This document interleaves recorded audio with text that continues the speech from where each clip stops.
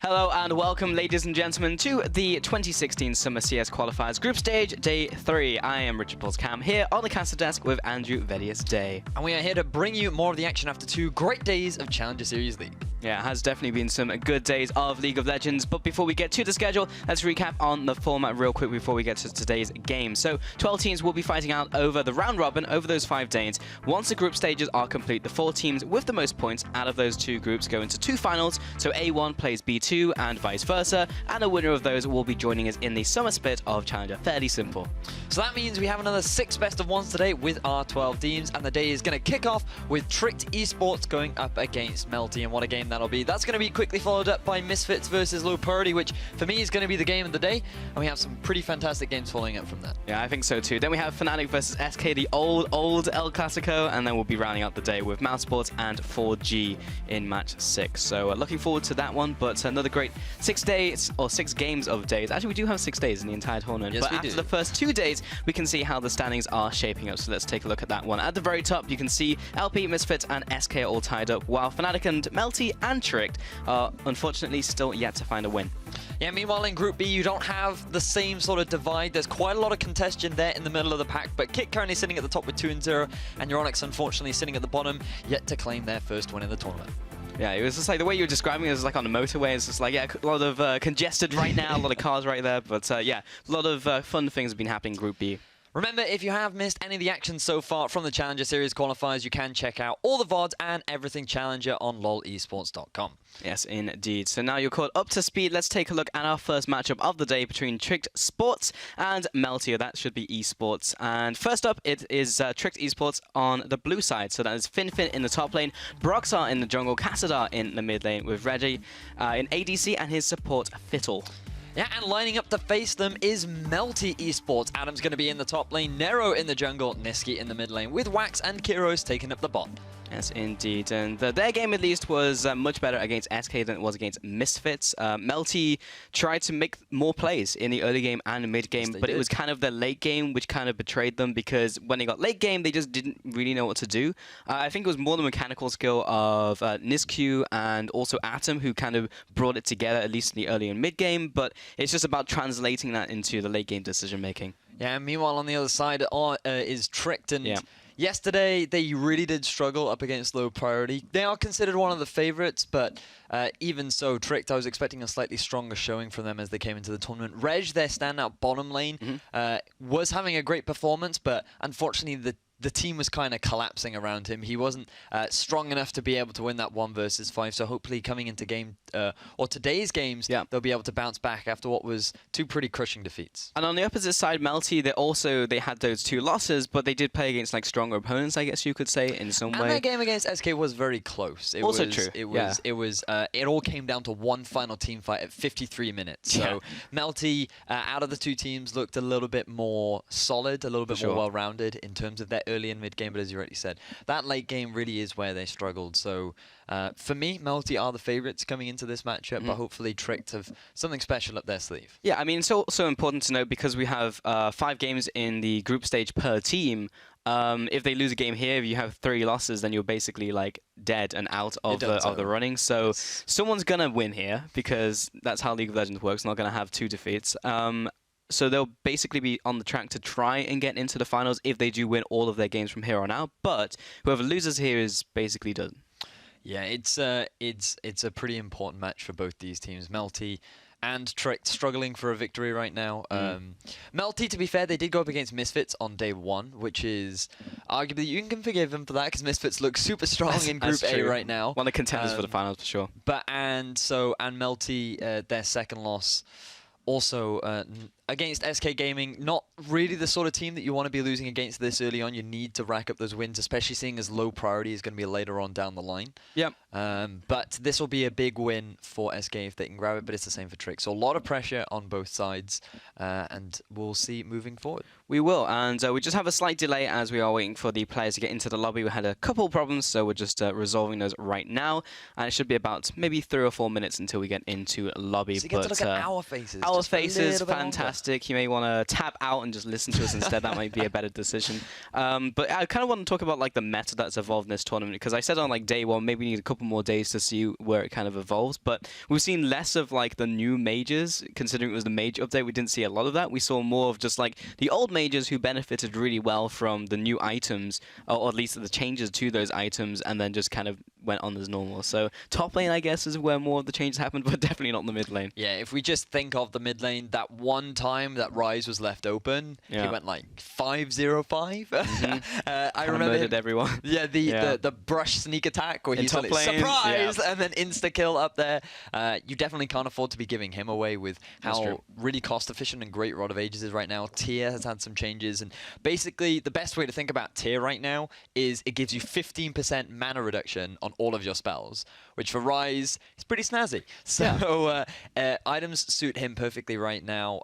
Same for Azir. He's still really strong. Nothing has happened to him from 6.8 up until now.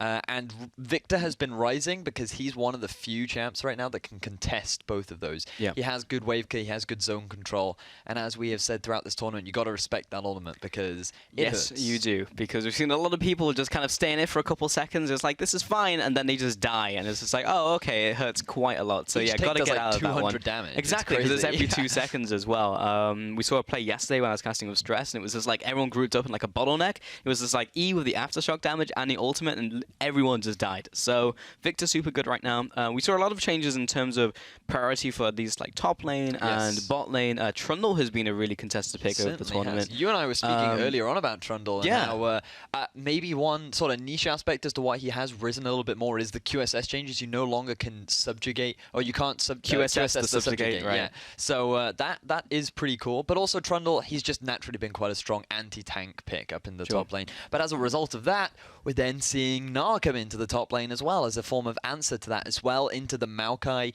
and that's largely due to the Black Cleaver changes that we've been, or that have come through, that has resulted in both Lucian, Misfortune coming out, combining that Black Cleaver and Yomu's Ghostblade sort of build. So as the tournament progresses, I'm hoping we might see a couple more Black Cleaver comes out on the top. I know Riven quite likes that Black Cleaver. Yeah, I would like to see some Riven, but unfortunately I haven't seen any Riven at all. But then again, I guess everyone was saying that like Gnar kind of came out of nowhere. People didn't even see Gnar in like solo queue and like, you know, in Challenger, and then you go into CSQ and everyone's playing Gnar. So yeah, it's kind of interesting. But if we did see a Riven, that would be great, because I could talk about her combos for days. But yeah, looking at like just the different adaptations has been pretty interesting. Also in terms of like the meta, because we had changes in terms of the rest of the map as well. Herald, for example, is now a 20-minute buff.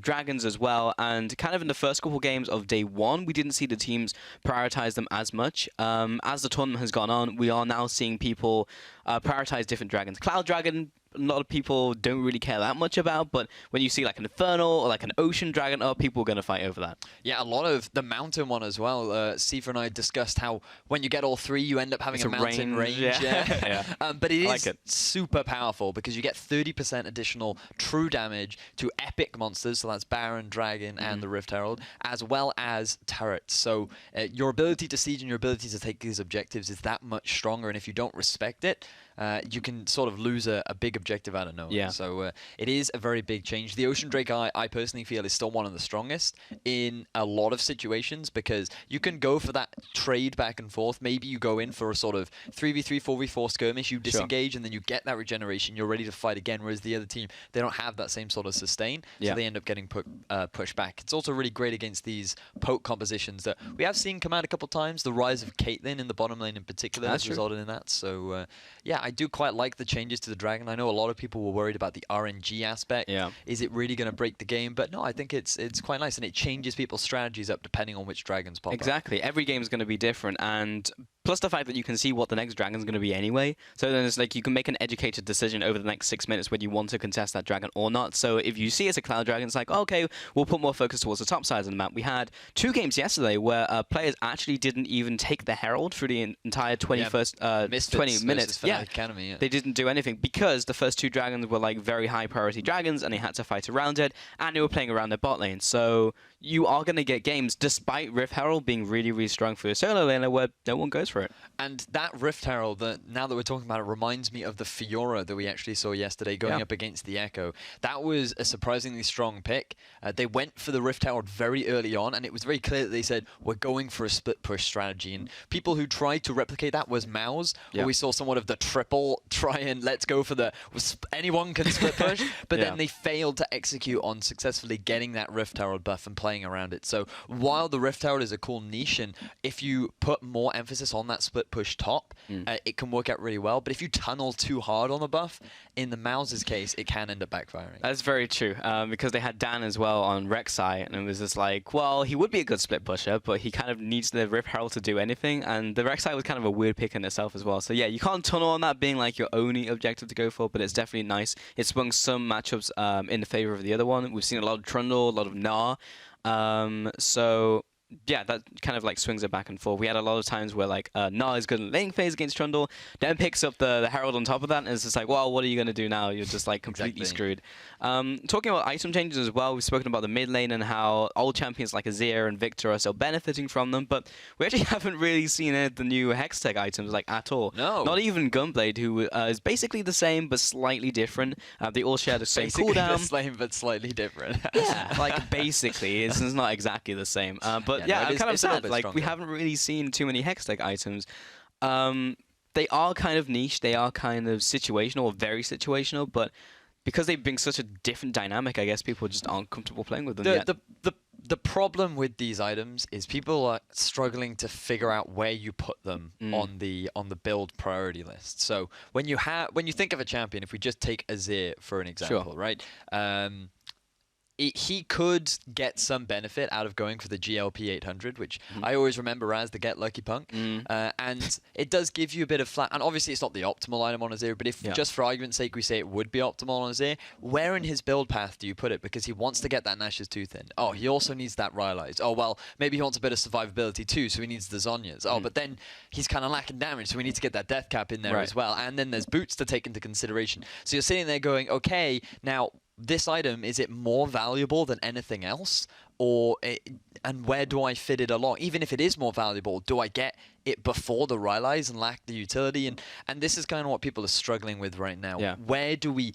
Cool, these items are awesome. They look like that they have a lot of potential. Fun. They have fun actives. They do, but where do we put them in? How much do we prioritize getting these items over other items? Because a lot of the staple AP items had a lot of changes. You know, Catalyst of Eons as opposed to Catalyst of the Protector.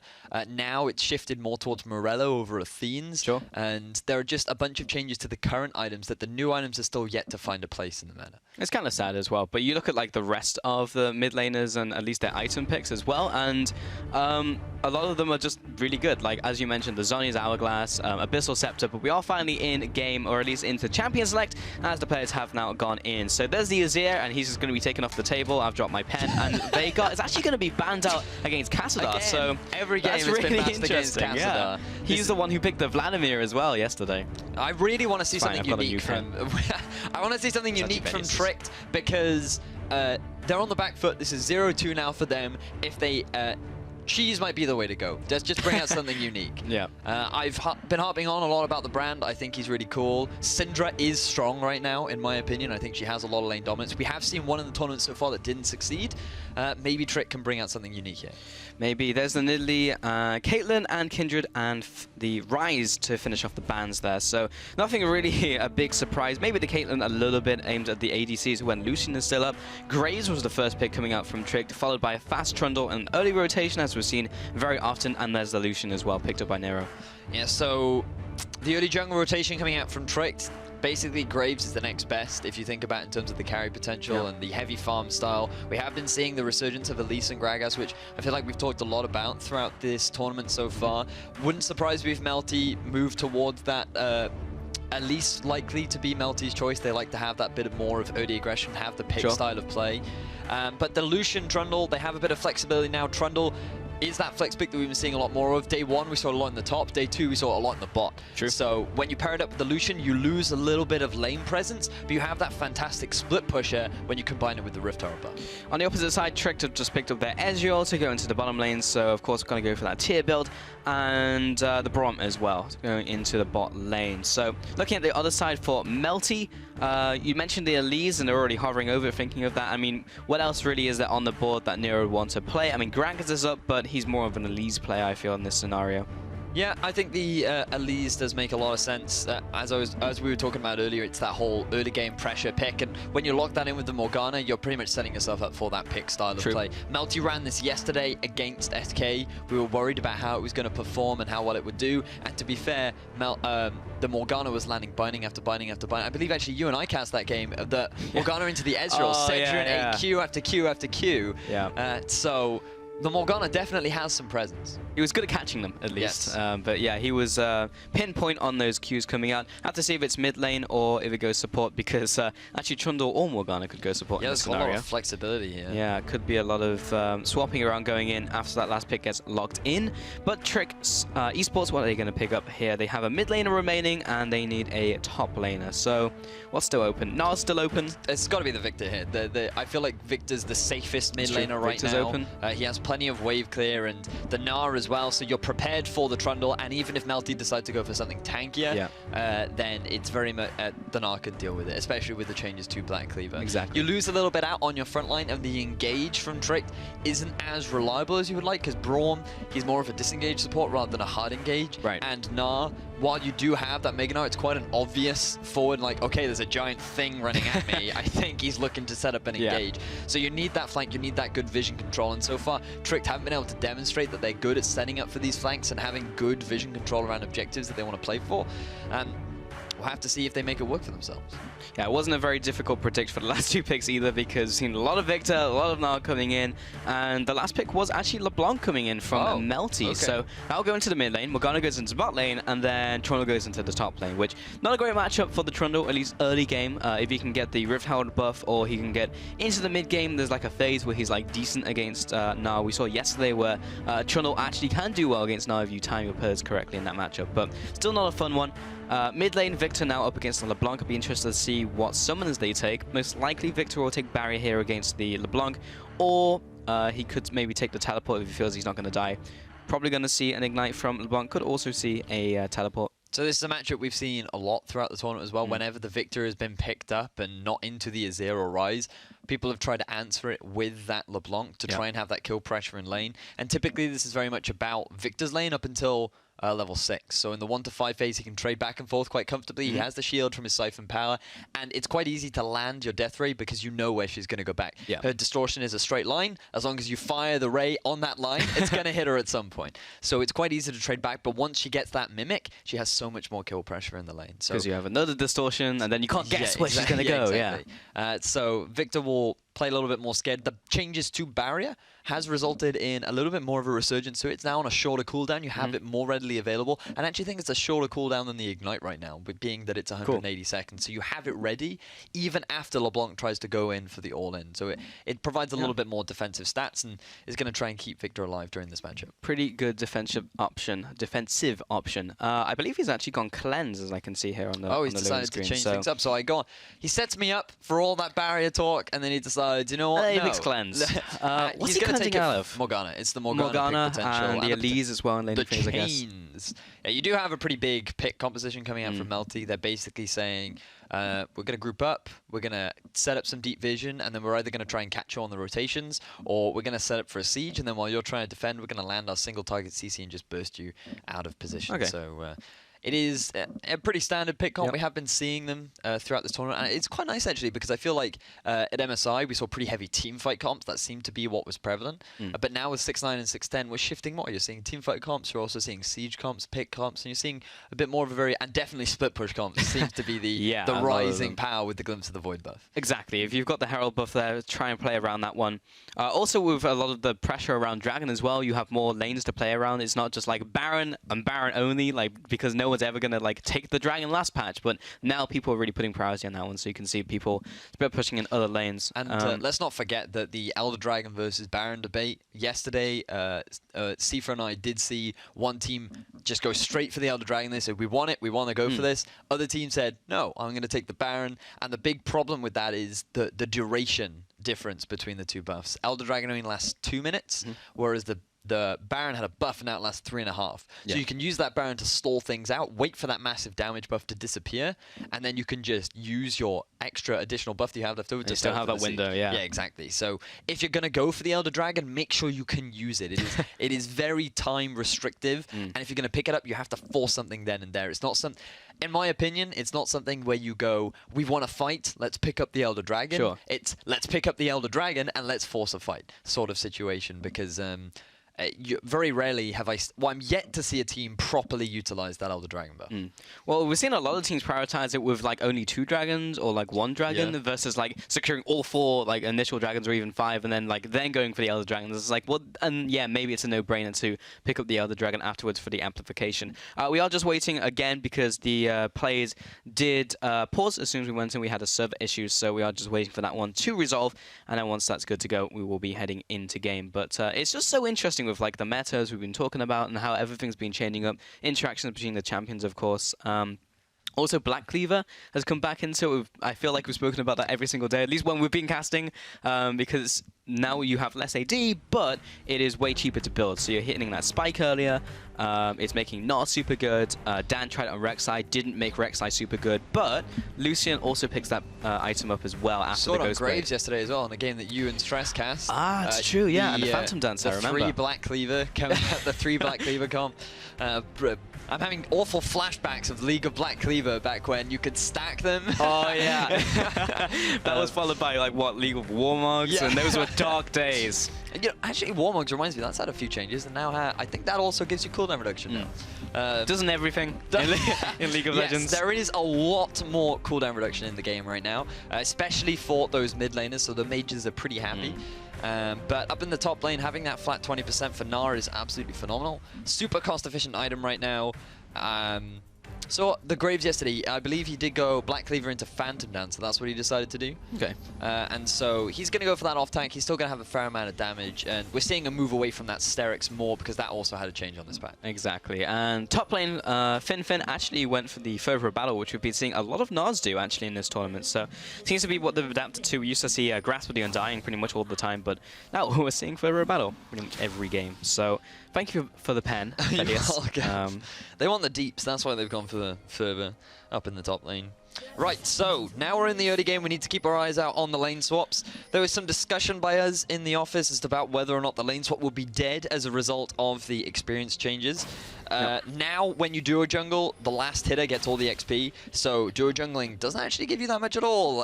So it's what you're seeing now more of is the rush of the siege. They're going to send their top laner to join up with their duo partner to get that siege on as quickly as possible and make sure that their top laner gets as much experience as possible. So lane swaps still exist, but definitely not as prevalent as they used to be.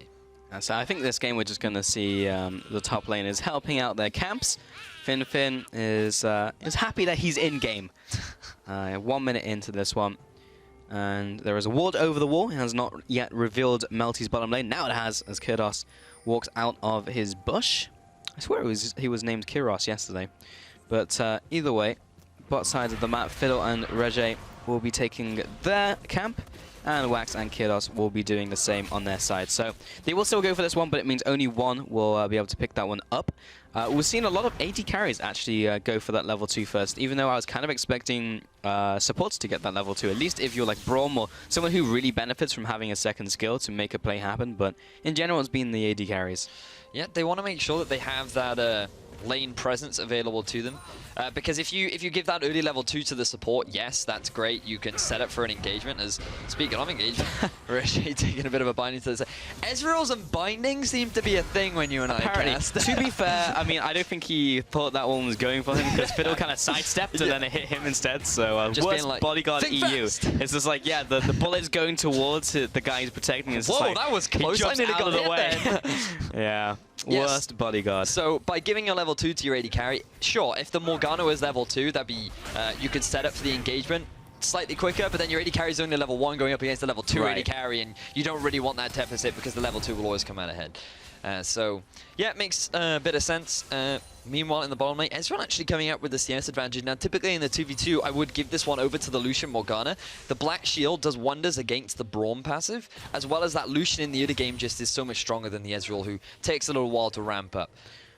But they are pushed up, and Nero is coming in. He's got the double buffs and is level 3. Regé, he's already used his E. He's going to have to flash out of the way. Fiddle maybe under attack, going to have to flash out of the way of the dark binding as well. Both flashes burn in the bottom lane for Tricked, and a successful gank from Nero. So, Tricked, they tried to be a little bit more aggressive. Regé was the guy that really stood out from Tricked in yesterday's game. Having 6-3-1 on that Ezreal, and having spoken to their coach, he is the guy that really is the standout player. Typically, if they can, they want to get him ahead so that he can just run away with things. And they wanted to start that off very early on to the game, putting a bit of pressure down onto Melty's bottom lane. Unfortunately, because of that pressure, it set up perfectly for Nero to come in from the flank and burn both flashes down from Trick. So now they're going to be forced to play very passively and just have a look at that very deep ward you can see in the bottom lane. Already, Melty is saying we can set it for a TP play. And Atom would be more than happy to get out of top lane currently because he's trying to face Fin on that Gnar. 23 farm to 21 right now. Nero and Broxar gonna find each other in the jungle. Nero does land the cocoon. A bit of damage there, looking for a venomous bite. Nisku coming in from the mid lane, flash out of the way, jumps back to his team. Broxar trying to survive out of this one. Wax also rotating from the bottom lane. Broxar almost certainly gonna go down. First blood to Niski. Now Nero also backing off. Wax is dropping low. Fiddle is in. Hot pursuit. Cassadar comes in from the mid lane. Great binding from Kirdos. And that's just going to be a 1-0. Atom has managed to find Fin locked in that Mega Gnar form. Not as slippery as his Mini Gnar form, so Atom was able to return some damage. Broxar tried to be aggressive. He wanted to try and alleviate some of the pressure from the bot lane by putting a bit of pressure down onto Nero. What ended up happening, though, was that he's overextended, the immediate rotation down from Niski to set up for the collapse, and the Melty bottom lane also setting up for that three-pronged attack to force Broxah to burn his flash very early on. Melty continue with their aggression, knowing that they have the numbers advantage, and results in LeBlanc now getting a very early red buff. If you thought that this lane was going to be rough at 6, it's going to be all the more worse now with LeBlanc picking up that first blood. He's banning from Kyrdos as well in the bottom lane just to put a bit more damage. We're going to see the whole sequence of events once again. So have a look at this. Broxah being a little bit too over-aggressive. I do like the flash that comes out from him to get closer to his team, knowing that they can provide that support. But have a look at the indecision that comes out from Tricked, because they initially focus down onto Nero, who he gets the heal, and then they swap over to Wax. Now they can't decide, do we go onto Kyrdos, do we go back onto Niski? And the team is just really undivided, and that results in them not being able to get themselves any return kills. So Tricked, this early game not going the way that they planned out. A bit of a shame, but that is still only first blood. They're not too far behind, but 600 gold ahead. Melty are currently 5 minutes into this game. Broxah is just going to be clearing out the Scuttle Crab on the top side of the map. Nero is looking to set up a gank in the top side. Is currently sat in this bush, and it has been pink warded. Finfin, remember, does not have flash, as he had to jump away from Atom earlier, who has his own flash. And Broxah is heading up the river. Finfin is going to hop away to safety, you would have to assume. Nero is not going to be flashing after him. Had to use his own flash in the last engagement. Broxah is going to be found out by the elites. Going to be following up with a bit of damage. Very annoying for Graves in that scenario, because he can't shoot back at the elites because the Spyling's in the way, so the projectiles are going to get blocked. That reminds me of that great Reddit play of the Lucian versus the Graves, so the Lucian literally just ran around the turret as Graves couldn't do anything because he kept hitting into the turret. So can't use Q, can't use auto attacks. Like the only thing he can do is dash through the tower or cry. Or cry. Start or stacking kill him with those smoke tiers. screen. Yeah. Kyrdos, he was looking for a gank in the mid lane, but couldn't quite line it up. Atom is not doing too badly in the top lane now. He did have to use teleport though, so that's why he's got that CS advantage currently. He's picked up the Sheen as a first item. That's like a statement more than anything. It's just like, I actually don't care about you, Finfin. He's gonna go for the damage option. Yeah, it looks like he's going for the very early Frozen Gauntlet to have a bit of lane presence up against Finfin, who naturally will go for that early Black Cleaver, as we have been harping on about throughout this tournament. As now, have a look at this Niski hitting level 6 to the level 5 of Castar. That's thanks to that first blood that Niski was able to pick up, and he's going for the aggressive play. And yeah, that hurts. Yeah, Niski, I like the timing because he knows Castar's going to be 6 soon anyway, so he might as well get some damage down with the Mimic and see if he can set up for a kill afterwards. We've got Elise coming in, lands a tether.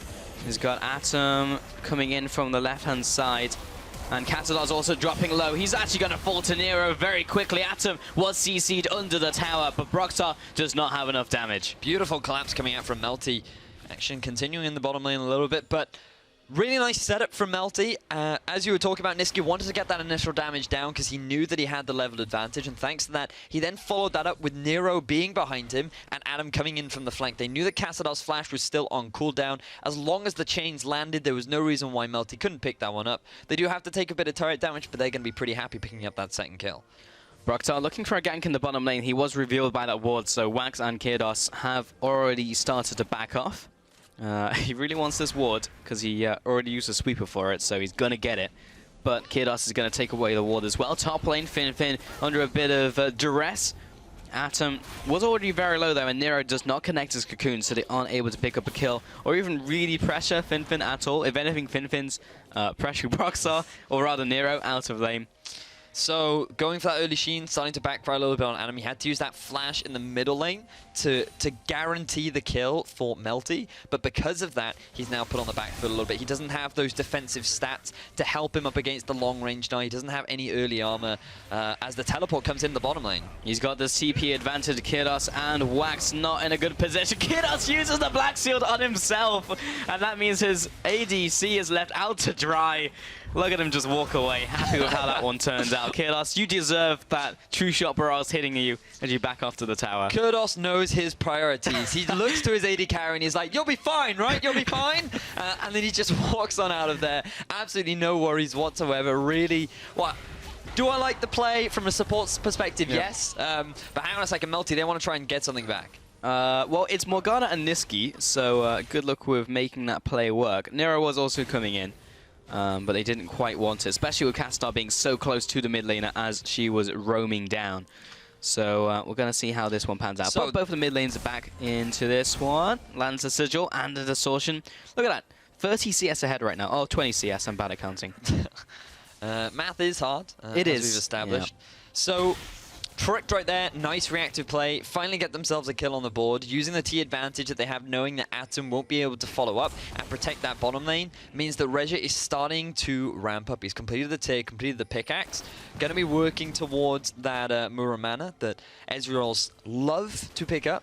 Combined with the Frozen Gauntlet, he's going to have that fantastic mid-game spike alongside the Victor, who's going to be working towards his Hex Core and that very early Abyssal Scepter. So, tricked right now, as long as they can maintain the goal deficit that they're at for the next 10 minutes, they should be looking at a pretty good position to be in the mid-game. Yeah, not too bad at all. But the first dragon is probably going to be taken out by Melty. It is an Ocean Dragon, so going to give them extra regeneration throughout this game out of combat.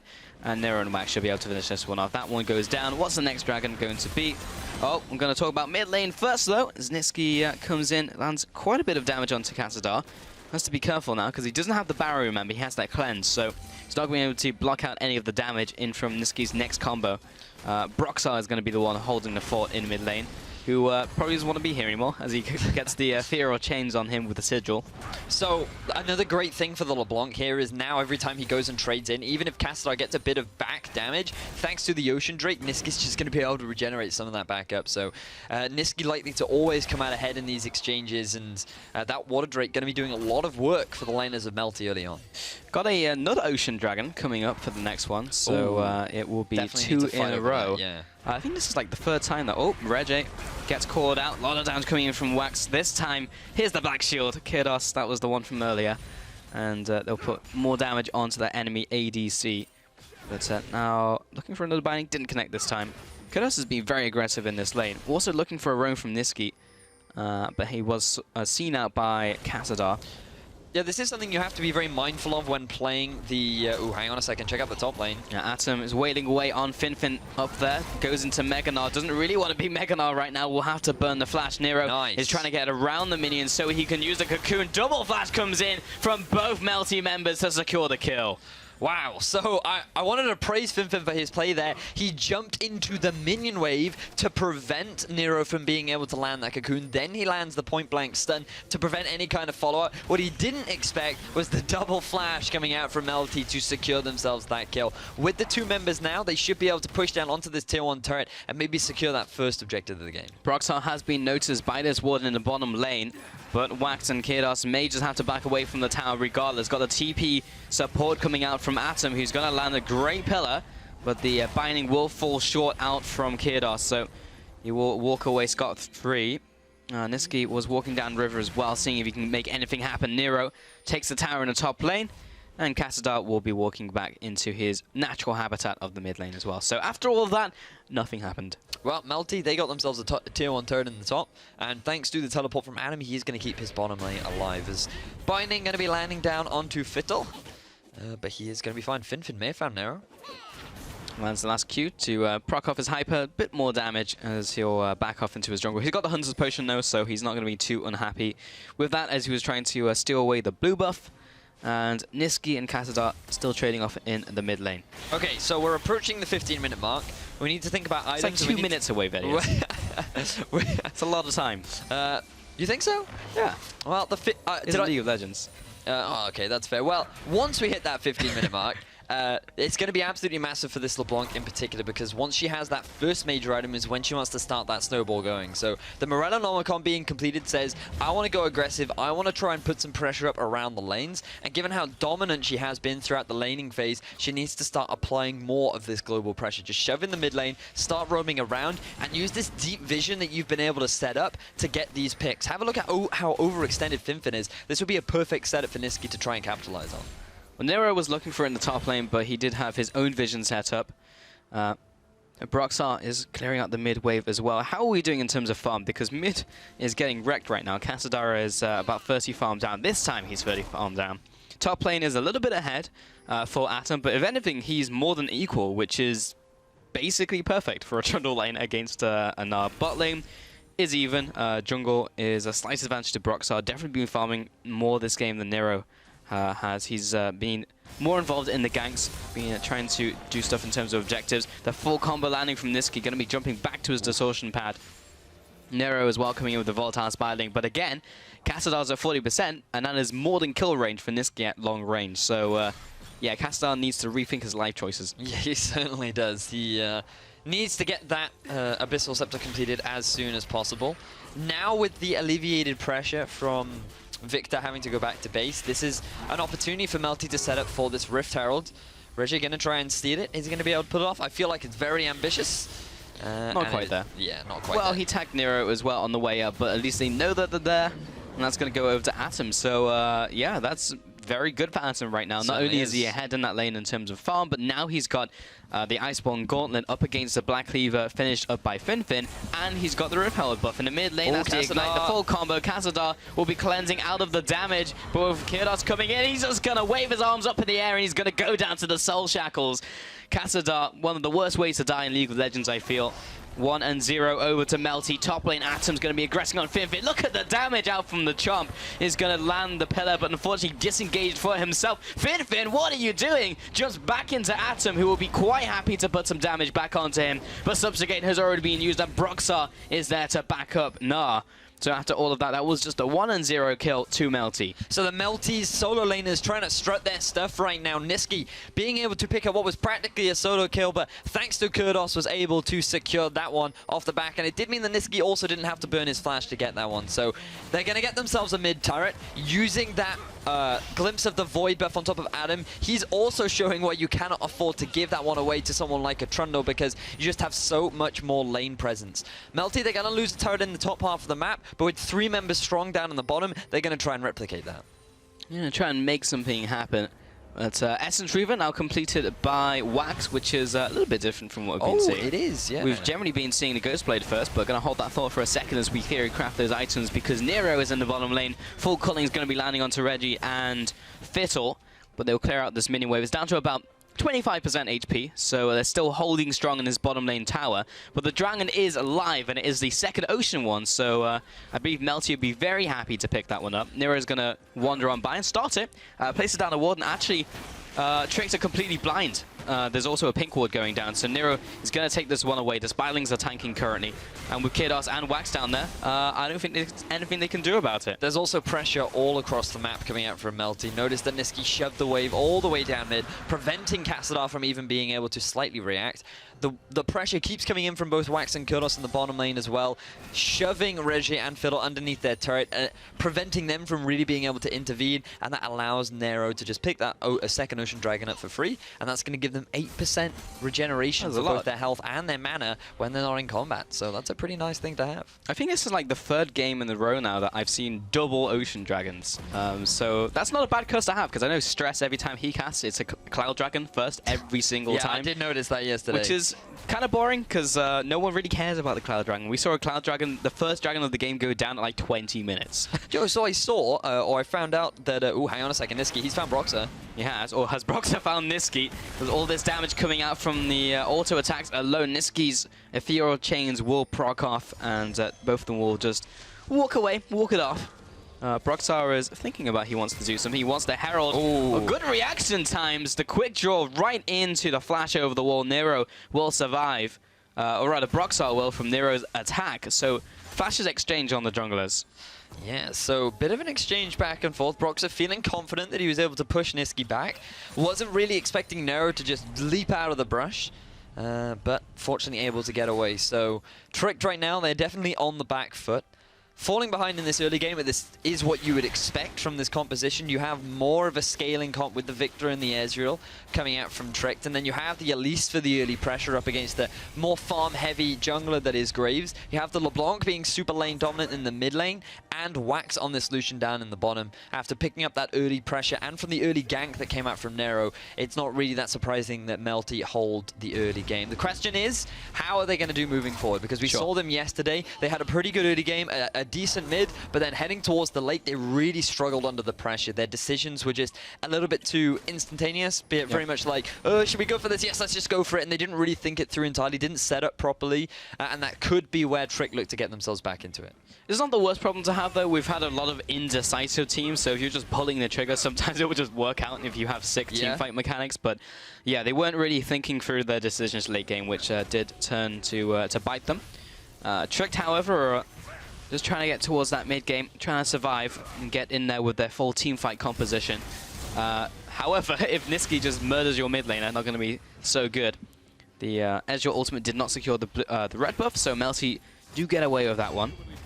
Just trying to deny as much as they can while they have the advantage. Broxar also gets CC'd up by Kidos, who's making his way out of the jungle. Top laners are still just whacking away at each other. Finfin, he's going to pop his own ultimate. Niski's on his way up to try and close off onto this Mininar who's just gone into that form. Misses the chains. Also a lot of damage. But Kassadar's coming in from the mid lane, so didn't want to stick around.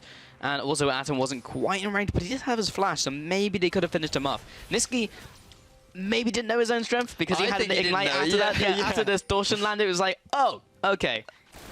I didn't realize that Finfin had no magic resistance, has gone for the very early Black Cleaver, no defensive stats, going up against a Morello Nomicon, working into the death cap second. Niski definitely wants to snowball this early advantage. 1-0 and 2 right now, 20 minutes into the game, is Adam trying to zone away Broxer so that Melty can pick themselves up a blue buff. Wax. Oh, he's going to be hopping the culling, jumping back to his support. Kidos popping the Soul Shackles, finishes up onto Fiddle, but it looks like this time the support is going to go down for the ADC. In fact, they're both dead because Kassadar roams in from the mid lane and Fiddle guides him towards the mid laner. That'll be 2-0. Trick firing back with 2 more kills.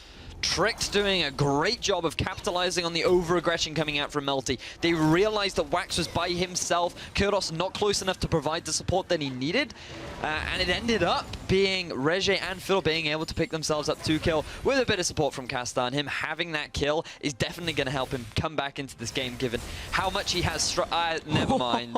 Never mind. Again, another scenario, if he just ignited, he probably would have killed him. But either way, he's shoved him out of lane. That's all he really needed to do. Finfin is now forced to go into the mid lane to try and fill in the blanks. Nero's also there to support Melty's side. And bot lane is being shoved in from Trick. So it's not like all 3 lanes are winning from one team. It's kind of back and forth. But Atom definitely has the upper hand top lane. Niski definitely has the upper hand mid lane. That was sad. That was sad. Literally on the edge of the tormented soil. Oh well, nevertheless. Tricked right now, feeling a little bit happy. They managed to close that goal gap. Still have 2 turrets to the 3 of Melty. They are down in Dragons, and it is going to be spawning in about 1 minute's time. That could be a point of contention for Tricked, now that you can see some big items starting to be completed. Rylai is going to be next on the menu for Kassadar. We have seen this a lot more on Victor, given the changes to his ultimate, and how now, as a Victor, you want to keep people in that ultimate so you can get as many ticks off as possible, because he ticks a total of 4 times, and I can't remember exactly the damage, but it's around 150 to like 250. Yeah. So if you do 200 times by 4, 800 damage if you're sitting in that whole thing. So pretty ridiculous, and that's just the base stats. So a little bit insane if you do manage to get someone in all of that. But Kassadar has been struggling, forced to use the cleanse. And that will mean Niski will jump over the wall. The calling comes out from Wax. Even though this time, ironically, the Ignite did come out from Niski. Fiddle has been caught up in this engagement as well. This is not the place he wants to be, but Broxar has his back. Uses him to jump towards him using Stand Behind Me. Collateral damage, very close to finishing off Niski. Fiddle gonna turn around, uses ultimate. Oh, the snipe out from Reggie was beautiful. Now Broxar trying to return some damage. Now the TP's coming out from Finfin, but a little bit too late. Perhaps a double kill out from Reggie. The sniper right here on Ezreal. Definitely turning up in this game. Now 3-0 and 2. 100% kill participation as an ADC. So Melty, they are using their pick composition to find these picks all across the map, and this is great. Exactly what they want to be doing, playing around their vision. They get the pick, but they over-aggress. They feel like they can try and force a team fight rather than just go for the dragon, and that ends up paying really badly for them as Nero, he's getting caught out. Well, he got the blue buff, but for how long? Finfin is going to pop the ultimate, but it was flashed away from by Nero. Great timing on that one, right after the repel. That was another Ocean Dragon. That was the 3rd one of the game. but it was denied from Melty. Kind of sad. I would have liked to see the 3 all stacked up. What would you call that, though? I don't know, but we have plenty of time to think about it. I'm sure over the course of the CSQ, we will have a good name for Triple Ocean Dragon. If you guys at home have a good idea, tweet at us. Because you're smarter than we are, for sure. That is definitely true. As right now, Melty looking for that potential pick once more. Reggie on the back line, seeing if that Ezreal curse relating to Morgana bindings is a real thing. But backtracking to that engagement. Perfect. Replay just in time. Notice here, Kassadar, he ends up getting caught out by Kurdos, and he's forced to use the cleanse because he knows Niski is coming in for the play. Even with the cleanse, he doesn't have his flash. He ends up getting caught off. And now, this is a great position for Melty to be in, to just rotate round to the Dragon, get control over that area. But no, they want to get themselves another pick. And when Fiddle escapes here, this is the overcommitment. Look at how much return damage Niski ends up taking. Look at how hard they're committing for just the support.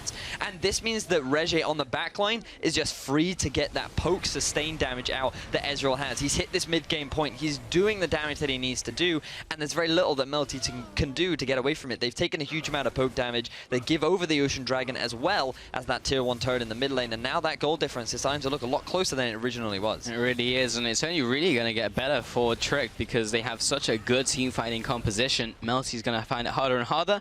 And despite Niski doing so much damage, if you get into a team fight, then you're probably just going to die to all this CC and damage out from Tricked. Either way, 5-6 currently in this game, 25 minutes in, and only 1,000 gold separates the two teams. Melty ever so slightly ahead in terms of that metric, but with the towers, 3-2-3, and 2 Ocean Dragons to Melty and 1 to Tricked.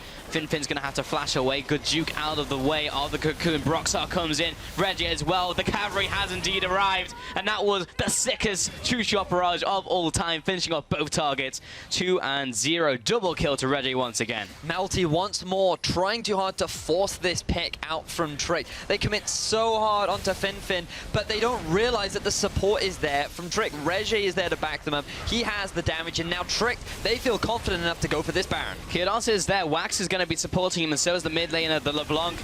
It's all going to be blocked up by Fiddle, trying to keep this Baron alive. It goes down to Broxar, and of course Tricked. Niski going to try and land those chains. Kassadar chases afterwards. The Aftershock not going to catch Kyrdos on the way out. Wax returning some damage, but that was another dragon, another objective, or rather the Baron over to Tricked. And everything is really swinging their way over the last 6 minutes. So Reggie finally turning out to be the AD carry that we'd heard so much about before coming into this tournament. This guy finds a small advantage, and he is running away with it all across the map, using that Ezreal hyper aggressively to help his team get the advantages that they need to transition forward from this mid-game point. They have the item spikes that they needed. Victor is well on his way to completing that Rylai's.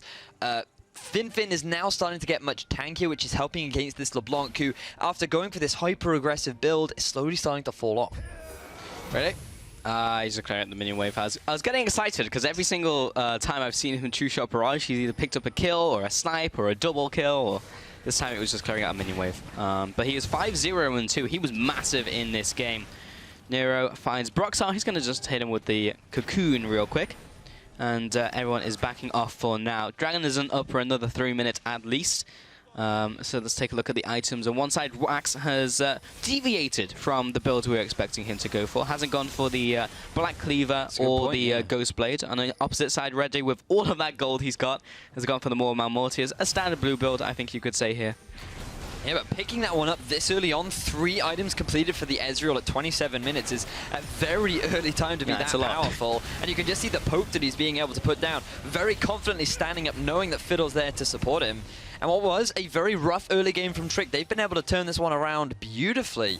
But let's talk a little bit more about this build coming out from Wax, because it's not a bad build, that's not the case. It's more about the fact as to what the Black Cleaver Yomu's does provide. It's that early game power, which Melty, they really did need. They had a fantastic early game, and maybe if Lucian had gone for that more early-centric itemization, they could have turned that into a bit of a snowball. Yeah. He decided not to go for it. He is going to scale a little bit better now, going more towards that heavy crit.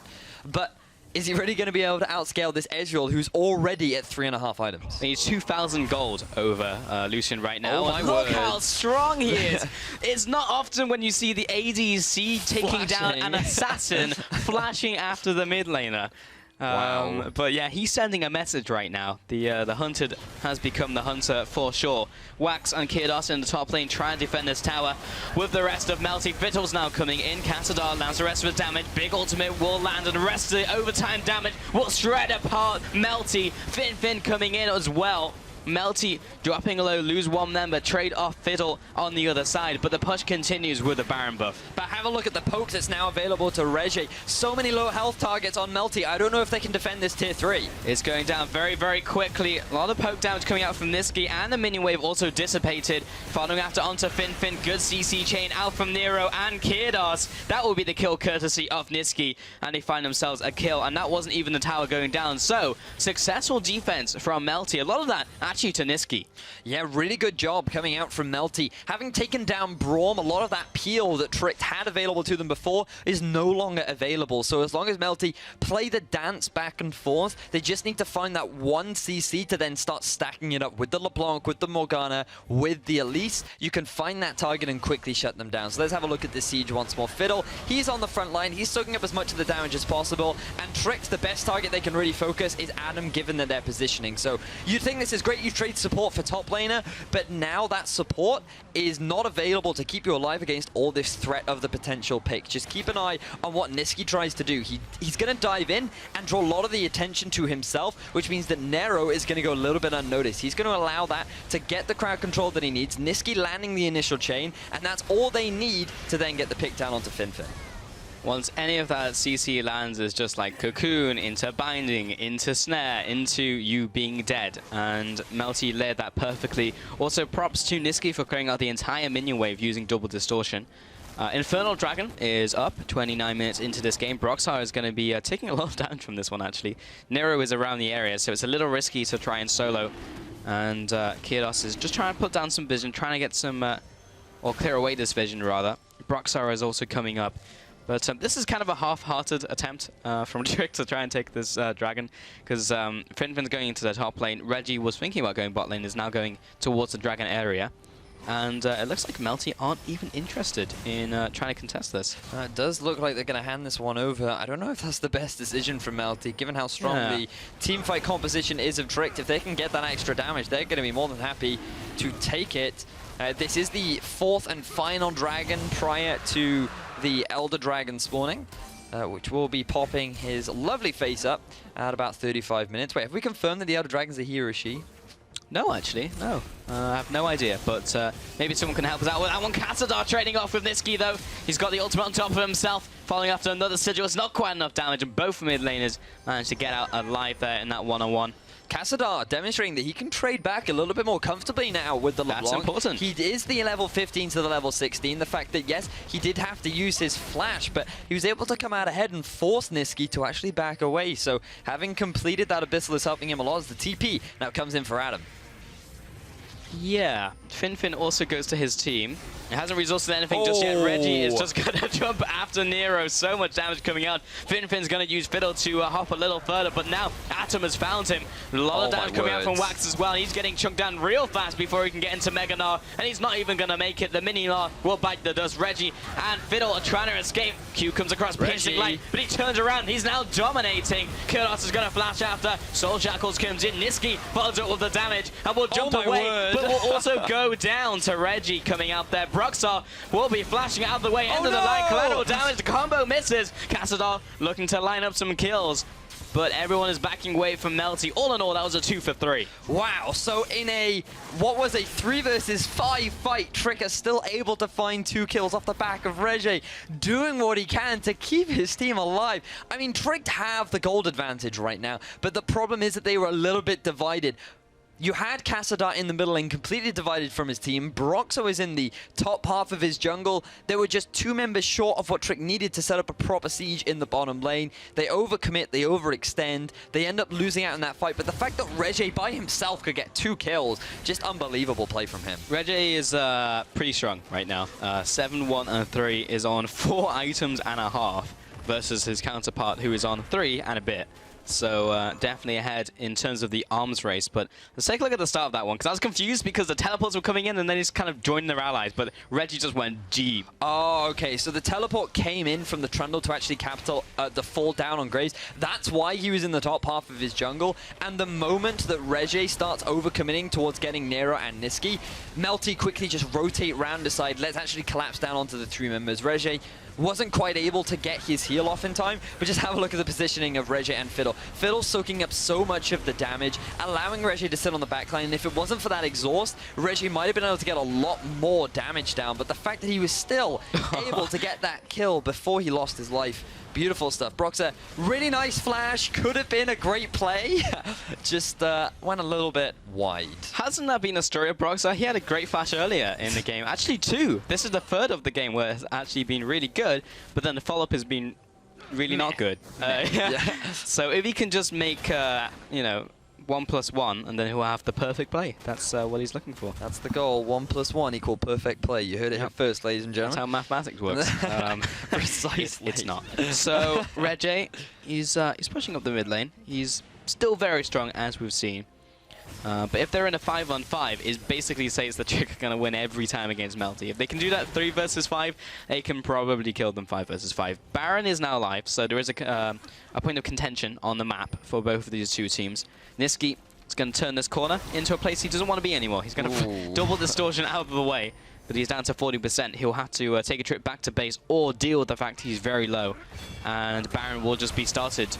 It's not a kill, but it is a key member chunked out on Melty. Atom with the ward over the wall.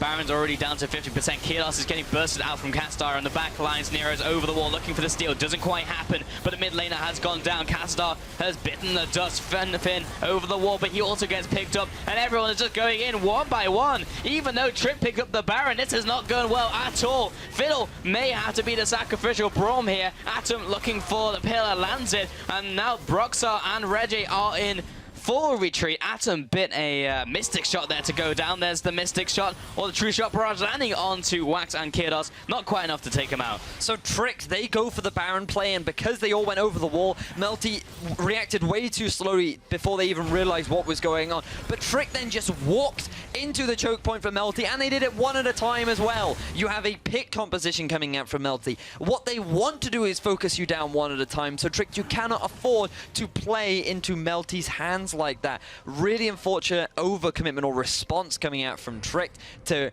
give what would have been a great play into somewhat of a mediocre one. Yeah, there's so much single target damage from Melty. It's I'm not really sure why that happened. I mean, Catador went in to try and zone people away, I get that, but then all trying to save Private Fin just did not pan out. He jumped over the wall, was expecting the team to be there, didn't quite pan out. We're going to see that one once again. This is just before the Baron's gone down. So have a look at this. There's absolutely no vision in the pit until very late on. The zone control coming out from TRC and Cassadar is beautiful because it divides Melty's attention. Adam is focusing all his attention down onto the Victor, and even though they get him, TRC feels like, oh, well, Victor's in the fight, we should fight. But then they just go in one after the other, and that's just not what you want to do against a pit composition. Super confidence play coming out from the Lucian and the LeBlanc, knowing that there's no threat from the front line of Tricked, enables them to come out ahead overall for a 3-for-1. But they did lose the Baron, which will enable Trick to continue the Soul as Fiddle gets caught up. Reggie is there. Fin over the wall. Eats a binding. Takes a big amount of damage from the culling. Cassadar is coming up. There's the True Shot barrage. Doesn't quite land onto Wax.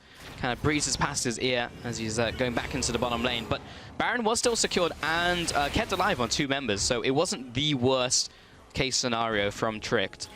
Nero are just still on the defense for sure in this game. And Dragon is up in 30 seconds. That will be the Elder Dragon, which is actually pretty good for both teams. 2 Oceans on Melty, 1 Ocean and an Infernal on Tricked. So we'll see which team decides to prioritize that. There's no Baron on the board, so there's not going to be a trade. It's just going to be which team wants it. Only 15 seconds left. Finfin's got his TP, so he goes back to top lane.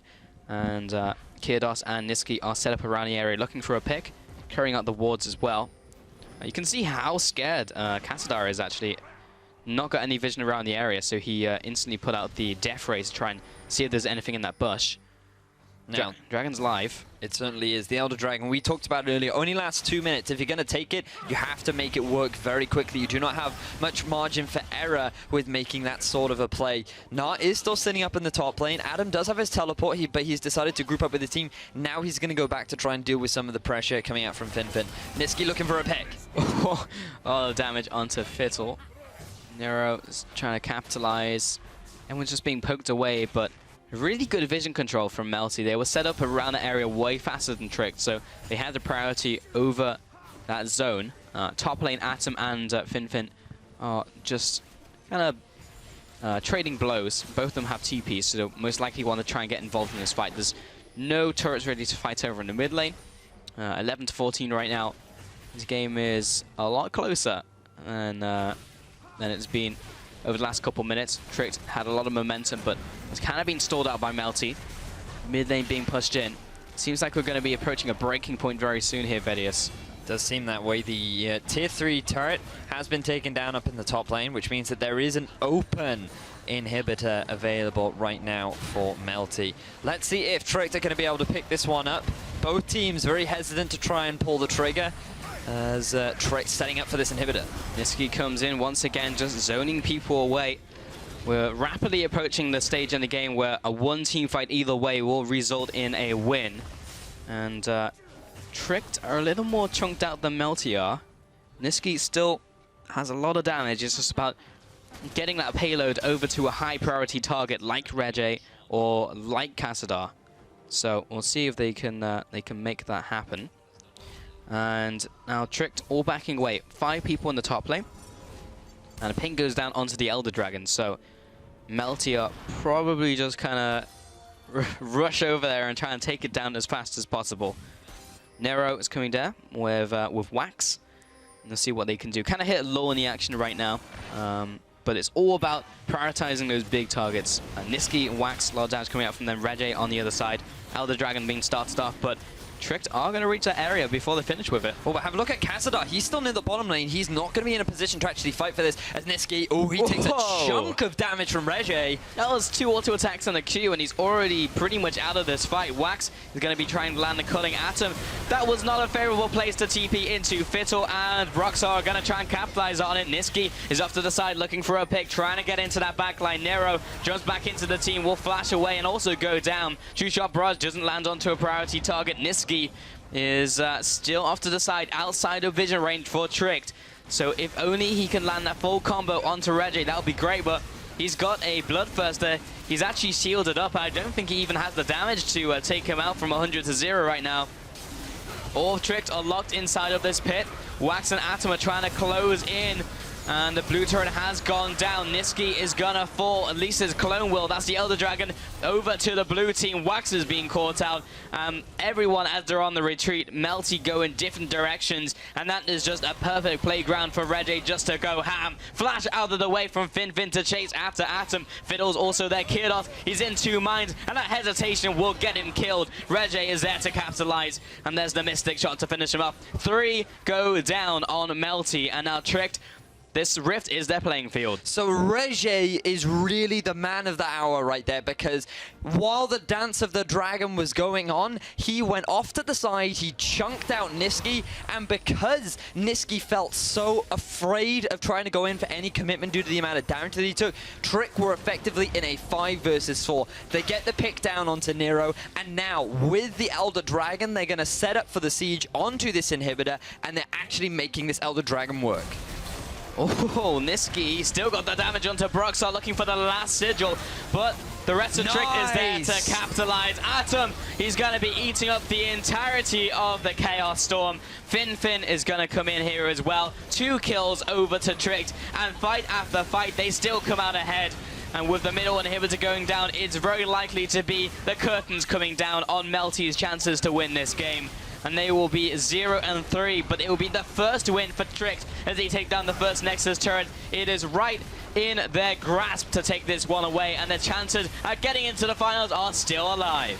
Melty had a fantastic early game, but unfortunately for them, it was Tricked that were able to make their teamfight composition work. And if we just think back to that game in its entirety, things were looking so good for Melty. They had the fantastic mid lane performance. Up in the top lane, Adam was holding his own on the Trundle. The Lucian Morgana was doing phenomenally, taking down that turret relatively early on, taking both their flashes away, but they just didn't transition that early game lead into anything. They overextended, and when Reje got those first 2 kills down in the bottom lane, that's really where things started to snowball into Trick's favor. I mean, isn't that what we've said about Melty for the entire tournament? Their mid game and the early game is generally pretty good. Generally, they get the advantage as well. Niski does well, Atom does well, bot lane does fine.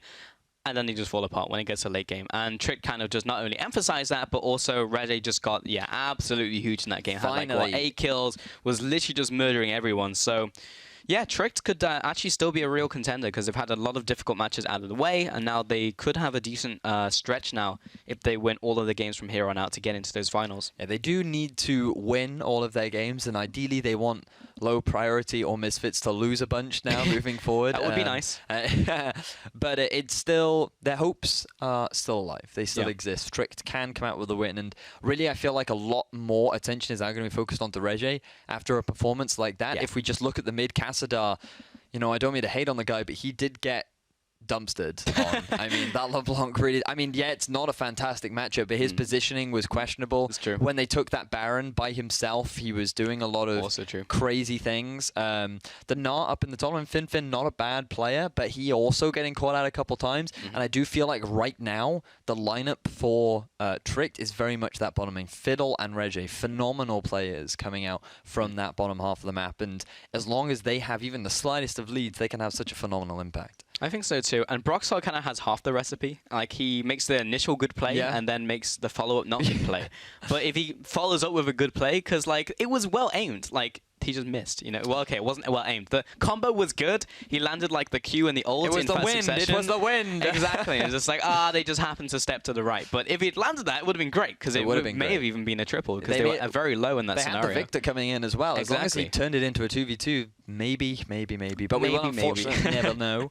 Yeah. But it was still, it was a fun game to cast. 40 minutes. True. Things are getting a little bit longer. Both teams a little bit too afraid to really pull the trigger, because as we've been seeing more, hard engage is starting to lack, because the top lanes are moving away from these big, heavy tank engages, and they're now moving towards sort of off tanks, slightly more carry style plays. The Trundle, the Gnar. We're still seeing the Echo up there from time to time. We are still seeing the Maokai, but in terms of hard engages, I feel like we need to start transitioning more back, maybe into the jungle. The Gragas, I feel, has been working out really nicely for a lot of the teams that have been picking him up, simply due to the way that he can force these engages. He acts as a secondary tank, and if you want to take that range support, then maybe you need that double tank to come out from both the jungle and the top.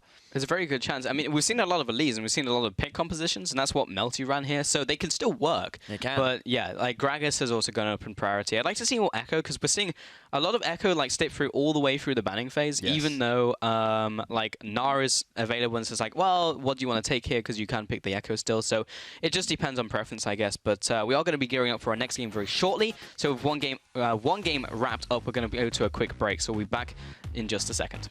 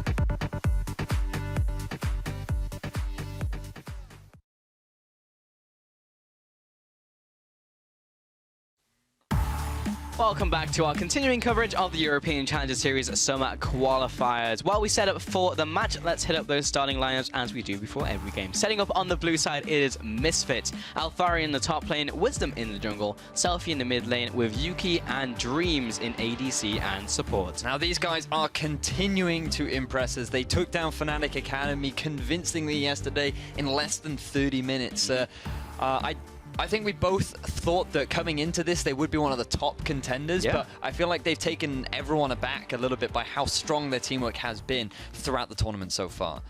Yeah, I think so. Misfits have just looked really good. I think it's difficult to criticize any of those players. I think, if anything, I could have criticized Selfie on day one.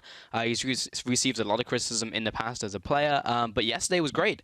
His Lissandra, he just went in. It was great, because in the first day, there's a lot of times when he was like, maybe he could have gotten a kill here, maybe he could have gotten the triple, but on day two, he actually went for those plays and make sure it happened.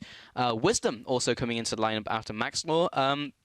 It's surprising. I didn't see any problems with Wisdom coming into the team. No, neither did I. He was like, maybe there's language issues. A couple times. A couple of times, but like he was following the teams. He wasn't just doing his own thing in one part of the map. But remember when like Giants brought in a bunch of Koreans and it was just like Pepe in the mid lane speaking Spanish and like two other guys speaking English and them speaking Korean. It's just like, I don't know what's happening. They're not really a team. They're just playing a solo queue. But Wisdom, yeah, fit into the team. So Misfits just looking really good, I think. They certainly are, but they're going to be going up against another team that also looks really good, which is Low Priority, who are going to be taking up the red side. So let's have a look at their roster with Kex up in the top lane, Memento in the jungle, Sebex in the middle lane, Hikyu on AD carry, and Zaitan on support. Now, these guys, they're going to be fighting for first, because the winner of this is very likely to take top of the group, given that both of them are 2-0 right now. Mover will be moving on to 3-0, with the loser on 2-1. But I think this will give a clear indication as to who really is looking like the best team moving forward from this group. Yeah, having 3 wins basically means you're in the finals at this point, with a lot of people dropping a lot of games. They had that Fiora pick as well, which is unexpected, but it worked really well. It certainly and did, yeah. What else did they have? Yeah, solo lanes were also super good. I think that's one of the key standouts from Low Priority. Alfari's Maokai yesterday was really impressive against the Alfari's was good, but in the mid lane, they got given the Rise, so yes, I would like to see Sebex play something else, because, I mean, it's like very easy. It's just like, oh, I got a Rise, I'm just going to murder everyone. And no one has pretty much let anyone get Rise after that point. Rise has been banned in every single game. You can't really afford to be giving Rise away over to Low Priority, or either of these teams, really. So anyone, ban Rise, ban Azir. That's probably our top tips of the day. That's the game plan. Yeah, pretty much. So yeah, I want to see Sebex bring something else out, because I know he's busted out the Syndra before. He was a big Syndra player. And we've seen Syndra already in CSQ, who did receive some changes in the most recent patch. In that game, though. The Syndra did have a lot of pressure put down onto her. She still has a pretty weak early game, in the sense that her scaling on her Q has been buffed to compensate for the fact that the passive on her Q has been changed.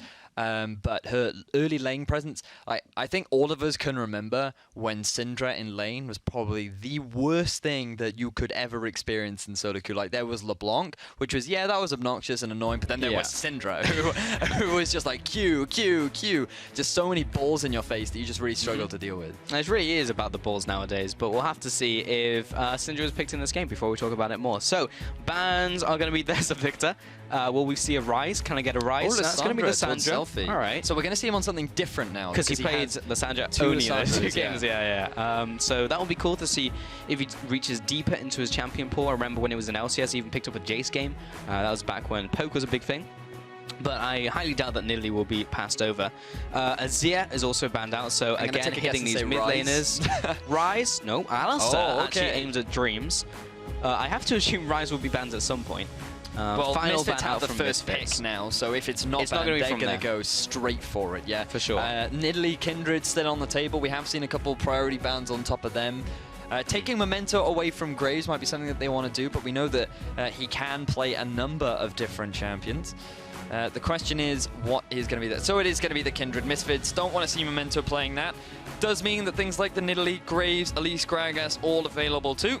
Trundle are left up, and Low Priority going to be taking away that Rise at the very end of it. So Misfits immediately valuing that jungle pressure. They want to have Wisdom on something that he's comfortable on, and something that he can have a lot of early game dominance with.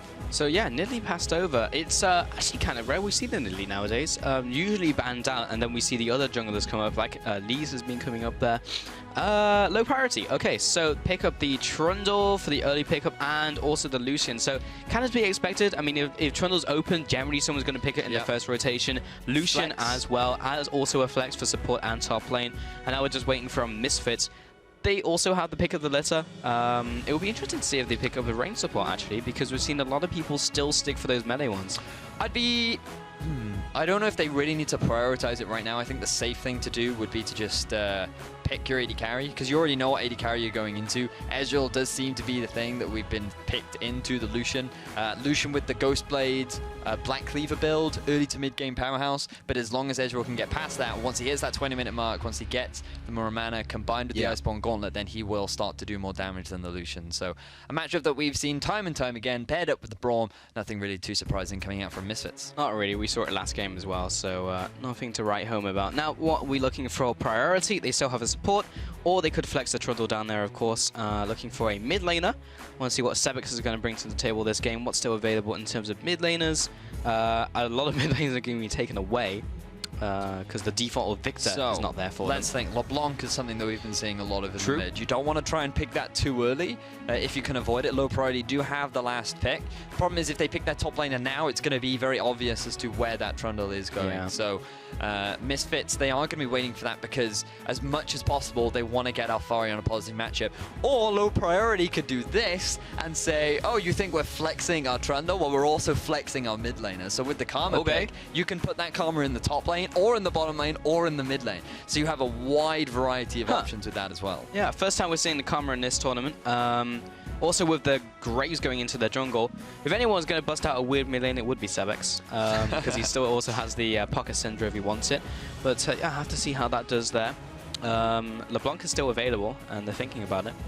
We have seen Selfie pick it up before, and it's basically a staple of mid laners now anyway. It is, yeah.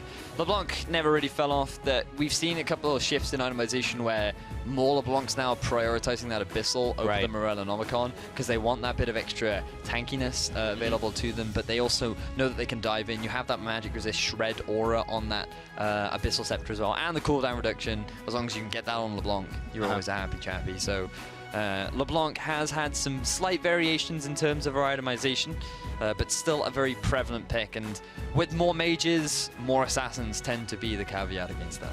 Yeah, that was down to the last second, and the Echo swap up after the Maokai, so that will be going over to Alfari. Glad to see Echo again, very fun to watch as a champion, and then the LeBlanc will be going into the mid lane, so we have everything locked down for Misfits.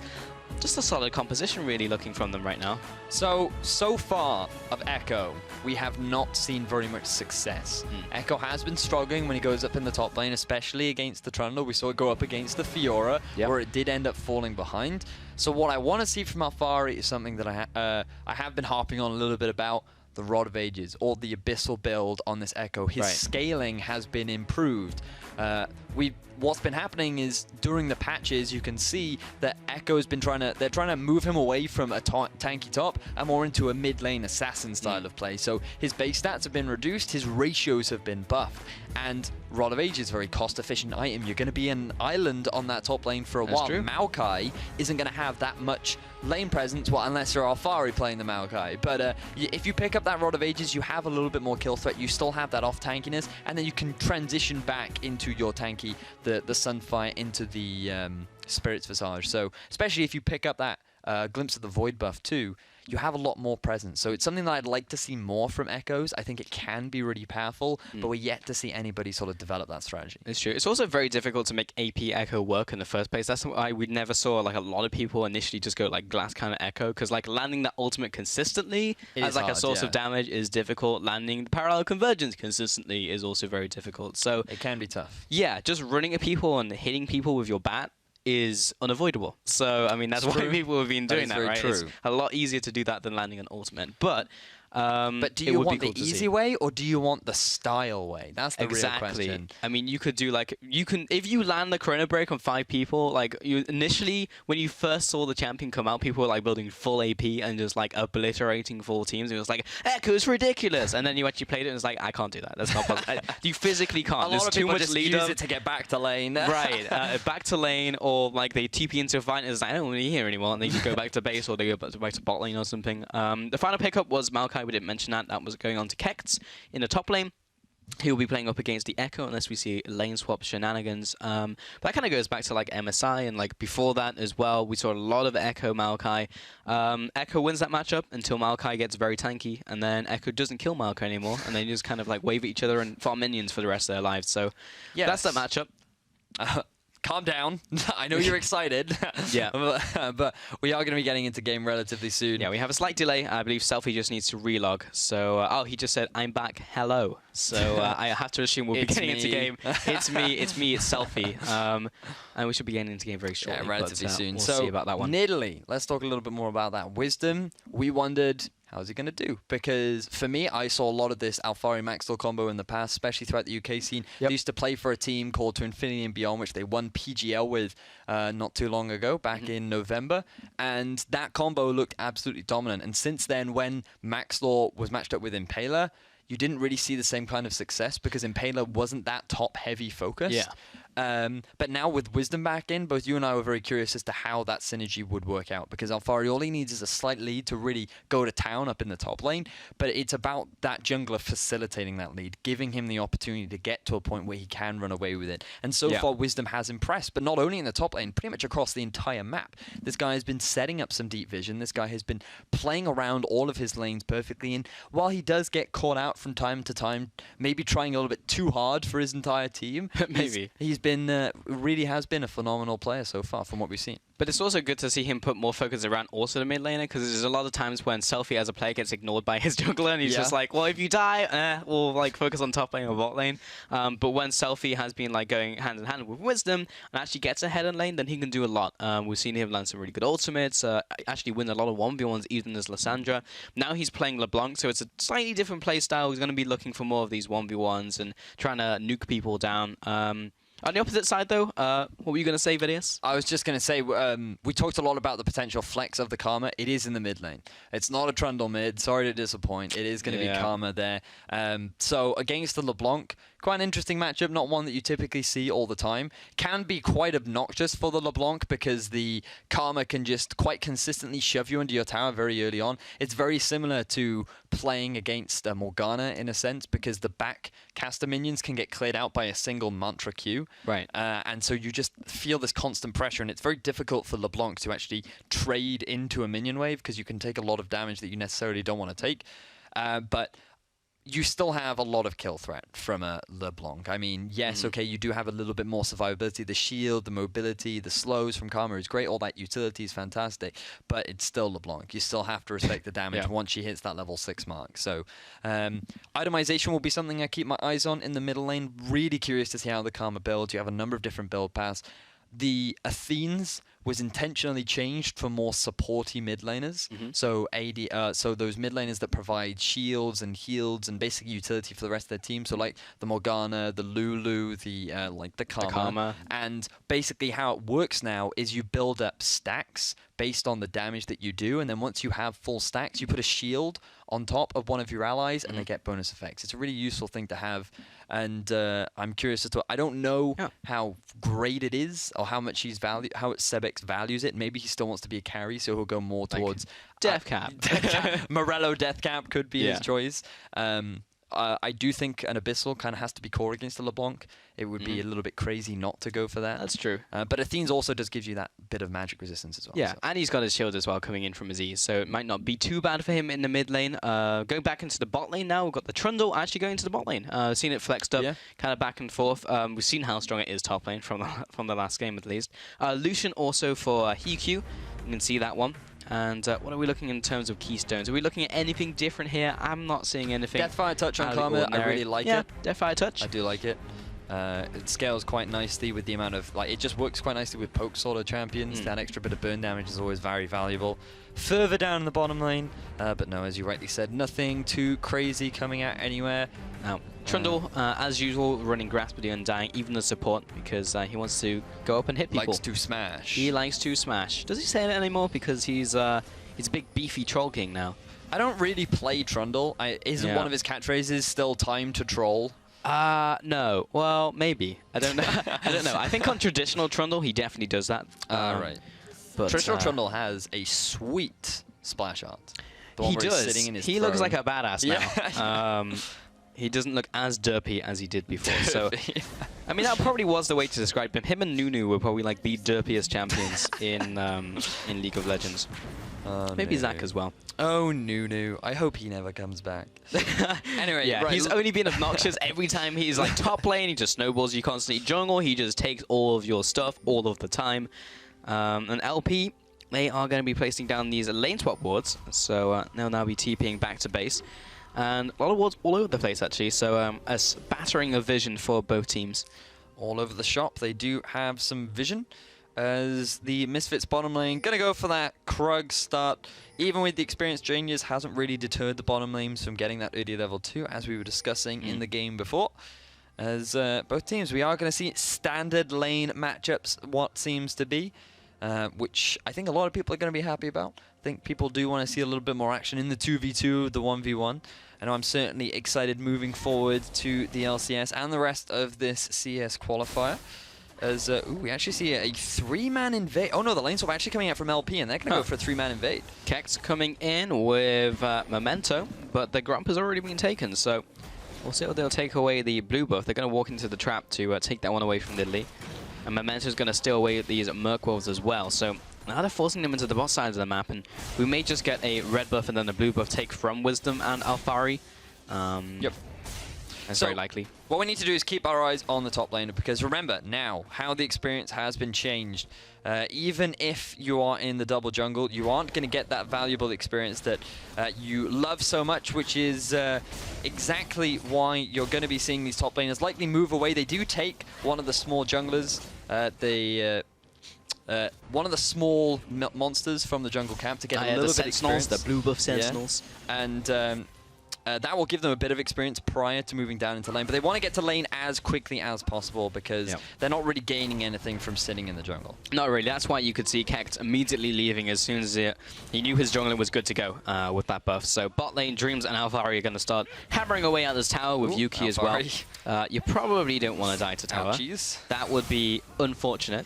But he's good to go, and now they're onto this tower. So we should be seeing this tower trade.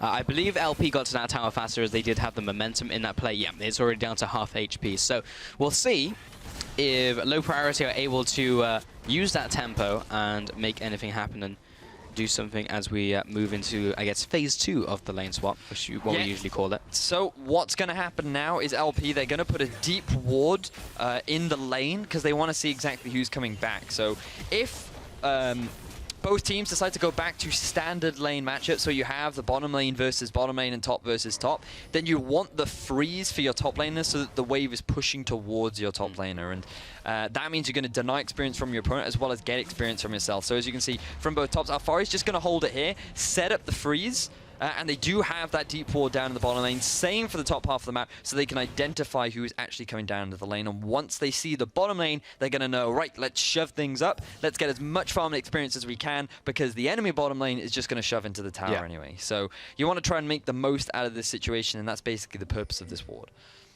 Makes a lot of sense. Both top laners both did the same thing, and they're going to see Edge will come up here right about now. So this seems to be the standard lane swap that we're seeing right now, where you basically you have your top laner help out a little bit with your jungler, then while your bottom lane starts shoving up towards the turret, you ideally have your top laner then meet them at the turret once the big minion wave hits, and then they can start soaking up that extra bit of experience, while your jungler just continues to do his thing and continue that farm up. So even though it's a slight variation of what we saw in the past, but pretty much still same old, same old.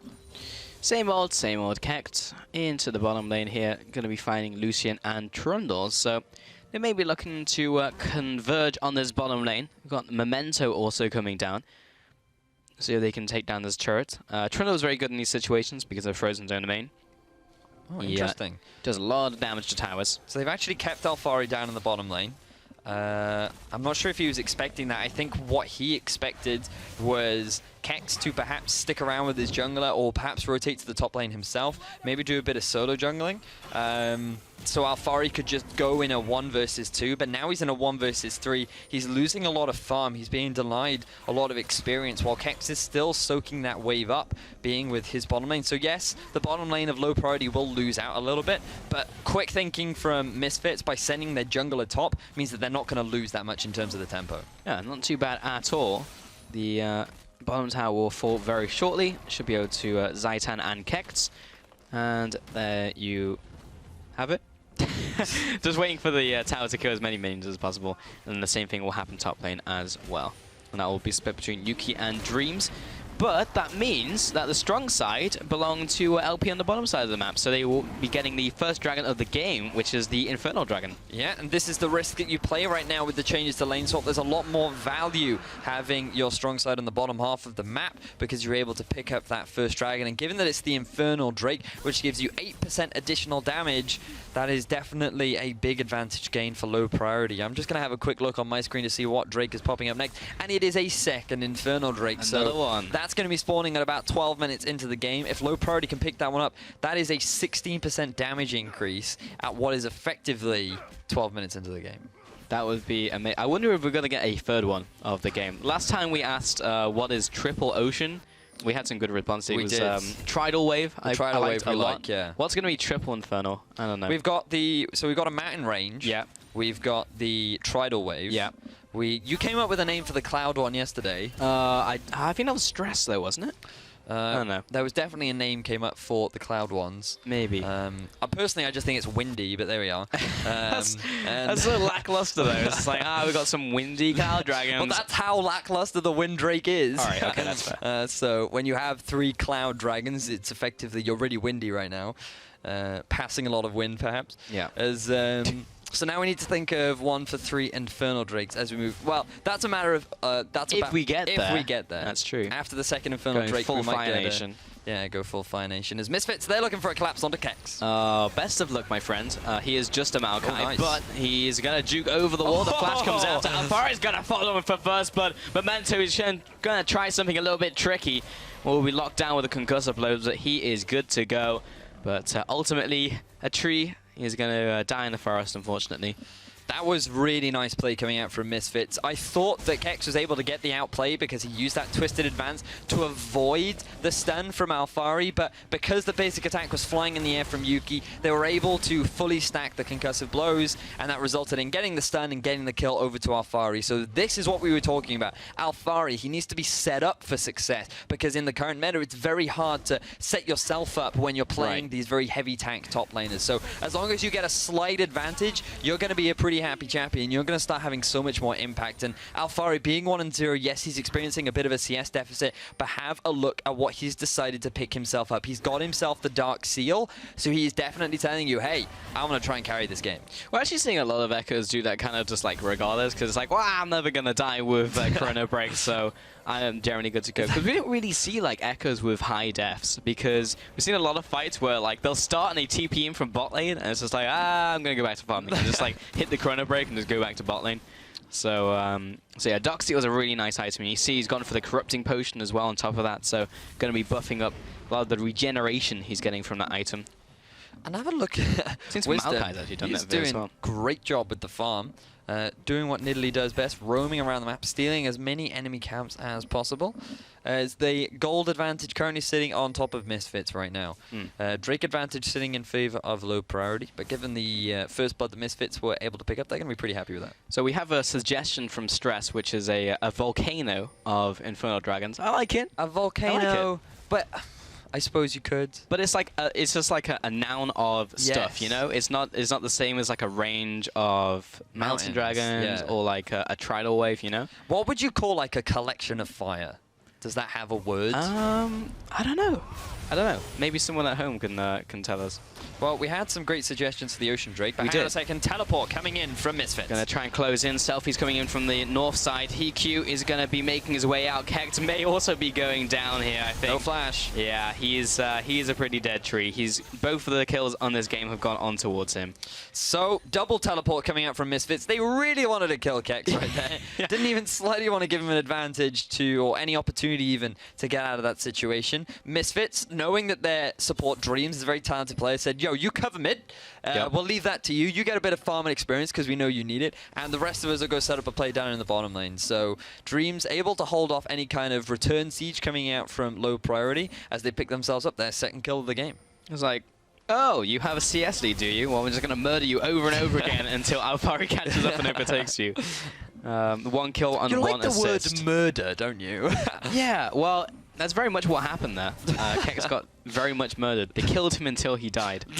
Yes, precisely. Precisely. Sebex is now clearing out the back wave of minions fairly easily. Mid lane, Zaitan's coming in. Trophy comes up. Oh, big spear out from Wisdom before the exhaust comes up. He's going to be pouncing after, but Sebex, he's bleeding out, but he has the shield to keep him alive. Wisdom is going to be throwing javelins on his way back to safety. Selfie also took a bit of the culling, and Sebex was on single digits of HP. But he is alive. So a couple things happened there. Misfits, Wisdom held on to his pounce until the exhaust was over because he wanted to do as much damage as possible. It did force the heal out of Hiku, and to be fair, a lot of summoner spells out of the low priority lineup in general. But nobody ended up going down off the back of that Selfie. He had to use... Oh, no, he didn't end up using his flash. Wisdom used his flash. But overall, it was still a pretty good play. I went back and watched how much HP Sebex had after that play. He actually had 1. Oh, my word. Actually had 1 HP. Shields OP. Okay, Jeez. you can call that play unlucky. That's okay. Kex, he's going to get some revenge onto Wisdom, who's going to be looking to pounce over the wall, over to Dreams. Ooh. Memento's there with a smoke screen. Not quite enough damage. Flash He's after. still alive! Oh, Graves! The ultimate problem that he's not able to auto-attack anyone if there's someone in the way. The Q also hits the wall. Dreams may die. But again, still, Memento, he's just a little too short range. A shotgun was not the tool that he wanted in that scenario. So talk about unlucky, right? Oh man, Sebex being able to get away with 1 HP, and then Misfits just do exactly the same with 2 of their own members. They tried to set up for a siege up in the top lane. Low priority tried to get something back, but unfortunately they weren't quite able to solidify any of those kills. Very unfortunate for them, so they're going to have to maintain this goal deficit that they're sitting in. Man, so many close calls in this game. There should have been another 3 on the board. Yes. I'll be honest. There's a second Infernal Dragon. It is alive. And the first one went over to LP. So we're not even going to find 3 Infernal Dragons to 1 team this game. So that's going to be sad. Unless there's some miracle stick. That's not going to happen. Well, nope. We didn't even get 3 oceans. But in the... Mountain. Yeah. We got a mountain next. A mountain. So that would be when you have the mountain and the infernal. That then would you've be got a volcano. There you go. Okay, so we've got that one. You can thank Stress for that. Dreams is... he's dead. I mean, there's not much more to say about that one. Well, he can enjoy his sweet dreams right now. It looks like... right, so Misfits, they try to contest the blue buff. They did have the timer on it. But then the flank teleport coming out from Kex, there was a deep wall down in the river, so they used that to set up the collapse down onto Dreams. And LP finally get themselves a kill on the board as they siege for this mid-tier 1 turret. A bit of damage out there from Selfie. And Memento, he's going to be invading the jungle right now. I say invading, that's his own jungle. He's going to be going into his own jungle, carrying out the minions. Sebex is looking for Selfie. Siege still continuing from LP. They a little bit lost to as to what they need to do right now. But got another suggestion from Stress. That's going to be a wildfire of Infernal Dragons. I like that a lot. Like it a lot. Oh, Wisdom doesn't like this scenario a lot at all. He's going to be pacing back and forth. He's going to jump over the wall. But actually, gotta be careful. Gotta be careful of the Rep Herald who was just about to smack Wisdom down. But wow, he's good. So Wisdom leaps over the wall. He's like, wait, nope, leaps back over the wall. Fortunately, the binding from Sebex kept him in place. But if it weren't for Dreams, then Wisdom likely would have been put to sleep right there. Fortunately, he was able to get away, pick up the blue buff as well for his teammate.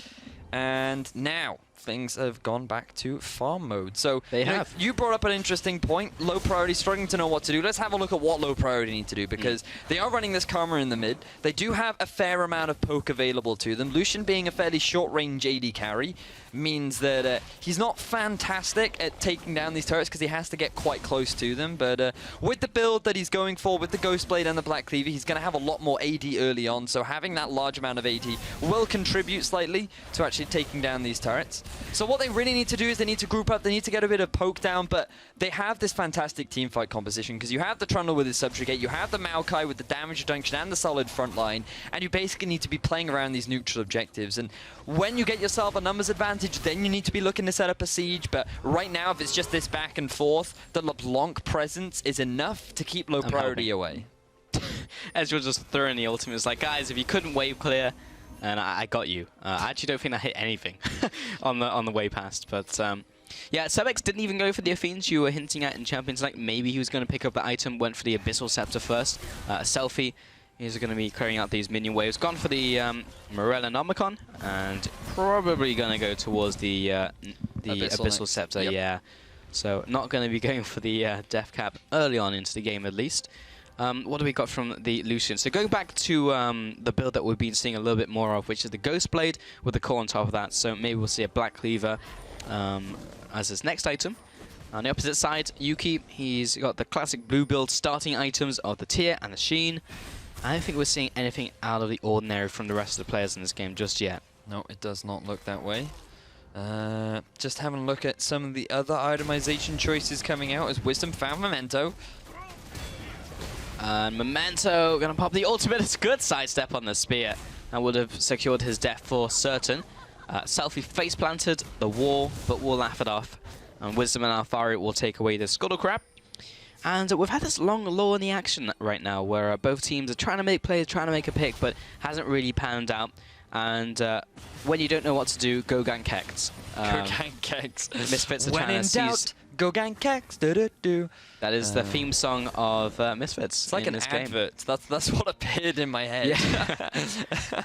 Struggling to know what to do, looking for a way to move forward in your League of Legends game? Well, look no further because we have the answer for you. Go and gank Kex. Always overextending, always without vision. It's an easy way to get yourself an easy kill. He's okay. Well, I can't even defend him at this point because he is actually pushing up once again. But yeah, we have the 1 minute until the Mountain Dragon. So whoever picks it up will have the Volcano of Dragons because they both have an Infernal each. Think of all the combos we could make. I know. We've basically just created alchemy right now. So that's really good. But there's no equivalent exchange in this one. Nice. I like that. Basically because that's all I've been watching every single day. But He's going to be farming up this mid lane here. Yuki and Dreams still pushing up. It's just a lot of different members in different lanes trying to make something happen. But ultimately, it's a whole lot of farming. It's farming all the way down. We're approaching the 20-minute mark, right? So let's remember this from LP. They're going to hit a big spike once Lucian completes 2 items. Karma, you could argue, has a bit of a power spike, but really she's more of the scaling type of mid laner. She's more about that utility, and she can kind of be relevant throughout the game because she is quite obnoxious with the poke and with the shields that she provides. The top lane is, do they hit power spikes? Is that really what you'd call it? Can you call this a fight? Not really. So it's very much going to be about the AD carries on both teams, and the LeBlanc, of course, once she completes that Abyssal. I mean, she's already a powerhouse. You have to be very mindful of Selfie's positioning, especially given that he has decided to go for the TP, likely going to transition into that split push presence once he's completed that Abyssal himself, or he might even just decide to do it now. But low priority, once they get those 2 items, they need to force something on the Lucian, because that is really where they're going to hit a big spike that they need to take advantage of, because if you go check out the article that has been posted on around Reddit by Shakra, as you can see that the Lucian does start to fall off later on as the game progresses, and this Ezreal is just going to start to outscale him, so low priority need to take advantage of their power plays. Well, Zaitan and the rest of low priority are going towards this dragon. And it would be nice to pick up, as this is a mountain dragon. So knocking down some of those turrets will be a little bit easier. Also, when they prioritize dragons in the future, and also Baron, then will also help them out. And because not many towers have gone down this game, then that would be what they would like to happen. Alfari almost getting caught out by Sebex, but almost has kind of been the name of the game so far. Memento takes a bit of damage out from Selfie. Just trying to chunk him out before this dragon really starts getting contested. And up by Rift Herald. Oh wow, No one that's cares about you. something I've noticed, that Misfits really don't put a lot of value on that Rift Which is Herald buff. surprising, because they have Alfari. Oh, they have Alfari, yeah. Yeah. They tend to play around it when their opponents play around it, and then they'll look to contest it and pick it up if they can. But their main focus is not picking that objective up. They've put in a lot more focus down on this early dragon. They gave away the first one because of the lane swap. But since then, they have just maintained strong control. And interestingly, low priority, even though they have arguably the superior teamfight composition, they're not looking to try and force anything just yet. Well, Kekt, he's back in his natural habitat of the bot lane. He's currently sat on his Sunfire Cape. He's got the Spectre's Cowl. He's feeling pretty happy in life, I would have to say. He did die those two times. Happy little tree, you would say? He is maybe a happy little tree, but we also had many happy little accidents in this game. He certainly has. 2 to be precise. Memento and Hiku are pushing up this tower. Zaitan is backing up, but here's the TP from both of those top laners. Glacial Fissure doesn't land onto either player. Selfie immediately exhausted out by Zaitan. Now Kex is into this fight, has been exhausted himself, but he's pretty good to go. Wisdom is now into the back lines and actually hasn't taken that much damage, but chooses to flash away anyway. And neither of the teams lose any members. There are no casualties in this fight, despite a lot of people in LP flashing up red. So the target focus was a little bit all over the shot from Misfits. There's a lot of blinking health bars on low priority right now as they eat a lot of poke. Oh, Memento, one more spell would have done it from Selfie, but he'll collateral damage back to safety. And Wisdom will try and put down a deep ward real quick. And Misfits still have the tempo in this play. They certainly do. They realize that no Ocean Dragon has been picked up, so you're not going to have that sustain available to you. Misfits still feeling very strong. The small heals coming out from Nidalee helping pretty significantly, but the wave clear absolutely massive from low priority right now as Sebex eats a spear. Zaitan eating a Time Winder. Kekt as well will be eating a bit of damage, but Selfie, meanwhile, has backed off from his team and is taking up his blue buff. I believe the next dragon is a Mountain Dragon again. Wow. So we could have double volcanoes in this game. Or a really big volcano on the side of Misfits. With a little bit of magma, yeah. Yeah, with a bit of magma, as you rightly said. So low priority, returning their aggression. Sebex is forced to go back, but Misfits actually going to be the ones likely to lose out on a turret in this situation. They have absolutely no answer to it. So impressive stuff from low priority to stick it out. Wait for Misfits to basically get tired of the siege, go back to farming, and then they immediately pounce, get themselves back a turret in return, and now they sit on the turret lead. So let's look back at what exactly happened in that engagement. You saw the double teleport coming out from Misfits to try and set up that play. But unfortunately, as we were discussing earlier, there was no real target for Misfits to focus onto. The exhaust immediately came down onto Selfie, prevented him from really being able to shut anyone down. And then once Maokai had joined the fight and started to lock down Selfie, Misfits' priority became more about keeping Selfie alive than it actually did killing the members of LP. You saw Wisdom on the backline by himself doing what he could, but it just wasn't enough against 3 members. So Misfits, they had a nice initiation setup, but the target focus just wasn't quite there. And really nice response from low priority. Kekt has been caught out by Selfie, but Selfie has run out of damage, so he's going to be backing away. But still, the fact that he can chunk down the tank to 50% is pretty good. Wisdom's going to clear out this ward. Hiku, he's going to stop him from recalling. Sebex, he's going to take his blue buff. And all in all, we've just had a lot of farming, a lot of players trying to contest stuff and not really panning out. And Yuki will even use his ultimate to clear a wave. So I think that is just a sign of how this game has gone so far. Dragon, we may see some contest over that one, as that will be spawning, but that will be in about 3 minutes from now, so there's a little bit until that happens. We did get a very early first dragon, so we may even get 5 before the Elder Dragon one spawns. Don't tease me now, Pulse. Maybe. I mean, well, okay, if they take this one in 2 minutes' time, it'll be 26 minutes and be 32 minutes. So yeah, we could very much have, there was a 3-minute window. Yeah. Where the dragons could be taken. And it was a really cool stat last split where it was, I believe there was only a downtime of 45 seconds total in a game where dragon would not be dead. Oh, wow. So dragon was dead for basically 99% of the game. So right. Teams generally will take that one pretty much as it spawns, unless it's a cloud dragon, in which case they will just leave it alive. Wisdom is dead.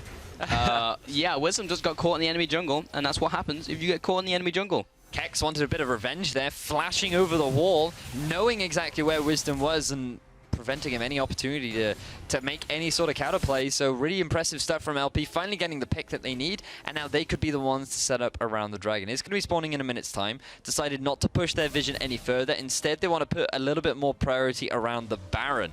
They know how strong Misfits could be if they are able to pick that one up, and they don't want to allow Misfits any kind of chance to pick up that big neutral objective. And thinking about it, I think all the casters thought that this would be the closest game of the day. Both teams fighting for that top spot. True. I know you said that a lot and said, I'm sure you have the same opinion. And then I'm not saying this. It's definitely... It's a tough... we're seeing it right now, aren't we? I mean, both teams struggling to know what to do. They're a little bit afraid to press the go button because both teams are very talented in what they do. And right now, it's a very slow early game. Something that I think we should expect when you have two top teams fighting it out. I mean, as we said at the start of the game, like, whoever wins this game is basically guaranteed to get into the finals out of this group, and the loser will have to at least pick up a win against someone else. But considering how dominant both Low Priority and Misfits have been, Misfits maybe even more so, I think it's pretty likely we'll see these two teams in the finals, barring anything absolutely crazy. I still have another 2 days of groups and the rest of today. We aren't even halfway through the groups, currently in CSQ, but a very strong start in Group A from these two teams. Alpharian, Dreams, and Wisdom just doing all this vision control. I'd love to know how many wards have died this game. I feel like there's more ward deaths than anything else. Double sweepers coming out from both sides, and with the blue trinkets as well. Those would contribute to the ward stat. This will be the very big volcano being created by Misfits. All right, what's the next one going to be? It's an ocean. Okay. Ocean, wow. So it's going to be basically making an island. Yeah, island volcano. Good stuff. Making an island volcano, that's nice. Well, given the positional... I like this game, I like it a lot. Given the positional advantage that Low Priority have, after Misfits decided to go to that Mountain Drake, they're going to pick themselves up a tier 2 turret in the top lane. So pretty even trade, you could argue, given that... also slightly ironic that the dragon that helps you take turrets is actually the team that loses a turret. But now the blue buff being contested. Well, we've seen this trade-off before. We've seen, like, Chef 6, for example, they run these very hard early game, mid-game compositions and will trade towers for dragons. But then it kind of bites them in the late game where they can't close. And LP need to be careful of that, the fact that Misfits have these triple dragons and then could have an Elder Dragon later as well. So as long as Low Priority are prepared to try and make plays around the mid-game and try and close it out like they are right now, Kex coming in from the side. He's going to be chasing after Alphari. This is getting very messy, but Kex just refuses to die. He's done too much of that this game for his liking. Zaitan going to have the chains on top of him. He gets snared down. Alphari looking to return some damage. And after all of that, Low Priority have shoved away Misfits from the mid-tower. Mid-tower does not have a lot of health left, I'll be honest. But they kept it alive. So it's actually... It's not alive anymore. Psych! It's actually really difficult for both teams to lock anybody down. For Misfits, it was hard because their goal there was to actually take the turret. So they weren't invested completely into going for the fight. As a result, they spent more time retreating and trying to get that objective rather than trying to turn things around on Low Priority. Whereas Low Priority, they don't really have an easy target to lock down. You have an Echo, super slippery. There's a Nidalee, who's super slippery. There's a LeBlanc, who's also super slippery, and then there's an Ezreal on top of that. So you have a lot of high mobile carries that are just then further supported by this Braum. If there's someone that uses their dash and then is in trouble, you put the Braum on top of them, and he denies any kind of follow-up. So it is really difficult for LP to get any kind of lockdown, but because of the front line of LP, Misfits are also struggling to get themselves a kill. It's always Kex that they have to focus, and they just don't have the damage just yet to actually shred through his defensive stats. Because before, at least, he's just a squishy Maokai, but now he's got double defensive items and also the makings of a Frozen Heart. So, yeah, he's not going to die very quickly. He's turned from a little sapling into a mighty oak. Mighty oak, indeed. On the opposite side, Alphari, he's completing his core items. He's got the Iceborne Gauntlet, he's got the Sunfire Cape, got the Rod of Ages out of the jungle there from Wisdom, looking probably for a Rylai's on top of that. Just lots of AP. Anything out of the ordinary that I'm seeing here? Pretty much everything as usual, I think. Executioner's Calling, done for Memento.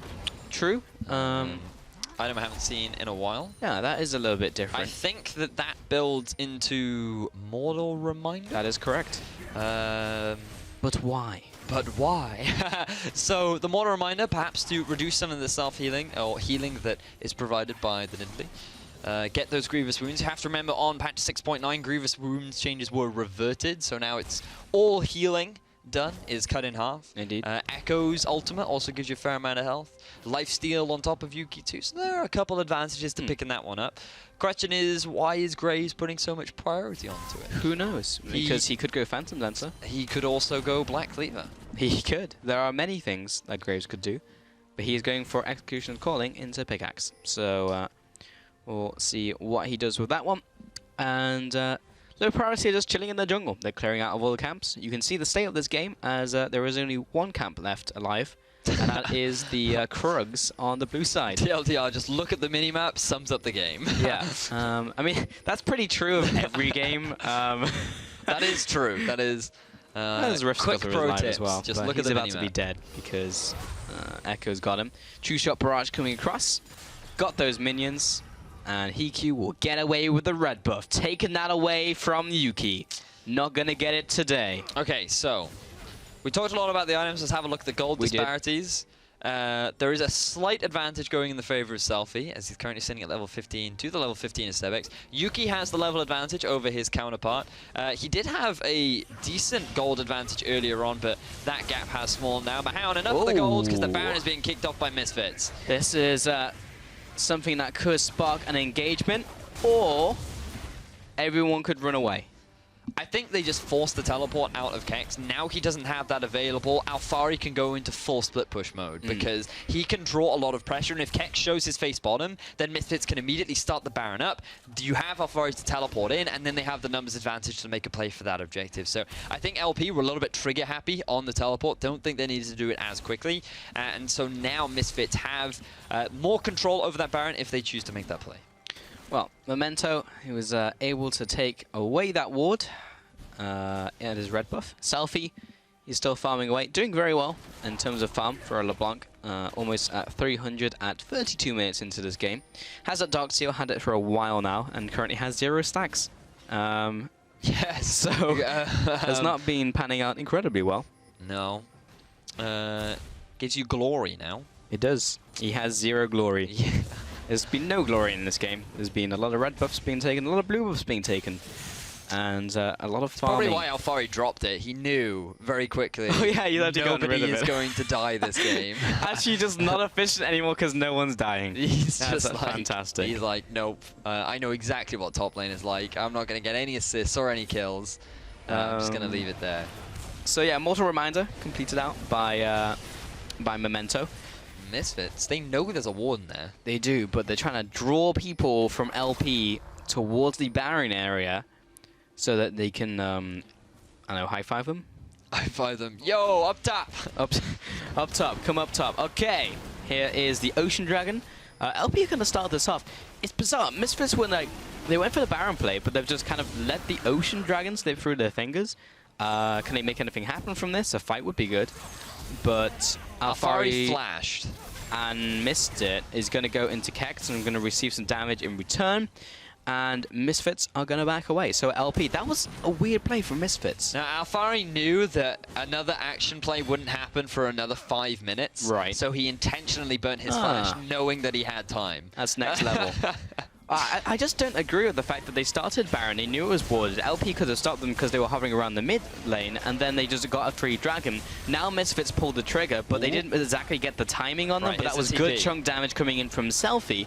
TP out from Sebex, but there's both teleports now being used. And again, Misfits, they realize that the game is a slow game. So what do? You take away the key summoners through like progressive plays. So now they've gotten both Kex's TP, they've gotten Sebex's TP, so now they have this window where Misfits can do something, and they'll have Alfari split push in the bottom lane. And Misfits still haven't seen that ward in the back of the pit, so LP know this exactly what's going on, but the flank TP from Alfari. Here's the TP, Alfari's going to try and make something happen, Memento's going to get caught on the pit, so is Kex. Sebex is here with the damage, Dreams is dropping low, Wisdom jumps into the fray, Alfari's going to get blasted here, Memento is going to follow after the first kill onto Alfari, and after all of that, Misfits' play has not gone well. Misfits do set up the flank TP, but again, they have to put all of their focus down onto the front line that is Kex. Wisdom, he wants to try and get the steal. Here comes the other TP, this time being used by Selfie. Blue ward over the wall, will spot him with Dreams coming in. He's going to distract them for a split second. Selfie's going to come in, double distortion. Everyone is very low. Yuki, can he make this happen? Wisdom also poking away. That's going to be the smite secure from Memento, but how many members are they going to lose? Yuki is trying to chase after, but he is out of mana. Selfie comes in, looking for the double distortion, but Kex is on top of him. Memento gets chunked down. That's a 1-for-1 as Wisdom jumps and pounces to his own demise, and there is no one else to do anything else. So LP pick up the Baron and 3 kills. So low priority finally get a play that works out for them, demonstrating why their team fight composition is so fantastic. They have a phenomenal front line in the form of Zaitan and Kex. You have that supportive mid laner in the form of Karma, who can still dish a fair amount of AoE damage, and then Hiku is the main damage dealer in these engagements. It's 35 minutes in. His damage is still relevant, that it can change the team fights in low priority's favor, and basically Misfits just struggled to equalize that damage out. They could not shred through the tank. So have a look at this. Low priority, they have 3 members moving towards the Baron. Misfits feel that they're strong here because Alfari is on the front line, but just have a look at the positioning of Sebex and Hiku. Kex is just soaking up all the damage while Hiku and Sebex are just freely able to get as much damage down as they want. Zaitan, Memento, Kex, they just don't take any damage at all, and this is the power of Maokai. This is why he has become way more popular than the Echo, who really is struggling to make a name for himself in the current meta. You have a bit of a dance back and forth here. Selfie, I feel like if he'd saved his distortion, mimic distortion, to try and steal the Baron, that would have been enough. Instead, he uses it to get the damage down. But unfortunately, it just isn't enough. And without the smite close by, there's no way that you're going to be able to outsteal that from low priority. So, yeah. Big advantage now gained for low priority. The question is, what are they going to do with it? He was hoping maybe Yuki could finish him off, but he was just out of mana. Wisdom as well. With solo health, as soon as he jumped in, he just insta-popped.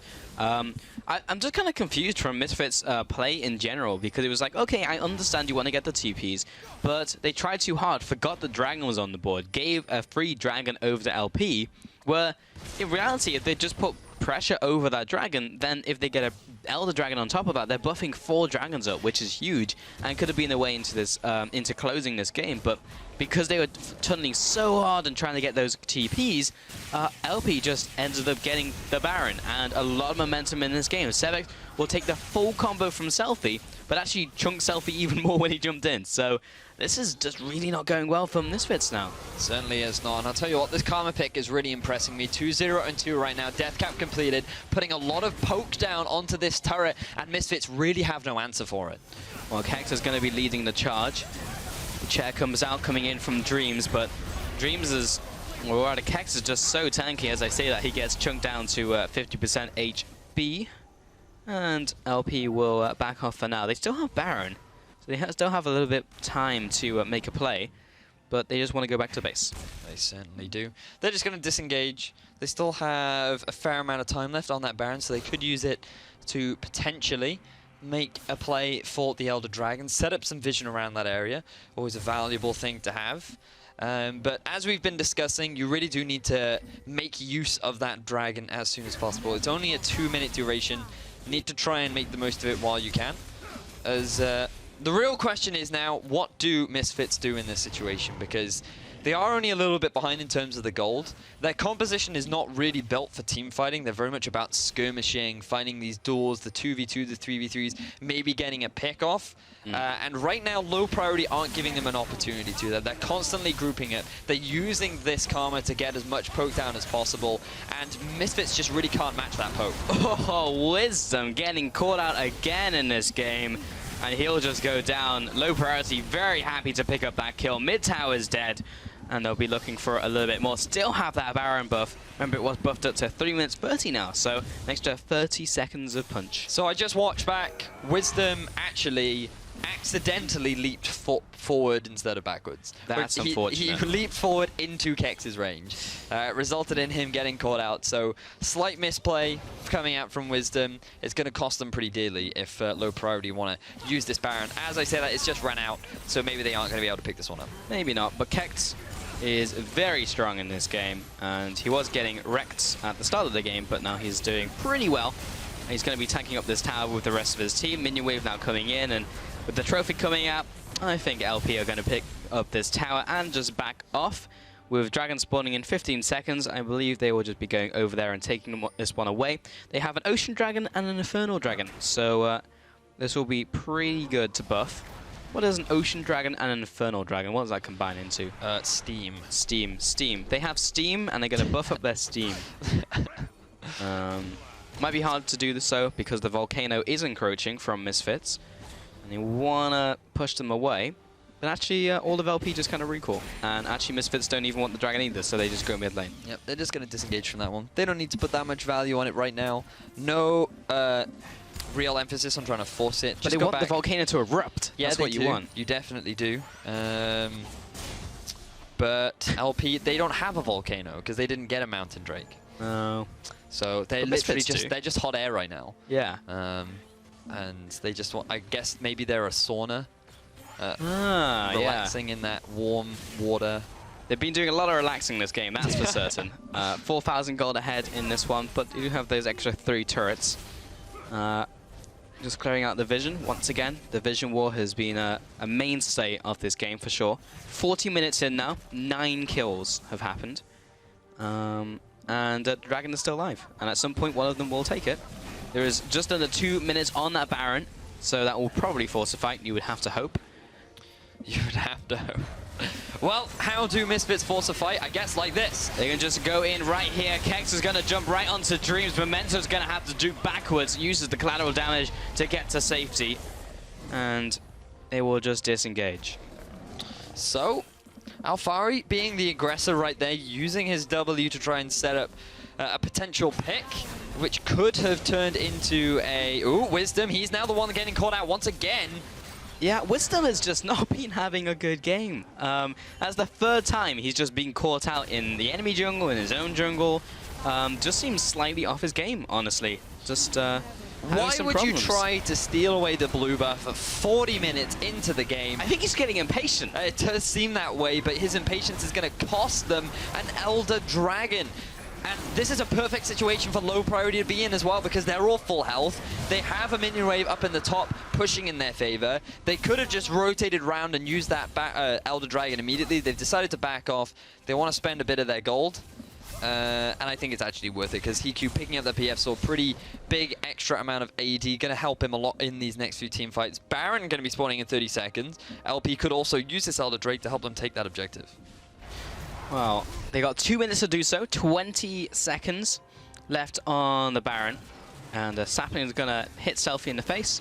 And HeQ's going to take his own red buff. So after all of that, LP are also in a pretty good position to probably close out this game.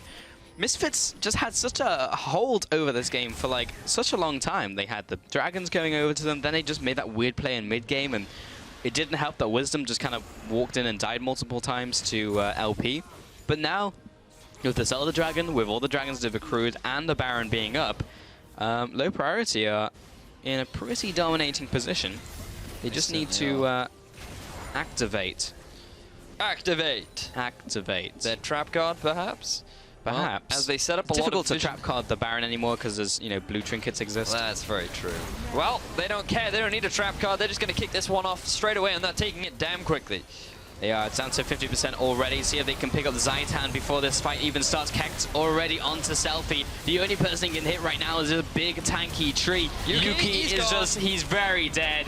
Dreams is getting chased down. Alphari as well. And Misfits, they're just not strong enough to deal with the damage out from low priority. Selfie's gonna bleed down. Wisdom and Alphari are the only 2 remaining. And ironically, Wisdom this time, he didn't jump into the fight and is the only one to try and defend, really. Alphari, he's going to try and do the best he can, but it's 2 versus 5, and low priority should win this game.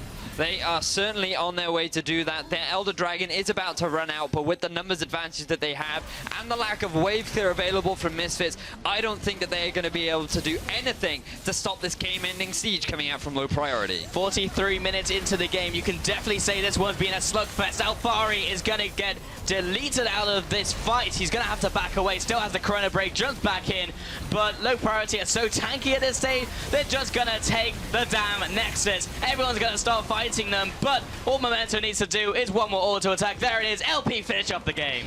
LP managing to take the game over Misfits and secure themselves first place in the group as of now with a score of 3-0. Wow. Yep. Really impressive stuff from them. Long game, 42 minutes, 43 minutes. Felt longer. It definitely it came down to a couple things. Wisdom getting caught out of position, LP playing their composition the way it's supposed to, with Kex and Trundle on the front line being this insane team fight composition that basically Misfits had no answer for. They tried to go for power picks. They weren't able to snowball off the back of it, and even with Alfari being 1-0-1, having everything that he needs to carry, he really wasn't able to do anything. Yeah, I think the biggest problem was really just the mid-game decisions they made, because it was like they put so much focus on trying to take away those TPs instead of just playing it out. It was like they were playing a game of chess, they just flipped the table up, and it was like, well, you just get disqualified. That's not how you win the game. And then eventually LP just played as normal and managed to close it out, because had they managed to get all 4 of those dragons and just let one over to LP, then they could have just buffed up with Elder Dragon and probably just closed. But yeah, they just kind of let that one go away, and they allowed the steam to go over to LP. Yeah, they certainly did. So today you found out that Steam greater than Volcano. Yeah. That's what we've discovered. Fact. Great.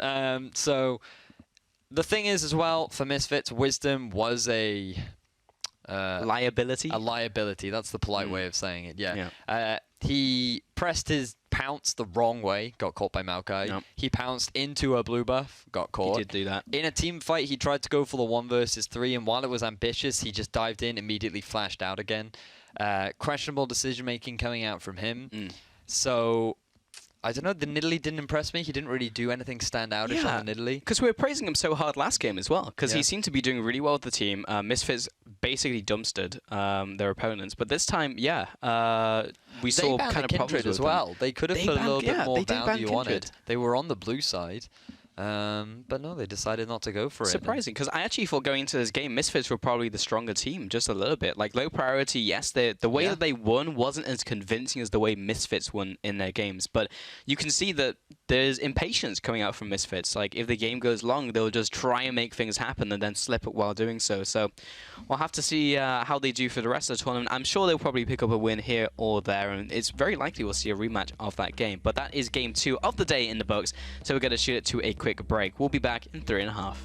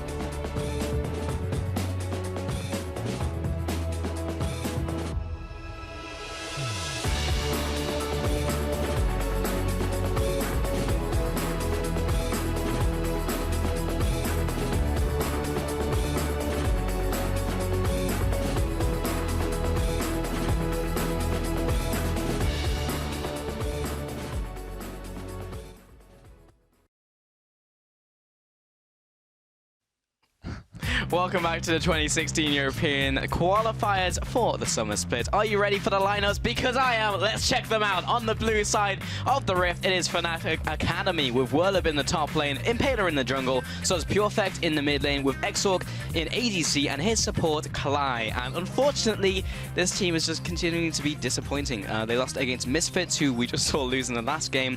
And honestly, this is not what we expected to see the team do. Currently 0-2, and if they lose another game, then unlikely we're going to see them even get to the finals. And I was just expecting more out from them because they're great in the first like 10 to 15 minutes of the game, but then they literally just fall apart after that. Yeah, it does seem to be that their problem is that they struggle to take any objectives after they get these small leads. Yesterday in their game against Misfits, they used the teleport really well. Their map play, that early objective, they were leading in kill score 2-1 against Misfits, and then they just kind of slowed down. They won a couple skirmishes here and there, but then they just went back to farming. They never really transitioned those small advantages into anything significant. So now that the pressure is on, hopefully they kick themselves into gear, because if they lose this, just like with the game that we had earlier on in the day, they are going to be pretty much out of Group A. Will be very difficult to do. But their opponents on the red side of the Rift, it is SK Gaming, Ruin in the top lane, it's Cesar in the jungle, Suno in the mid lane with Vardags and Unlimited as his support. Now, these guys had a back-and-forth game versus Melty, but they were able to come out ahead in the end. Ruin with that fantastic Gnar ultimate at the very end of the game to solidify themselves that win. But speaking of Ruin, this guy tends to have a sort of 50-50 performance in the game. You know, he makes phenomenal plays, and then he ends up getting caught out in the enemy jungle 40 minutes into the game. So Ruin, while he has impressed me, he's also disappointed me. Yeah, in the same game as well, or even the same fight. Like, yeah, exactly. Honestly, so he's I definitely think he adds a lot to the team, because you and I were having a discussion about how, as a player, he's willing to take these risks and willing to make these plays. We saw it in the laning phase yesterday where he hit level 6 when Meganar ulted straight away. No hesitation. Just wanted to get that damage down, wanted to do whatever he could, and he does this all the time. And so far for SK, given that they are doing pretty well, it has been working out for them. Yeah, it has been working out for them so far, but it's ruined or get ruined, really, for that team. SK still sitting at 2-0 right now, so still on track for top 2 in this group. So we just have to see if they can continue doing so, because it looks like a really strong team, honestly. Like, Ruin is consistently doing well, so is Suno and Cesar. Bot lane was probably more of like a liability in the first couple of games, but then as the tournament's gone on in the second game, they actually did pretty well. They ran the Misfortune Tarot combination, which was both click R, position kind of correctly, and then just like win. So yeah, SK done pretty well. I just want to see more from Fnatic, honestly. Like, you look at this lineup: Whirlib, Impaler being around the scene for forever, Soz Purefect even Kalai coming in from LCS. You just expect more out of this team, and then you get out of the laning phase, and it's just like, now what? And then the game ends and they lose. Yeah, Fnatic Academy, I don't know really what to say. They've had the backing from their organization. We even read in the article that they released when they announced the roster that they were in the Fnatic house. They were having personal support from the management of Fnatic. And obviously, been there. And obviously now that with the LCS around the corner, that sort of support hasn't been directly there, but they still had it. It's still been there. They've been with the other Fnatic main roster, and they've just kind of let down a lot of, or they haven't met the expectations, I would say, of the public opinion. I think a lot of people looked at that group. I know on day one, a lot of people are thinking Melty, Fnatic, top of the group, without a doubt. Melty and Fnatic, they're going to be sitting up there. Melty, decent performance against Millennium in the past. Fnatic, well, I mean, they're a staple roster, who wouldn't? And now, these two completely flipped. Completely flipped, sitting near the bottom of the table. Melty now sitting at 0-3. Fnatic 0-2, losing to SK will also be at 0-3. Not what anybody really anticipated coming into the Challenger Series qualifier. And if we just kind of look back at Impaler's history as a player, this guy, he failed to qualify with the Renegades Banditos. He's now currently struggling to qualify with the Fnatic Academy.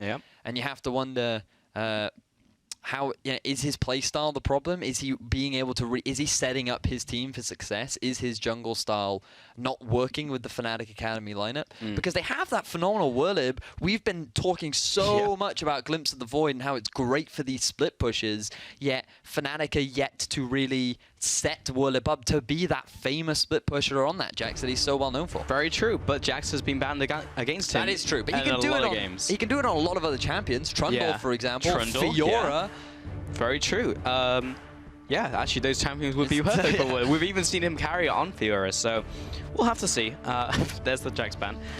Rise is banned up against SK here against Suno. Second ban against Suno, and on the blue side.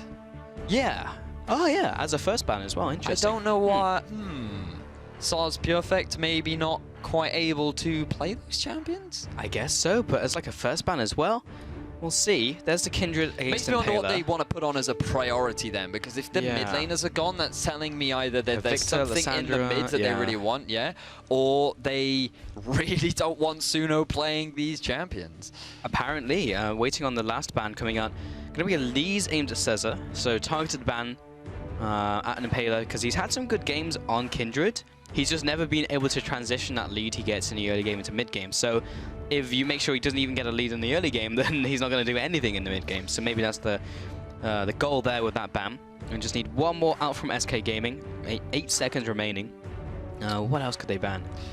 Trundle's open, Nidalee open, Graves is open, Lucian open. There's Nidalee. It's going to be the Nidalee ban. All right, so Trundle could be the priority for Fnatic Academy. Now, Whirlib did play it on day one. Yeah. Didn't work out quite as well as they would have hoped. Up against the Maokai, I do believe that it was. That was also when they went up against the Gragas from low priority as well. And the Gragas into the Kindred worked really nicely. So, SK, I imagine they're going to be looking towards something like the Gnar once again. You know, they've had great success with it on Ruin, and these were the first team that brought it out on day one. Caught a few people off guard from what we've heard. Couple people.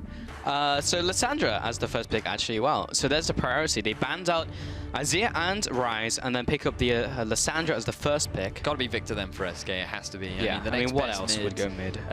Is really the optimal. We did see the Karma work out last game, but you don't want to pick something like a LeBlanc into the Lissandra. It didn't work out the last time we saw it when Selfie played it the other day. The Lissandra into LeBlanc matchup, and he decimated. So SK likely to put some priority on Victor. They don't need to pick it up now. It's almost like that they could do what every red side team have done today, and they've picked Trundle Lucian on their first rotation. What a shocker. Yeah, so pretty easy one there. We're now looking towards Fnatic. So likely to be their jungle support rotation or jungle AD carry, because Trundle, he's a flex. What you don't want to do is give them Lucian Braum, so very likely that we're going to see the Braum pick up again, and with Graves left available, it would make a lot of sense to me for Impaler to go towards that, unless they're looking for something a little bit more early game, in which case the Elise could also work for Impaler.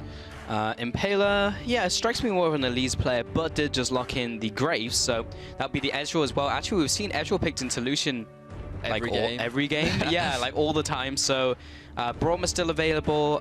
If the actually the Trundle could go top lane, they could pick the Braum there with the Lucian. That's a possibility unless they want to go for a range support. It just depends what SK want to go for here. I mean, the mid's already been picked up. Well, we did see Lissandra top yesterday, but it was okay. I did not like that. I didn't either. So what do you pick here? Do you just pick up the Victor? And then you want to save your top for the counter pick, because you already know what your opponent is going to be in the mid. Victor is a very safe thing to go into the middle lane. And I just realized Elise was banned. That's why Impaler didn't go for the whoops. So Rek'Sai. We saw that from Mouse yesterday, going for the very early Black Cleaver, and that when I was watching it with Sifa, we were discussing maybe with the Black Cleaver changes, it could result in Rek'Sai coming back into fashion.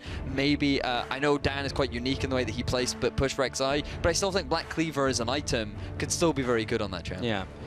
But Gragas was also available, and he still picked Rek'Sai over Gragas. Gragas not great into the Lissandra Ez combo. Yeah. Especially with Braum still available too. Braum can be quite obnoxious into the Gragas too.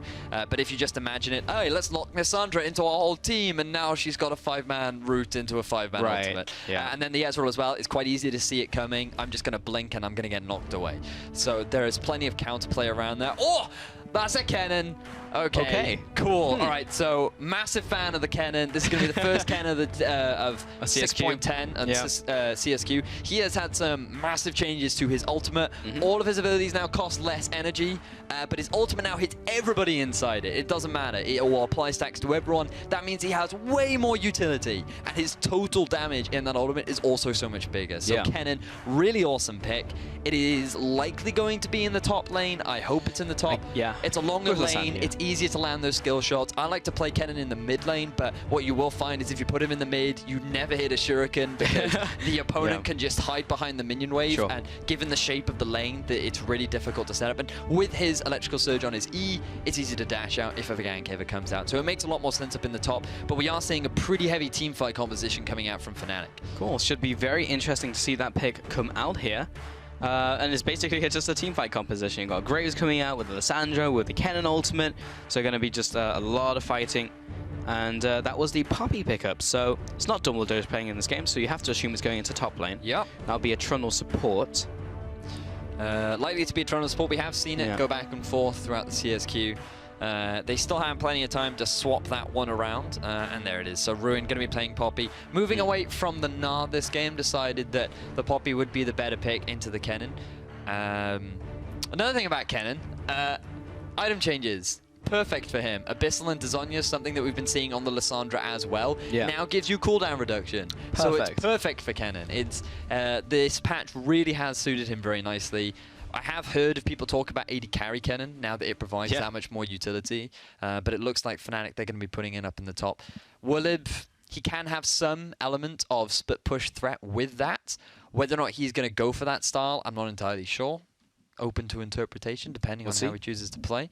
But run through of SK's composition, they do have a pretty good mid-game fight once again. Once you have Victor Lucian, it's very easy to sit there and go, team fight. These guys are good at team fight. You have frontline Poppy, frontline Trundle, potential split push presence of the Rek'Sai if you want it, also split push of the Poppy. Rek'Sai typically not great in team fights necessarily, can have an impact, act as a solid frontline as well and a nuisance, but especially in the early game, he can be quite the terror. Sure, and we always have these matchups. So Sus Perfect, a lot of focus on picking the Lissandra here, because they banned out Ryze, they banned out Azir, and I first picked the Lissandra, so really wanted that one over the Victor coming out from Suno. And Suno, one of Suno's staples for sure. I mean, another one would have been Twisted Fate, which was banned out pretty much all the time against him last time we saw Suno, and then now he's just not picked it at all. So yeah, definitely doesn't kind of fit in the same way as Victor does, at least in this situation. Top lane, we'll see how Poppy does against Kennen. Had the counter pick, but what do you really pick against like a Kennen in that scenario? Which Swain. Is Swain. Yeah, you just go ham and just Seriously, pick up like Swain is a really awful matchup for Kennen. Like there is nothing more obnoxious than trying to play into that because you just can't. Bird goes down. He stands behind minions. What Kennen wants to do is be on your face. What Swain wants to do is be on your face. But the difference is Swain gets health back if you're on his face. So you're basically, it's hard for him to close the gap, you see, as a Swain. He's a slow-moving bird, which is a little bit ironic. But what Kennen does is he closes the gap for you, and he's just like, oh, thank you for coming to me, little rodent. Now you will be my prey. And so... Well, birds do eat. Yeah, I guess it's like a big crow would eat like a mouse or whatever Kennen is. I guess he's a yordle. No one knows. He could very well be a yordle. Or just a really short man. Yeah, maybe. Yeah, he was just something like Anomaly, and he was just like small and there are a lot of and practical applications to being short and a ninja. Yeah, and being able to utilize Thunder Shurikens. I mean, that's pretty cool. We are just talking about Kennen right now because we have a small pause in game, so we're just waiting for the players to restart. So you get to hear us talk about Kennen. Yes. I don't know if his lore changed, because I know like last time it was like super short, and it was just like he was in this like town of other like lightning yordles or something, and he ran up a wall, and they were like, "Damn, he's a good yordle," and then they just made him like the whatever his title is with the other like Kinku order. So I haven't read his lore, but looking at Kennen, my idea for his lore. Okay, I'm ready. I'm ready. My idea for his lore would be right. So he's just chilling out, right, in the park, probably a park. That's where in Ionia. Yeah, the park in Ionia. Yeah, the park in Ionia. When one day some crazy experiment, probably by Victor because he's a jerk, right, hits him by lightning, right? So pretty standard. I get hit by lightning. I now have lightning powers. Okay. Now what he decides is because he's really angry after getting hit by lightning. Looks pretty angry. Yeah, exactly. He picks up all the the Blood Moon, and he infuses the lightning with his own blood. Okay. Right? And now that turns him into a crazy demonic ninja demon thing that can now wreak terror upon the world with his Abyssal Scepter, which fits in with his crazy killing mentality. Well, that was a great story, Vedius, but we are in-game with Fnatic and SK, the old El Clasico, and we'll be getting into this one. That started off as the plot from The Flash, but went somewhere very different. It did! Oh, that's a very valid point, it did. We'll have to see what these two teams bring Spoiler, to the table. if you haven't seen Flash. Come on, that's like the first 10 seconds. Caesar, he's gonna dance. Oh, no. He didn't want to dance. This is not the time to be dancing. Impaler, Cly, Whirlib, and Exor, they thought that dance was terrible, and they're gonna murder him for it. Yes, they are. Whirlib expressing his rage on Kennen after being struck by lightning. Going to be pretty happy with picking up that early assist. Kill actually goes over to Impaler, so that's going to help set him up for his typical aggressive jungle style that he does like to rely on. They're also going to get the flash out of Caesar in exchange for the exhaust of Cly. So overall, I think that's a very good trade going in the favor of Fnatic Academy. Okay. A little bit of vision out here. Going to see Caesar once again. Let's go back into the jungle and kill him again. But they do have that warded. And another lane swap ward as well. We'll see Vardax go into the top lane. Unlimited does sneak up there, but if Vardax is going up there, then you can bet your bottom dollar that Unlimited will be there too. Cly and Exorc also taking away this Gromp, but that means that they have read the lane swap and will go into the top lane themselves. And Impaler will be taking away this camp. But where does Whirlib go now? Ah, right. So what Whirlib thought was that Fnatic Academy were going to be able to pull off the lane swap. SK, preemptively reading that, decided to stick to their standard matchups. And so with Whirlib going for the initial double jungle means that he's going to arrive very late into that 1v1. Don't think he's going to lose too much farm off the back of it. If anything, he's going to lose 1 or 2 CS, which will put him a little bit behind. But given that he does have a range advantage over the Poppy, I think he's still going to be all right off the back of that. So standard lanes coming out from both Fnatic Academy and Australia. Except they are swapped around. Is that what you call it? Australia lanes? Australia lanes. Yeah. Because they're topsy-turvy. That's correct. Exorc and Cly just fighting up against Vardax and Unlimited here. And not too much happening. Mid lane is going to be Lysandra Victor. So again, not too much happening as it is basically a farm lane. Impaler just in a battle to the death with his jungle. Ruin up against Whirlib, probably the most interesting lane here for the laning phase at least. Poppy against Kennen. Kennen will put a lot of harassment down onto Poppy, but you know, Whirlib's just looking for the last hits. He's just chilling out. You know, thinking about it more, Kennen is very much like the Flash. Yeah. Because now in the Flash, he can throw lightning. That's true. Now that's a spoiler. That's a spoiler. Like, whoops. Cover your ears, kids. Yeah, Kennen could be very. If anything, he's like the league equivalent of the Flash. Maybe. He doesn't run that fast, though. He does, but he does throw He does get tanky stats when he uses his E, though. The that electrical surge does give you armor and magic resistance, so... He went through a phase of people actually maxing that second. Yeah, and that's what I want to keep my eyes on as to whether or not he does do that. It should be W max first. Yep. It does help a lot with your harassment as well. You have to remember that his Mark of the Storms now last a little bit shorter. You have a smaller window to take advantage of. To be fair, they lasted like forever before, like literally forever. 6.5 seconds to be precise. Still a long time. Now it's down to 6. So you have 0.5 seconds less to pop that mark. Damn. But I'm sure that's not going to affect his play too much. But yeah, because a lot of people haven't seen Kennen for a while. I'm sure a lot of people after seeing this might think, "Ooh, Kennen top, quite like it." Would encourage you play it. It is a lot of fun with the changes to his ultimate. Abyssal Zhonya's, I would argue, is the best build to go on him. You start with the Doran's Blade because it's kind of the next best you can go for. Doran's Ring doesn't really work on him. Doran's Shield isn't very cost efficient, and you don't really want to pick up an Amp Tone. It's not that it's not useful, but you just kind of want the early value stats that a Doran's Blade can have. Yeah. Given that you rely on your basic attacks anyway to proc the W, exactly, it's a valuable pickup. So that's why you'll see it on Kennen. So for those interested in picking him up, I would recommend you start with Doran's Blade, max W if you're going top lane, get that nice harass down, as you can see Whirlib making full use of so far in the early game. Yeah, a lot of auto-attack harassment going to come out. Pure Effect is going to land a bit of damage just before he Glacial paths back to his tower. It's kind of disappointing, actually, how bad Doran's Shield is as an option early game. because so often it's just like, well, if I can go Ruby Crystal, or if I can go something else, and that is generally the option. It's just like, if I can't do anything else, then I guess I'll go Darren Shield. But it's like never usually a good option for a solo laner, because it's just, as you said, it's not as gold efficient as the other Darren's items. So a little bit sad, but I believe people will live with that. I used to buy that on Katarina. It was a great item on Cat because it helps you get through the laning phase. But then people went like Cloth 5 as well, is also a fantastic setup for the early game. But then now you can do Cloth 4. Yep. Nobody actually buys cloth armor first. Well, no one plays Cat either, so that's probably why. I try to. I try really hard. Well, we only talk about competitive here, so... And that'll never happen. Yeah. So moving back on to competitive. I want to keep my eyes on Cesar as well, the sort of early game impact that he can have, because we saw Dan play the Rek'Sai, which didn't surprise me because it was kind of like Dan's special. It was something that he always fell back on. The fact that Cesar's bringing it out suggests that maybe he's another jungler to add back to the pool alongside with Elise and Gragas. How much of an early game impact he can have, how well he roams around the map using that ultimate. Interesting stuff that I want to keep my eyes on. So moving forward, we'll have to see how things work out as Cesar looks for a bit of an aggressive invade. So, we've got Vardax in this bottom lane. Cesar's also coming down. Whirlib, or out of Ruin, of course, Australia lanes. How could I forget? Whirlib is now level 6, so Cesar probably shouldn't gank anymore. Because there's a good chance that Whirlib will just kill both of them. So, he's going to back away. Mid lane still trading off, both of them also level 6.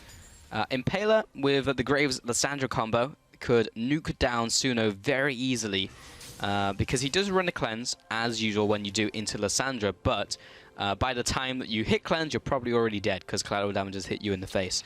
Bot lane, Whirlib has picked up the Hextech Revolver as his first item, so we'll see where that goes into.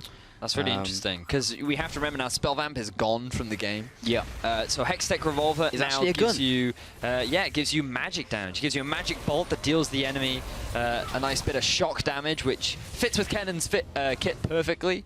And I'm really interested to what he goes. Would he go for the Proto Belt?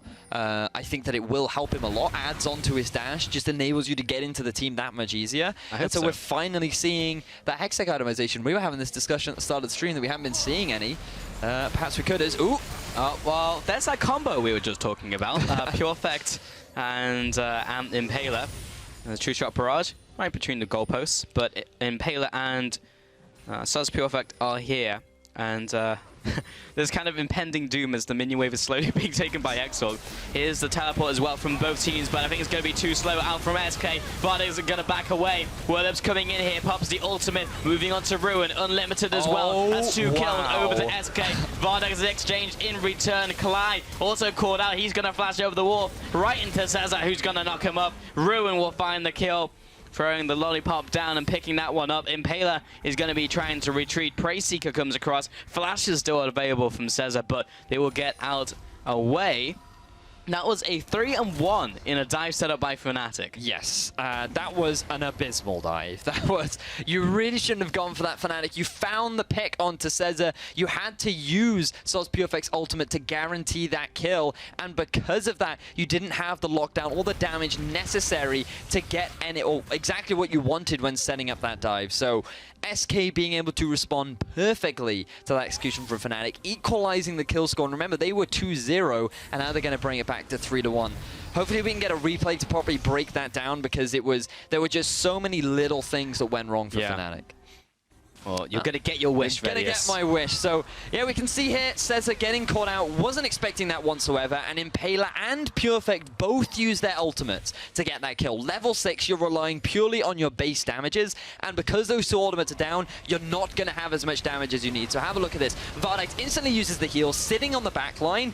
And Whirlib, he's just not hitting anyone of importance. Sos Purefect tanks the turret for way too long thanks to a brilliant exhaust coming out from Unlimited. And because of how long it took them to set that dive up, both Cesar and Suno have plenty of time to rotate up to the top lane and help SK get a couple kills back in return. So SK, nice return on the execution from Fnatic, which was really quite shocking. Yeah, it was not good at all. And now 2 kills have gone over to Ruin, so 2-0-0 in his game right now, and 2 kills over to Impaler. But I feel like every early game we see Impaler get like 2 or 3 kills and just not be able to transition into the mid game with them. Ruin is up here right now. Whirlib's also coming out. We may see a fight erupt. Cesar and Unlimited drawing the top frenzy. And Impaler shoots out the end of the line. True Shot Barrage also hits Cesar. And Suno is coming into the top lane. So maybe they can try and defend this one. The tower's already down to about half health. Vardax, why not just finish the turret? Just hit the turret! No, he's going to be picking that one up relatively soon. Right now, things have slowed down a little bit. 10-minute mark. Gold is exactly even between the two teams. Cesar has died twice. A little bit unfortunate. Gave away that first blood very early on. Ended up getting picked off as well. And actually, it looks like Fnatic Academy rotating up, using the TP. Going to be charging up the Poppycopter, and Kalai and Purefect go flying. Impaler's now by himself, and this could very much be a kill on him very early on, but Cesar is going to trade his life. Both junglers fall down for a 1-for-1 trade. A little bit of a misplay from Cesar. He came out from his burrow a little bit too early, which means that he didn't get the knock-up on to Impaler. Because of that, Whirlib was almost able to save his jungler's life, but Cesar fortunately just able to get that last hit in, so they ended up trading 1-for-1 once more. Cesar did use his flash in that engagement, so he's not going to have that available moving forward. But still, SK losing a turret off the back of that as well. Still sitting on top of the gold lead as a result of Vardax just sitting in the bottom, getting a lot of free farm. Well, Suno is going to head on down here. The first dragon of the game is Infernal, but we're going to see all of those events once again. There's the TP, but such a good ultimate from Ruin to start it off. Yeah, it was a really nice setup from Fnatic. You can see what they were trying to do. Collapse down onto Ruin, catch him out of position, and then Cesar a little bit too soon with the unburrow. Fortunately, is able to get the kill. I actually think the Krug might have actually picked that one up. MVP. But yeah, 1-for-1 overall between the two teams. Very back and forth, El Clasico. Very living up to its name right now. True. As SK trying to get some control over the dragon, which is the Infernal Drake. So setting up for potentially the 3rd-degree burn, which is what we heard from earlier. Dark, but I like it. So Cesar and Unlimited, I mean, coming into the bot lane here, see if they can do anything to set up this dragon. Unlimited is actually just going to walk into the bush, but that's a Kindle Gem being picked up by Whirlib, so have to assume it's going to be the Proto belt. Yes. Dash 01. From memory, I think it gives 300 health, 60 ability power, and cooldown reduction, like every other AP item nowadays. And the small dash, so it will help him position a little bit as well. So yes, and it fires bolts of fire when you dash, which is cool, very snazzy. And I have seen some really cool Twisted Fate plays with it, actually, where Twisted Fate will use his ultimate to get into a position, and then he'll use his dash just as it spawns to then reposition in a way that will allow him to dodge some abilities and then get the stun down. So it has some cool outplay potential. And we were figuring out where does it go in the priority list of items. I would still prefer a Abyssal over this item personally on the cannon. But clearly, Whirlib disagrees. And he is the pro player, so we'll have to see how well things work out for him. Well, there's so many items that are so damn good for those champions. It's like Zhonya's is great, Abyssal Scepter's good. By the time you're on like 3rd item, you'd like to get like a Death Cap. So, yeah, he's going to have to sacrifice one of those things. Well, if I'm being honest, if I could, I would get a Death Cap 1st item, but people get mad at me if I prioritize that. Yeah. Well, it doesn't really... It's also not that cost efficient because it amplifies, yeah. But it's a wizard's hat, and I love being a wizard. That's true. And if you get a bunch of Infernals, it was just like, I was just preparing for the eventuality where we get triple Infernal. And then I have all the application, which is actually still bad, but there you go. Unlimited, he's checking on these bushes. Only 40 minutes into this game, but surprising that actually no one has prioritized the dragon at all. At 40 minutes into the game, and it's Infernal. If it was Cloud, I could understand, but... I think both teams are a little bit wary, because whoever sets up for the dragon will not really be in a great position to force a fight. Now, remember what Whirlib wants is for action to start, and then him to teleport in, come in for the flank, and get that multi-man cannon ultimate after a lot of the mobility has been burnt by SK, because if he's the one setting up the fight, then he could just get knocked back, he can get disengaged. You have to remember that there is the ultimate coming out from Ruin, there's the pillar coming out from Unlimited. There's the gravity field from Suno. So there's a lot of crowd control abilities that Woolib has to be very wary of. So if possible, he wants to come in as late as possible. So if Fnatic are the ones to set that one up, maybe they can bait SK in and then Woolib comes in from behind. But it's still not the ideal situation to be in. They'd much rather SK start off the Dragon and then they come in with a two-pronged attack onto that objective. Well, that may be the play. With a lot of people in the bottom lane, could be something opening up. Pretty secret of the wall, so Cesar tells Impaler he's here with a warning shot. Proto Belt has been complete by Woolib, so he's going to be using that one at some point. Actually does a bunch of damage, 150 plus a third of your AP, so actually quite a lot of damage. Going for the Thundering Shuriken as a second max, by the way. Oh, really? Not going for the Electrical Surge or the Lightning Rush as his second max, so that's interesting. Yeah, I guess he doesn't want to go for that slightly tanky route. I would argue that if you are going to be the one being the main initiator, you want to go for the E first. But hang on a second, Dragon gets started off. Yeah, Cesar has been forced to try and go near the pit so he can try and get the steal, but instead he's just going to find a Selfie, or not Selfie, Purefect, who manages to kill him. I see the champion, I think Selfie. Kali's going to get chased down. Vardax is over the wall. He's out of the fight. Ruin takes the Winter's Bite, chased out by Suno, looking for the Death Laser. Doesn't quite connect it. Nice. Good pillar from Unlimited. That will allow Ruin to get in range. Vardax even comes in with a Piercing Light to pick up that kill. That was a 2-1. Again, advantage to SK. Yeah, another fantastic team fight going in their favor right now, using that team fight composition to its advantage. And Fnatic struggling to find the initiation that they wanted. They were able, to catch Cesar out of position. They shut him down, but he's really not a target that adds much value in these engagements. He's level 9, he's 1-4-1. He's not really going to be the one doing very much. So losing him early on is not that big of a deficit for SK. But have a look, Fnatic are the ones to kick this one off. They target Cesar. You get the flank TPs coming out from both Kennen and Lissandra. The immediate target focus is Vardax, which is great for Purefect. But look at Woolib. He can't get through that gravity field, and this is exactly what we were talking about. So many crowd control abilities that he has to be wary of can really mitigate his influence on these team fights. And without that additional damage coming in from the top lane, it just sets up SK to go for the chase, get themselves a second kill, and likely picking up that Infernal Drake off the back of that. Very unfortunate in these fights, really, for Fnatic Academy, and even that Proto Belt didn't really help, and that's where you've got to start questioning, would like a Zhonya's Hourglass actually be more efficient early on into this game, because you pick that one up, and then he gets into the back line, and then he just pops the ultimate Zhonya's.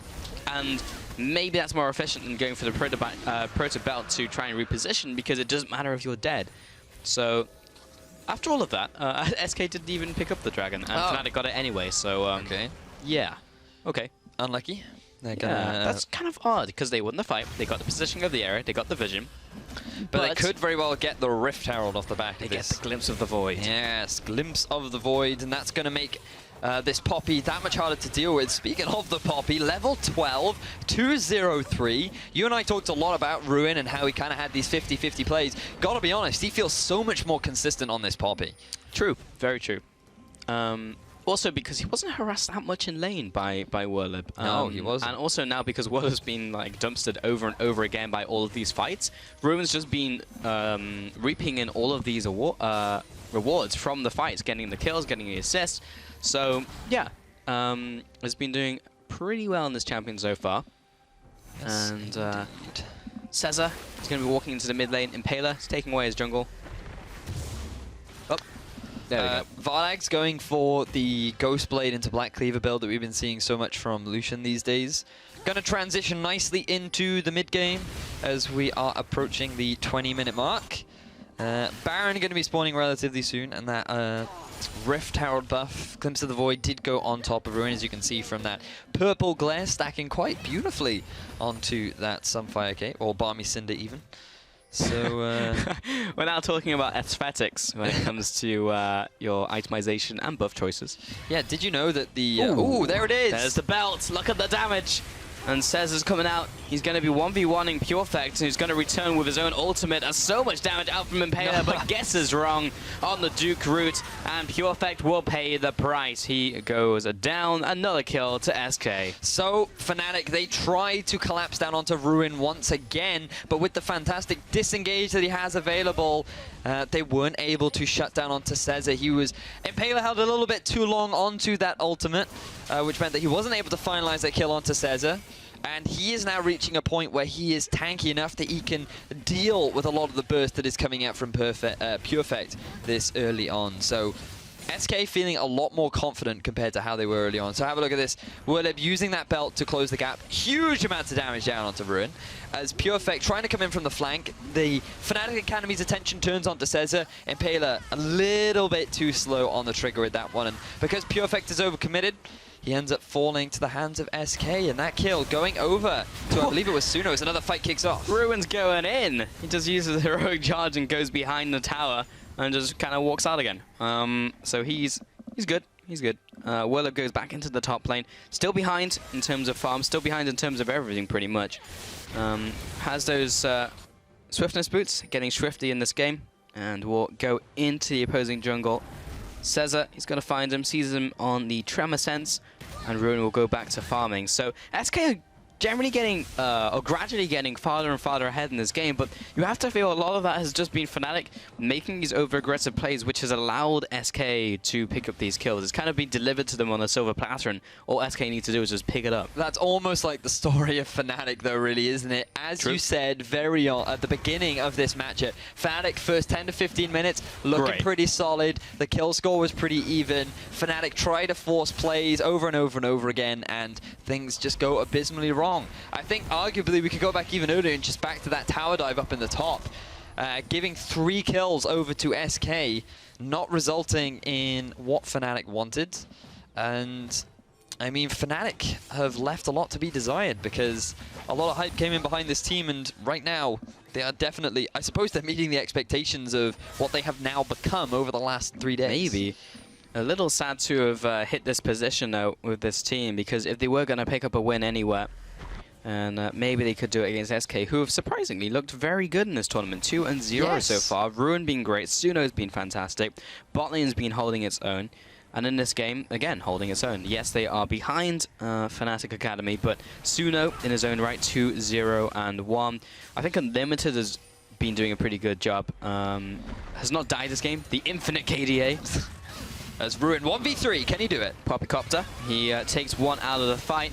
Werleb is going to be coming out here. Cesar comes in for the knockup onto Werleb. Ruin comes in, throws out the hammer shock. Here comes the TP out from Werleb, looking for Purefect rather, coming in for the good position. Flash W ultimate. There all it the is. AoE damage. The wombo combo out from Fnatic. Will it be enough? Unlimited. He's close to dying, but after all of that damage coming out, only Cesar goes down. So this is how Fnatic want to be playing these fights. SK are the ones to set up the play. Fnatic use the double teleport to come in from the flank.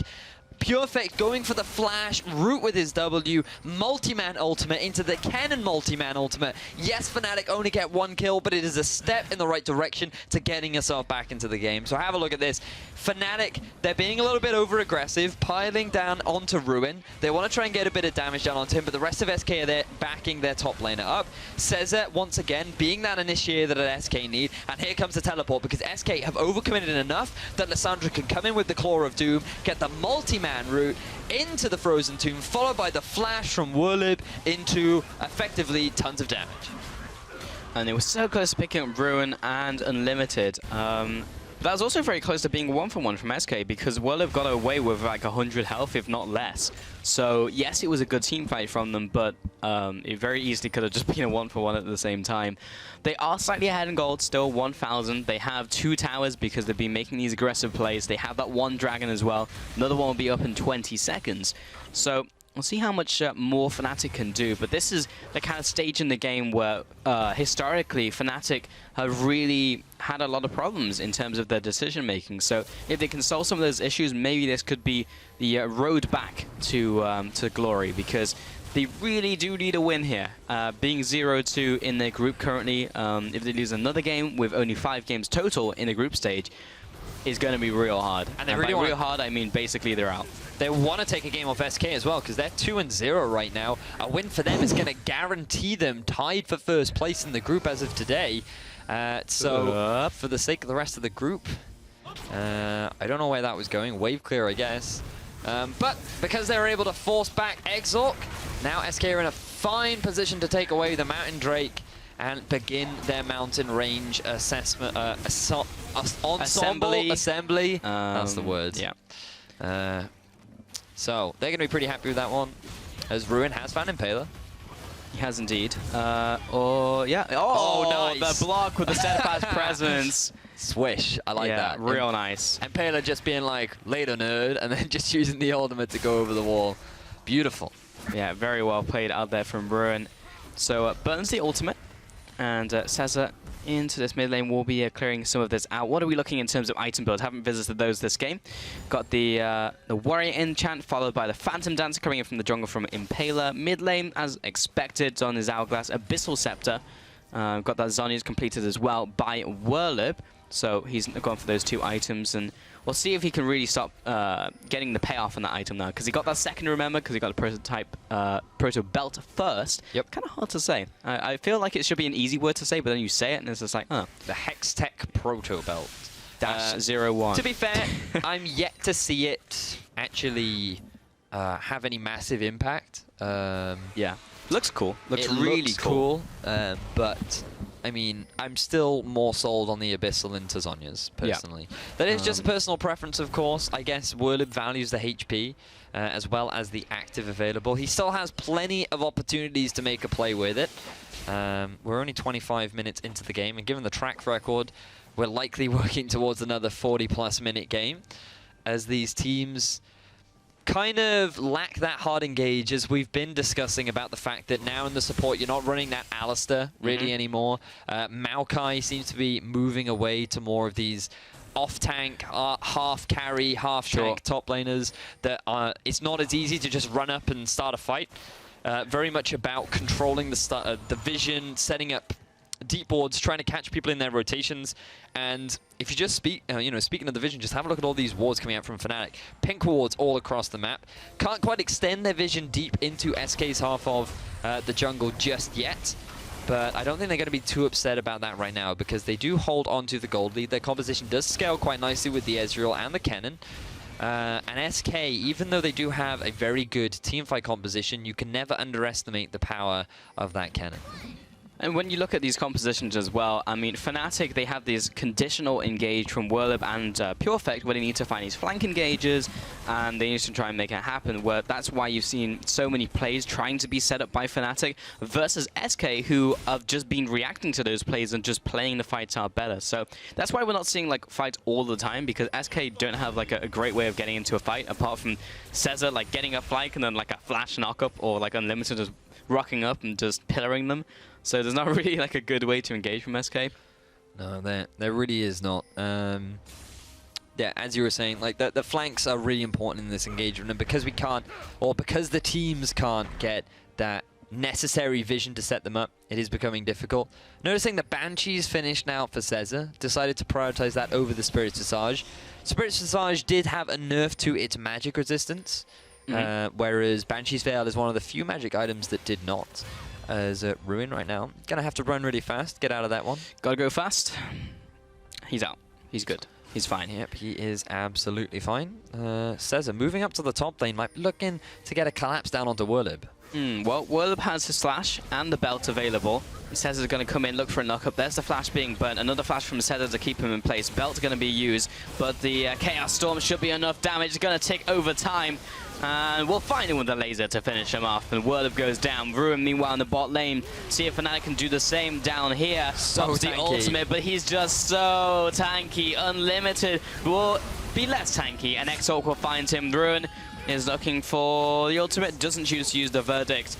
And Now the culling comes in for wave clear, so that's a 1-for-1 trade support for top lane. But Fnatic actually have the momentum here to make a play. Yeah, they do. They're pushing down onto the tier 2 turret, which is going to give them so much more control over the map. It is going to be a turret exchange, but the fact that Fnatic were able to pick up a much deeper turret, it means that they are going to come out ahead in this one. And Unlimited gave away his life there, I feel. He tried to keep Ruin alive when he just didn't need to. Ruin is so tanky at this point. It's going to take way more than just 4 members to kill him. So Ruin, he wants a little bit of revenge for his support. Yeah, he's once again going real deep, looking for the verdict onto 2 players. Cesar has stayed along for a little too long. Whirlib is going to try and find him. Claw comes across. Impaler end of the line, and that is the end of the line for Cesar. Just a bit of an overextension, but to be fair, he was bailing out Ruin, who Ruin just went in. I feel like you set Cesar up there for failure. This was the high-risk style of play that Ruin likes to go for. Yep. He got an over-aggressive engagement onto Impaler. He then had the Poppycopter used as a form of disengage, which actually created a numbers advantage for SK, but it didn't matter because Ruin was so low health he couldn't continue with the fight, which just basically left Cesar out to dry. And Fnatic Academy now equalizing the kill score, extending their gold lead ever so slightly, feeling a little bit more confident moving forward. Need to highlight the fact that Cesar has 6 deaths in this game. Yeah, he's not doing too well. Whirlib.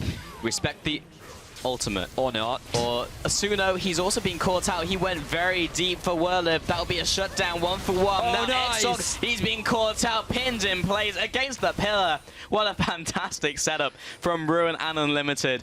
And this mid turret should be going down now to SK. Clyde only now coming into this mid lane. Great interaction between the pillar and the Poppy heroic charge. Have a look though. Soz Perfect sitting up in the top lane. He still has the teleport available. No one from SK actually moving up to deal with him. As I say, that Ruin now moving. Dragon is live. How are SK going to choose to play this one? They want to pick up this Infernal Drake. This will be the second one of the game. And need to double check who has which buffs. First one did go over to Fnatic. Okay. Well, it should be SK to secure this. I don't think Impaler can get over the wall, so I'll be 1-on-1. Cly is dead. Very dead. Very, very dead. I don't know why he stayed around, though. Yeah, I don't know. I guess he wanted to try and provide some support to Impaler, who could maybe go for the steal, but Impaler, he had no flash. Anyway, have a look at Whirlib. And now have a look at him disappear. Impaler able to catch out Suno, who overcommitted just a little bit for that kill, 1-for-1, and there it is. Really nice interaction between both Poppy and Trundle, setting up for that play. You need a wall, Trundle's your man. I'm actually surprised we don't see that more often, honestly. We see a lot of Poppy and we see a lot of Trundle, but we don't see Trundle set up a Poppy for that, because you just point and click on your target, and then have Unlimited be in range, and then just... Poppy to Leah is going to be an awesome interaction. Poppy to Leah. Remember the Vayne build where you go ZZ Rot and then you condemn someone, ZZ Rot behind them that and it stuns them? That was not a build, Pulse. It was that was so not good a build. though. Only you would say that. But yeah, that's true. But yeah, Ruin, I'd just like to see more of that. Heroic charge into like player-created terrain is really cool. Certainly is. You could do it with the Nivea wall as well. Yeah. But you see more like Trundle. The point is that like we see these champions so often that I'm just surprised we didn't see more of that interaction. Yeah, no, I completely agree with you. So Cesar going to be rejoining the fray as Cly and Unlimited strut their support stuff. So, looking at the map right now, 32 minutes into the game, gold lead in favor of Fnatic. They have been the ones typically coming out ahead in these fights. Perfect, looking for the flank. He knows that he has the vision advantage around there. But I feel like the standout player moving forward for Fnatic is going to be Ruin. He is on a phenomenal scoreline right now. As long as he can get onto these priority targets and either prevent Whirlib from getting in, using that Poppycopter to deny any of these flank engages coming out from Fnatic, he really could be the game changer in these next few fights. So keep your eyes peeled onto Ruin, because this guy, he does have those 50-50 performances, and while he does have the ability to land a multi-man ultimate that can completely deny Fnatic, he could also completely whiff it and fire it in the wrong direction. He could. That's what makes Ruin so great. You never know what you're going to get. That's true. It's very fun to watch. But I think this game, he's just been consistently good, honestly. He has, yeah. I think he's hit a lot of good ultimates. He's had some really good steadfast presences. my mind cast back to Impaler when he just got stuck in the jungle. So yeah, Ruin's been having yet again another great game. So excited to see what else he can bring to the table. Unlimited is camped out in his own jungle, lying in wait.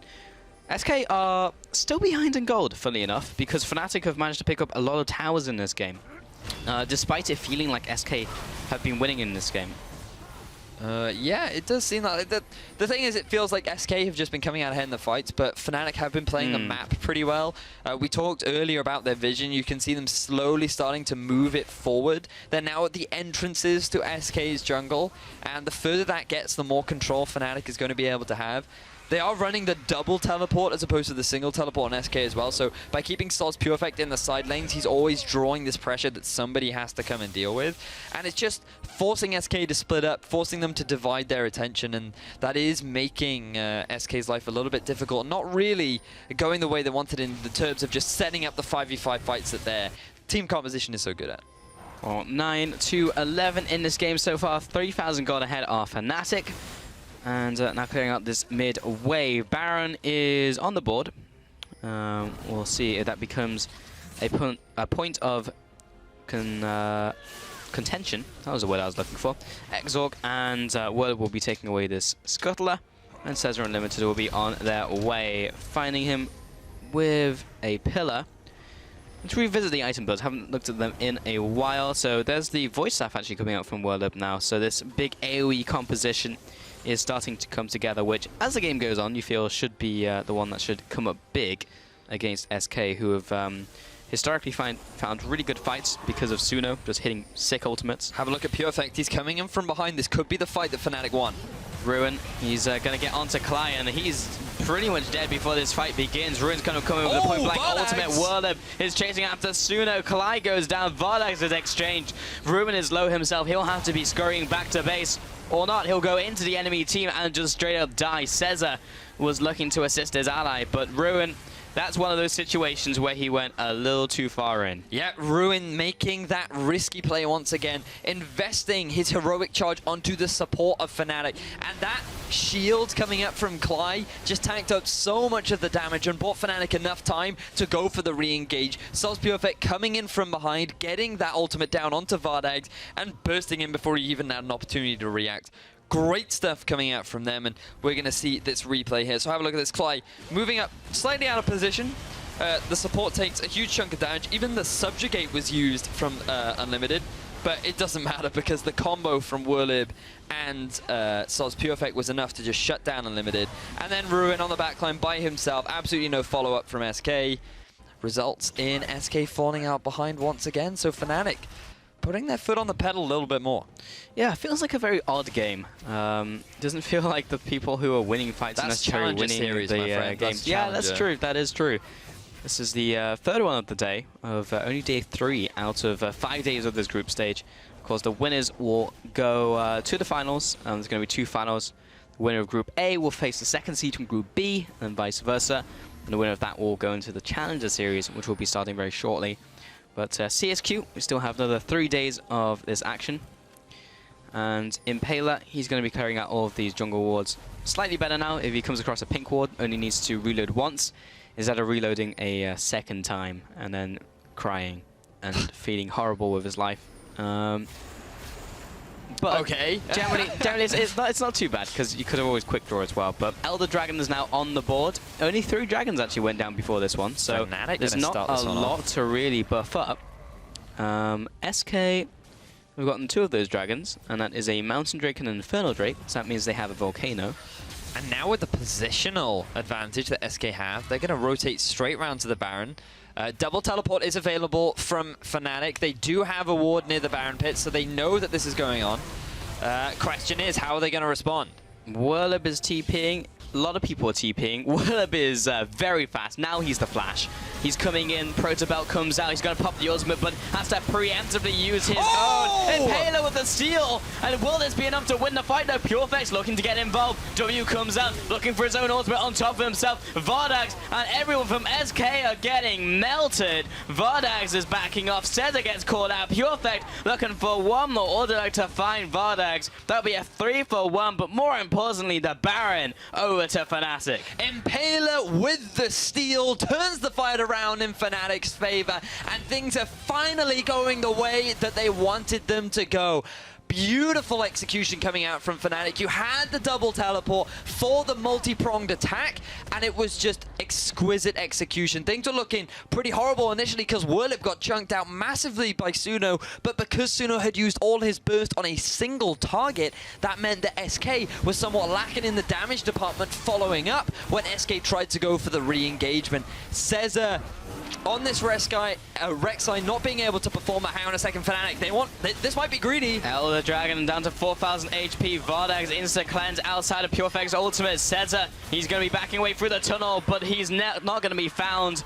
And Exorc, he's going to come in here, try and take down this Elder Dragon. Ruin's coming in. That's once again smited away by Impaler. Ruin's going to find one kill. Purefect and Clyde are both low themselves. No way out of the pit. Whirlip is going to nuke down his target, and he's going to look towards Unlimited as well. Mystic shot over the wall, and that will bring an end to the hostilities. 3-for-2 overall. Advantage to Fnatic and the Elder Dragon. So Fnatic picking up objective after objective after a single play coming out from SK. They feel like they can just go for the Baron because Fnatic aren't in a position to respond. The double TP isn't respected, and here you can see Cly with the beautiful ultimate to pretty much limit the disengage from SK. So it's Purefect coming in from over the wall, getting the multi-man route into the multi-man ultimate once again. And Whirlip, he did his job because he kept Suno preoccupied enough that Exor could just go for the cleanup. And I didn't mention it, but Impaler with the steal. Just beautiful stuff coming out from Fnatic Academy. That right there was the Fnatic Academy that everyone was expecting. Yeah, he must have been playing a lot of Smite Simulator because that was a really good Smite steal out at the end. And 4-2 and 10 this game. Really, from what we've seen before from Impaler, it's definitely been like the early game has been fantastic, but getting into the mid game and the late game has been kind of lackluster. But this game has been fantastic.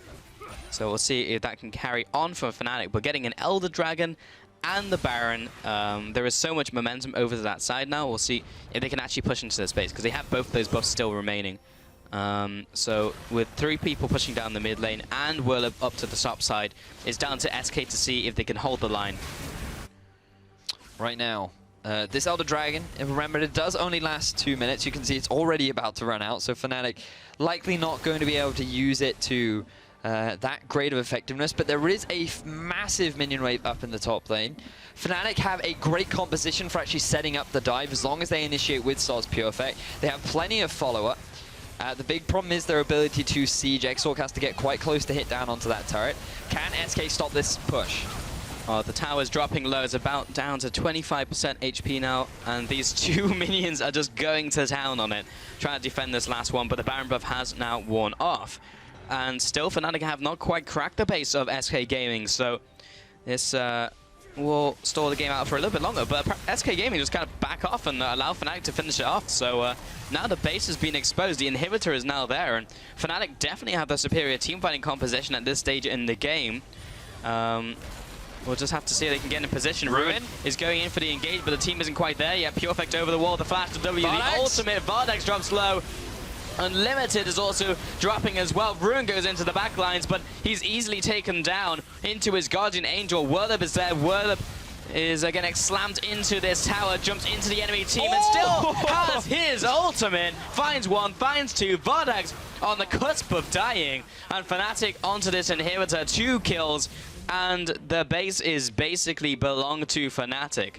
So Fnatic finally get themselves into the base of SK. They take down the turret, which was a bit of a mishap from SK. They try to force the fight from Ruin, going for that engage once more. It didn't work out for SK, and now Fnatic, they're going to be able to pick themselves up 2 inhibitors, and they are in a prime position to get themselves their first win in the Challenger Series qualifier. Dominating win there in that last team fight. Vardax is now just trying to grab straws, take away some of his farm, trying to farm up, but let's see the start of that engagement once again when the tower just kind of went down. So again, Ruin, his engagement onto Cly is really not the target that you want to be focusing on. Using his disengage onto Kennen was pretty good that early on because it meant that follow-up was unavailable, but there's just no answer from SK. They're always playing on the back foot. They're always trying to run away because this front line of Cly and Wurlib is so terrifying that SK don't really know how to play around it. Wurlib going for the flash engagement, really nice execution.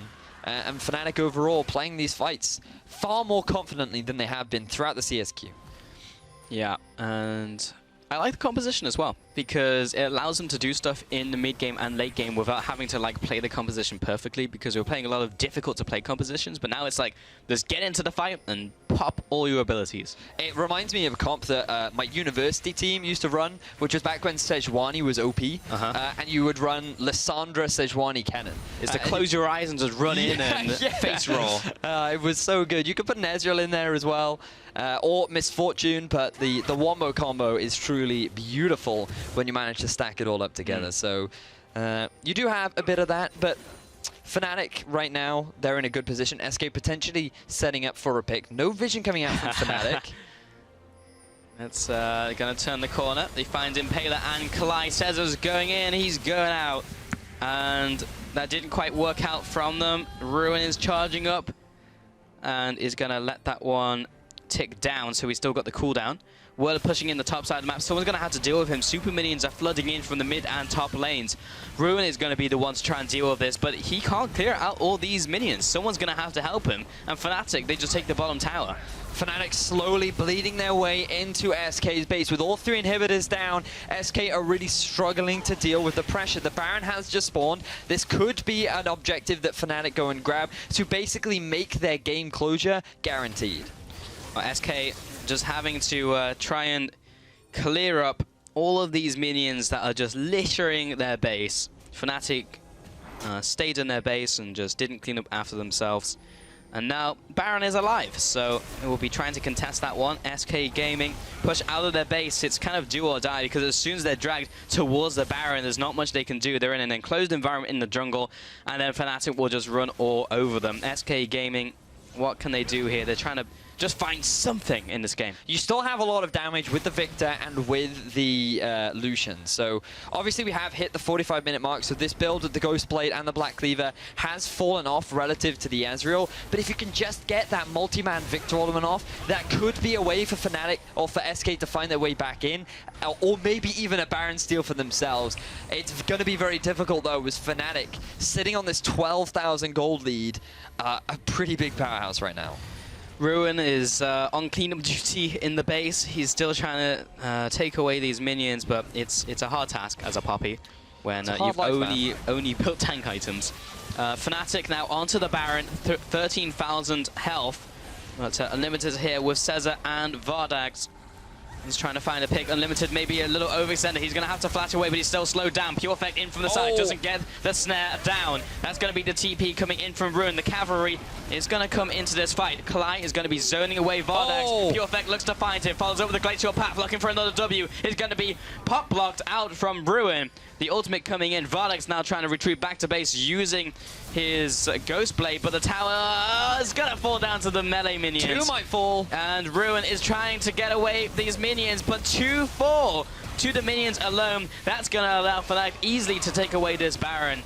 And it's basically just going to be the end of this game for SK very shortly. Fnatic playing that beautifully. They just kept SK's attention while the super minions were walking into SK's base and ending the game for them. This is how you use those minions to pick yourselves up those neutral objectives. And now, with that Baron buff, yes, the inhibitors will be respawning, but with the gold lead that Fnatic have, with the team fights that they have been winning over and over and over again, Fnatic are likely going to close this game out and make their way onto the board. Yeah, it's just a matter of filing the paperwork at this point. Only 1 inhibitor still remaining. Fnatic are pushing into the base with Pure Effect leading the charge.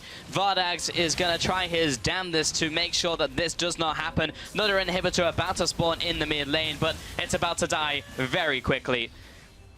In a second. There we go. It's now respawned, and then Fnatic will completely destroy this inhibitor. SK Gaming need to try and find some type of miracle engagement, but I just don't really see it here, Vedius. Well, SK, they don't want to give up hope just yet. Remember that they are sitting at 2-0, so every win matters for them as Fnatic continuing their siege. These empowered super minions doing a lot of work at this point. Fnatic, they might not even need to end the game as Cesar goes for the flash. He doesn't find the knock-up, though. That was key. And Fnatic still have so many of their summoners. They're going to play it safe, and rightly so. Or maybe not. Purefect's just going to jump in. Unlimited's going to go down. There's the AoE wombo combo coming out. Ruin is going to come into the fight. Vardek trying to respond with some damage, but Fnatic are all over this one. They're onto the Nexus. Ruin, the clean sweep, the clean ace, and they find their first win of CSQ. Fnatic Academy bring out the unique strategy. In the mid-game, they look super dicey. They definitely did. And I feel like that the game swing was when SK threw away that Baron. They decided, we need to make a play. This game is super stale. Nothing is happening. And the longer we wait, the stronger that cannon's going to be. So let's just try and make a play right now. Fnatic, they've gone for the Dragon. We're in a great position. We can just nuke down the Baron. We even have the Mountain Drake. It's not a problem. We can take this one. Unfortunately, they overestimated their damage. They didn't respect the double teleport. They get collapsed on from both sides, and they give away the Baron due to a fantastic steal coming out from Impaler. Yeah, but it still does mean that's only the first loss from SK. So they're still in a pretty good position. They've got another 2 games to go. So still likely that they will be making the finals. Fnatic, first win on the board, so they need to win the rest of their games from here on out. But that was better. Yes, it was shaking in mid lane, in the mid game, as you just mentioned, Vedius. But early game was just as good as it always is. But they were able to transition that into the late game. They didn't make stupid decisions, and their team fight was very strong. It was just like run in there, pop your ultimates, pick up those kills, and if we can see more of that from Fnatic, we could actually see them bounce back, because I would like to see more from the squad, because they have some really good solo talents in their roster. They certainly do. It was also nice to see Clay on that Braum, making some really good plays. His positioning was fantastic, providing the peel that you really needed to keep your team alive in a lot of situations. He also was kind of like the sacrificial lamb in a lot of instances, where he was on the front line and drawing Ruin's pressure. And, you know, speaking of Ruin, he was very solid on that Poppy today. Yeah. Again, a couple questionable engages, couple like high-risk plays, I think is the best way to describe them. And to be fair to him, he's still my standout player for SK. And moving forward, I think that as long as he continues that sort of practice, he's going to be doing well throughout the CSQ. And now that the board in Group A has opened up a little more, we're now seeing more teams evenly matched with low priority sitting at the top. SK are definitely not out of it yet. Oh, for sure. And it's also been great watching Ruin. He's a very interesting player to watch. Also, out of the... I guess we're getting played out, so we'll see you later. 3 games down and 3 to go. We're going to take another quick break, but stay tuned right here. Played out.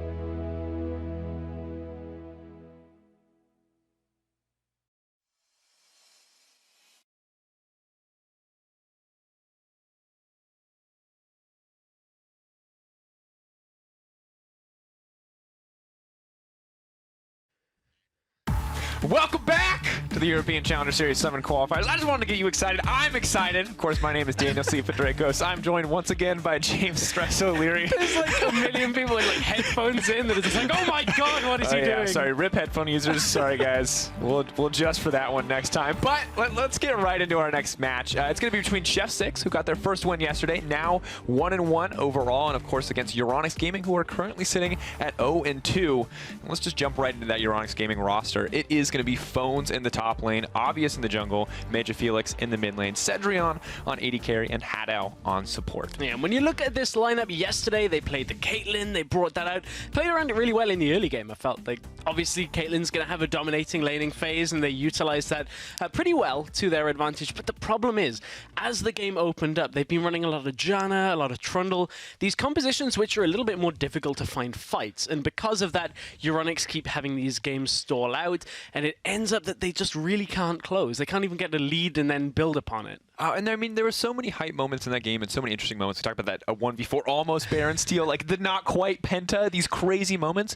The perfect line of traps, I think, is what Pulse wanted to talk about at one point. But at the end of the day, I mean, even if you have those great moments, it's not enough if it doesn't carry over into a win. Exactly, and especially when you look at a game like this now for them, up against Chef 6, who are on the red side, it could be a tough win if they can't get themselves going. So let's look at Chef 6 on that red side. It is Nick in the top lane, Synkrov in the jungle, Godbro in the mid lane with Nadius and Superaze as the AD carry and support for the Polish representatives here in the CS qualifiers. And you speak about ESG sending things bottom lane. Chef 6 like to do the same. Very similar. And I think that's a trend we've seen a lot in both groups A, or both Group A and Group B, is that people are really playing around bot lane quite frequently, and it's actually paying off pretty well. I mean, obviously low priority continuing to do it. It's working out for them, and I think it's worked out well for Chef 6 as well. And a lot of that, I think, is Nick up in the top lane, you know, playing that Maokai and, you know, showing up bottom and just consistently doing what is necessary as a top laner, even if it's not always the most flashy kind of moments from him. Yeah, and he became pretty much unkillable at one point. We were just watching him against like a Lissandra and a Lulu and thinking, well, they're not going to do anything against that, and the Dravens got put behind. So certainly Nick had himself a good game yesterday. See if he can do the same again today. Yeah, absolutely. Of course, coming in from the jungle, though, Synkrov with the Gragas, I think his ults were very much on point. I think it's something that you talked about a lot yesterday, but, you know, another good game from this guy. Yeah, it was good. Always using the ult for the pick setup made it very difficult for the opponents really to deal with. And then the problem that we've seen Chef 6 have, though, in their loss and in their win, is that they just get caught out a couple of times while ahead and then get slowed down to the point where they're not able to finish the game straight up. Godbro in game 1 got picked off and pretty much ended up giving away the Baron, and that snowballed into a loss.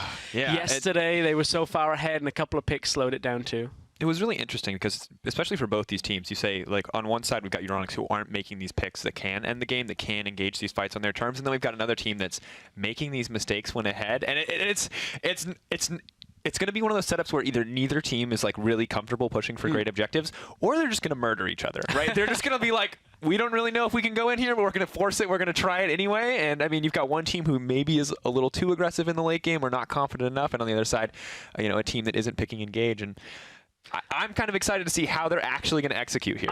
I want one of the games where everybody's just going to try and kill each other, though. That's what I want. That's the kind of game that I'm looking for. I think we live for it. I mean, the meta is still so undefined, and there's so many new items and picks. It's like, and the lane swaps are still so undeveloped. You just wonder, like, what is 6'10 going to look like in the end? Yeah. But right now, what I'm interested in from 6'10, there's mage changes. Show me the weird picks. Show me the cheese. Grab some dragons. Beat each other up. I mean, we just saw Willer picking the cannon, getting the proto belt, hitting people with like the rockets, and as all of that damage stacks, you're like, oh, I didn't realize cannon can like one-shot anybody. He just uses that active towards. So I heard so much from people being like, proto belt's so strong. It's like new DFG. You know, there's that thread on Reddit, and I didn't see it. And then I saw it last game. I was like, okay, well, I'm starting to understand now. You know, it's not something I've played against, but it's looking pretty strong. But of course, we're already deep into the pick ban phase, and Quinn Nidalee taking off the table from Euronics, not wanting to give Godbro another shot at that Quinn. And Lissandra kind of just a general ban, I feel like, taken off the table. Lissandra's been quite a meta pick now as well. When you look at yesterday from, or at least some of the games that Magic Felix has been in with the Lissandra, we've seen just so much priority on this team fighting. Nidalee is an interesting one. This is actually the 12th ban here in the Challenger Series qualifiers for Nidalee. Only played in 2 games, 1 win. So hasn't had a lot of success in the games that we've seen, but certainly a small sample size. On the other side, the Rise being taken away remains 100% pick and ban. This is ban number 15 out of 16 games, 1 win on the board. Yeah, 1 of course in his year as well with 100% pick ban rate. I'm not sure what the ratio is on between picks and bans, but we know we've seen him in every game, in every champ select, whether it's on the ban screen or in the game. Yeah. I mean, it's kind of crazy. The more things change, I guess, the more they stay the same, right? Because these are the same picks that we saw at MSI. And that's what we were talking about, is even though the mid lane meta shifted, these 2 picks, the Rise, the Azir, were still top tier. Speaking of top tier, Lucian is available should they want it. We've also got the support pick of the Braum we've seen a couple of times coming out and being a high priority. I'm just sad that Bard got banned away. I'm always. Yeah. I mean, maybe a good choice against Hadao. Bard, generally a pretty strong pick, but of course, jungle priority actually going to be what comes out first here from Euronics. We thought we might see something else with the Lucian, but Kindred's still coming up. So it's funny you'd say that, because coming into the tournament, this is what I would have probably predicted coming into this, but now that we're 2 days on, I'm like, that could have been a Lucian. But it's weird, but only because your standards have changed, right? Because when we came into the tournament, we were like, well, all these strong junglers are still up. Why aren't people picking them? Yeah. And now, I mean, finally, Euronics are putting some pressure there. We're going to have to see if that actually is the right choice, because Lucian, the hover over here on the other side, I think one of the really common first rotations we've seen is that Lucian Braum on red side. Yeah, really common. And we've even seen the Lucian being first picked if available. We saw a couple of games on the Braum being first picked. So really, as you said, the jungle priority got shifted because people were favoring the Elise, favoring the Gragas. We've now seen 2 games of Rek'Sai as well when other junglers are available. So a little surprised on how the jungle matchup and pool has played out. The Graves is still up as well. Not the best ult interaction with the Kindred when you look at it, but still a very strong jungler as it is. And I think I kind of like the starting picks. You got 2 strong picks here on the side. Of Chef, I just blanked. I almost called them Nip, and I was like, they're definitely not ninjas in pajamas. Completely different game. Way too many years since they have played League of Legends. It has been a while. Chef though, reining it back in. I mean, I kind of like the double 80 carry to start it. You've got Graves. We've seen him be aggressive. We've seen him be a farm jungler, and now we see a glimpse into the future, perhaps. Potentially a replay from a previous Gnar game there in the background. We'll get that sorted in a second, but we will. Graves Lucian. Seems pretty strong. You got the starting lane, and Lucian, we learned a lot about the Black Cleaver Youmuu's build, and it seems like it's a pretty big terror here in these games. Yeah, it is. That armor reduction, it just allows you to shred any kind of carry. Not so great against super tanks, but still very good against, low armor building, whether it's jungle, mid, AD, these champions that really don't care for armor. They're like, no, you tanks get that. We don't want that. So it turns out that you actually take a lot of damage if you don't have a lot of armor, and then you take it away off the top as well. Yeah, the percentage armor shred, it just feels like it's the best of both worlds, right? You've got the base armor penetration if you're not building armor, and if you build a ton, you get the percentage taken from total armor too, as opposed to Last Whisper, which is just that bonus armor. Yeah, right? Exactly. It's all about taking it away from the total with that flat reduction as well. I did get pinged about the Azir rates as well. Azir is still 100% pick and ban when you look at it through all of the games. I know there is a match history missing for Game 2 from yesterday. That will get updated, hopefully, if I can get my hands on that as well. Only a 33% win rate, though. 1 out of 3 in the games that it has been played. It makes me so sad, because so many of the plays from all these Azir mid laners have been crazy. Like the Shurima shuffles, the Tokyo drift, they're just like, they're hitting it up. They're making these crazy moves, but I guess it's just not enough in a lot of these circumstances. And Azir banned out. I think that's shifting the priority over to Victor now as we see that locked in. It has. He's been available in pretty much every game so far. I wonder what the response is going to be. We've seen some LeBlancs come out in response to that, and it is God Bro. So it's available. It's there. We know he can do it. The Quinn is not available for him, so he's going to be sitting there thinking, what do I want? Which incredibly lane-dominant character do I pick? Yeah, I think that's been the story for him. And I'm not going to talk about that hover over because it's definitely not lane dominant, but Braum also picked up here by Euronics. Feels like, I would say, one of the best performing supports of the tournament in terms of what he brings to the table. So it's interesting because he's got a high pick and ban rate here for this tournament as we're going into Game 16. A fairly low win rate, though. 5 out of 11 games he's actually won. So I feel like that's somewhat anecdotal as well at the same time. It's not because of the Braum that teams have been losing, but certainly it's one I've been tracking because we were expecting to see more range supports come from MSI. So it is interesting to see the success of Braum and how it just quite hasn't panned out with the amount of games he's being prioritized. Yeah, interesting. We'll have to see what they decide to pair with it here in the bot lane, as they are now on their last rotation on the side of Euronics, but the other picks have been locked in. It is going to be the Zillion. most likely mid lane, I would assume. I don't think we've seen a Zillion support in many. Yeah, I mean, at this point now, they're just trying to figure out whether they need something like an Alistar for the engage in the bottom lane. They've already got a Maokai alongside it, so this is the point where they can pivot. Do they go towards engage, or do they go towards more utility? Because you've already got a Lucian there. Maybe you pick something like a Janna to go alongside... sorry, you've already got a Zillion, so maybe you pick something like a Janna to go alongside it. Keep them alive, maybe a Morgana, Black Shield, depending on exactly what ESG are bringing to the table on the other side. Few more seconds waiting to lock those picks in. I'm going to just talk about it because I don't think he's going to change in the last 2 seconds. Gnar, I think really the breakout pick at this tournament. I think there's so far, yeah. Gnar and Victor, really hand in hand, right? Two of the champions that we thought. Gnar, we didn't expect at all. Victor, we're like, we know he's strong, but we thought a lot of the mages were strong. Victor being the one that retains priority, and Gnar being the kind of the surprise pickup here in the tournament overall. Yeah, and honestly, it's because he's able to handle a lot of the matchups that are given to him top lane when he's in mini Gnar form. The Trundle, the Maokai, the Poppy, the Echo, all are fairly difficult champions you know, playing into a Gnar. However, when he goes into Mega Gnar, each of those champions has something that can deal with him. You've got the Trundle Subjugate, you've got the unreliability compared to the Maokai, you've got a lot of different options to deal with him, but certainly just the lane dominance and the split push ability, especially if you can get that Rift Herald. If you can get that buff, oh my gosh, it makes him so difficult to deal with. Hyper alone just does so much damage to those tanks, but you add on this like extra static as well. Black Cleaver, like, and we talked about Black Cleaver, I think, being one of the primary reasons where we saw Gnar coming back, but before we focus too much on Gnar, Janna, of course, going to be the final lock-in here. So a Lucian empowered with that Eye of the Storm, pretty terrifying to play against. Oh yeah. And we're not seeing, you know, the Soraka or the Karma as much. You know, we're not seeing the Sona as it was the Hover over here. Krepa will be happy with that. But we are still seeing at least one range support kind of retain her popularity here, and that is going to be the Janna. Now, at this point, when you look at it, Chef 6 have a fairly straightforward setup here. Obviously, there's going to be a lot thrown towards the Lucian to keep him alive in fights where they can get the Maokai in, where they can get the Graves. When it comes to their ability to play around the map, it's not quite as strong as ESG's, perhaps. When you look at the dominance that they're going to have from the Gnar in the side lane, you're also going to have the Victor and the Sivir being able to wave clear. So Chef 6 are going to have to find the fights, and ESG are going to have to try and avoid them, which can be a little tricky up against, you know, Godbro and co for Chef 6. Godbro, I mean, we've seen him mostly play champions with gap closers, but we have to assume that he can be pretty good at hitting those stuns, and you really don't have a choice once that fight starts. Although it looks like Magic Felix in the mid lane taking that cleanse, he wants to have a choice. He wants to be able to get out of those precarious situations, but with the Graves in the jungle too, if you ever get hit by that stun, it could be a pretty quick death sentence. Oh yeah, no Thresh, but still, I think the sentiment stays. It's so hard for me because I love using the term death sentence, but it's an ability now. It's been an ability for 3 years. It's an ability now, just recently. Man, thank God, like hyperkinetic position reverser isn't in your general vocabulary. Really, just the way they played that was. Making full, I don't even know. We're in game, Sifa. Let's go with it. Focusing up, ESG going to be on the blue side. Chef 6 on the red side. You can see Germany versus Poland. Regional pride here on the line, as well as huge implications in the standings. Yeah, realistically, ESG need a win here.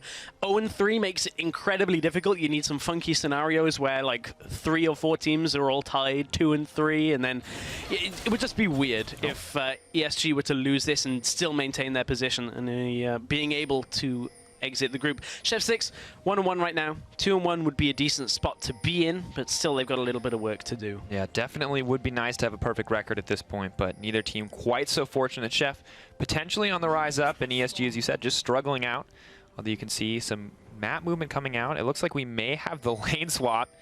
Quick high five from the bot lane and the jungler in the top as they pass each other up in the mid lane, and Lucian and Janna look like they're going to be moving up to the top side. Now, there's one thing that I'm somewhat happy to see here in this game out of ESG, and that is putting Obvious on a champion like Kindred, who is able to have that carry presence if you can get them rolling into the game. We've just seen Chef 6 spotted on that ward, and Phones is going to have to back away.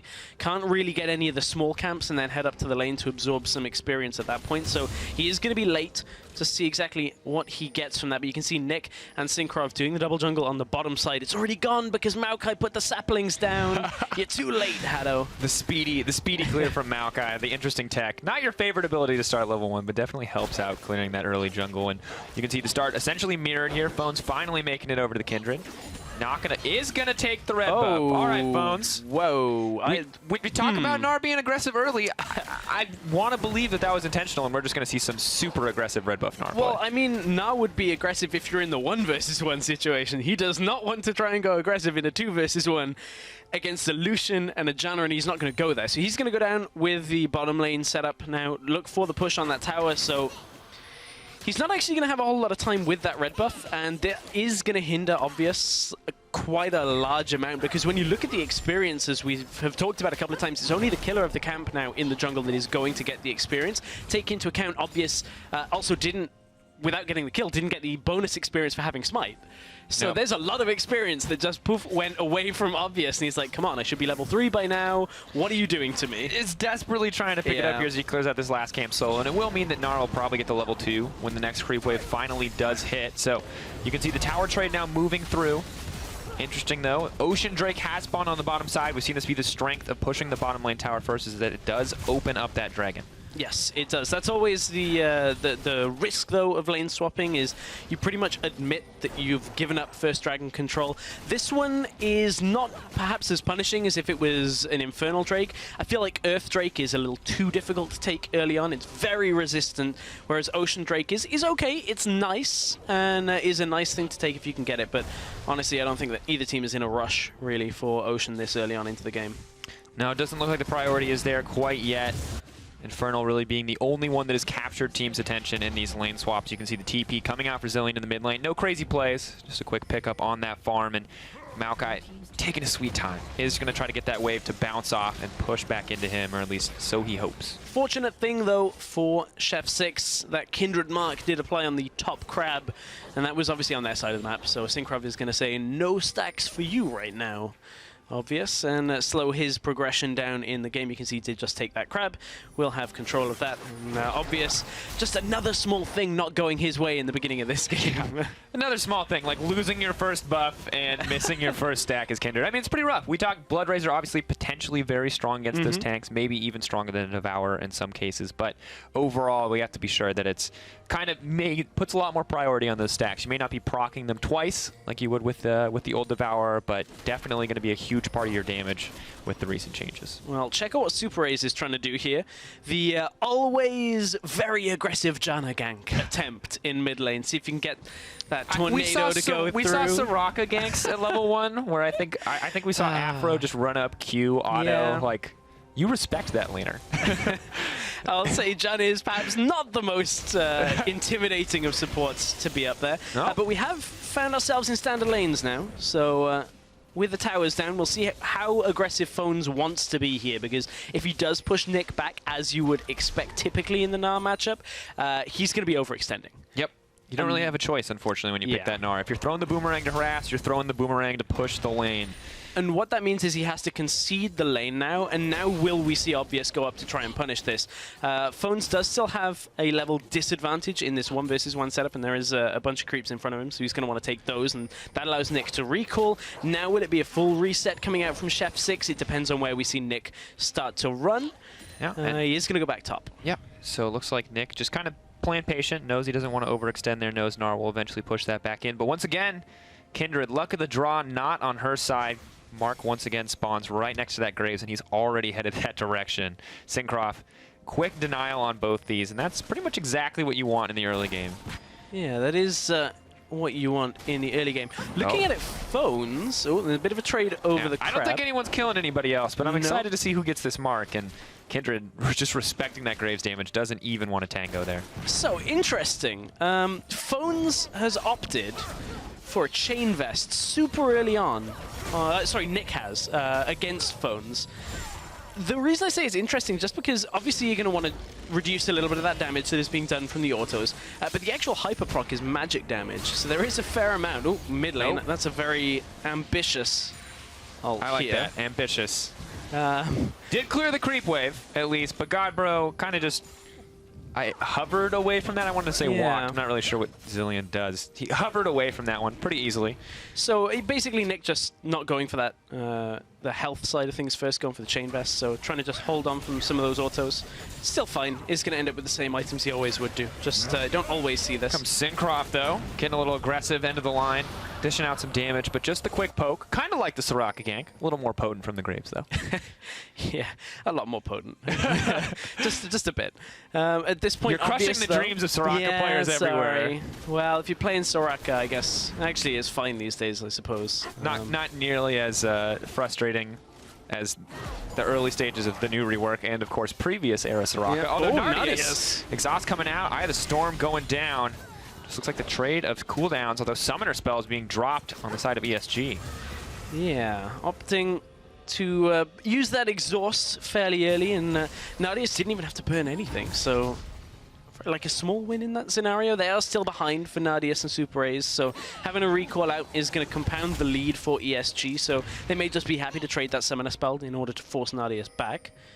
Super A's is going back as well with him. A little bit of a mistiming on both of them, but Obvious gets his stack. He's Finally. got it. Maybe missed the first two, but Maokai could be in trouble. Mininar chasing him down. Meganar on the way. The flash out, the red buff, mounting Dread. Yep. 1 stack, 2 stack, looking for the third. Meganar waiting to go in. Wallop is going to just barely clip him. He tries to hop under the boulder toss. He is going to get it, but I think Nick is going to go down here. Great first blood from Obvious and Phones on the top side. Yeah, and that was just well worked. As we said, if Nard doesn't harass down, doesn't use the boomerang, and just allows that lane to pull back into him, Nick is just going to be too far out. The Na is just able to come with the Kindred, and the damage between the two of them is enough to take out anybody really that stands in their way. Mid lane, Haddo's looking for this. Bam! Not the the kill. Soraka, just the hat out gank. Moving forward, they're not going to stack up the stun. And Godbro, is he going to get burned down before he can? Oh, just barely gets it out. TP through the back half to keep this fight going. Haddo burning down.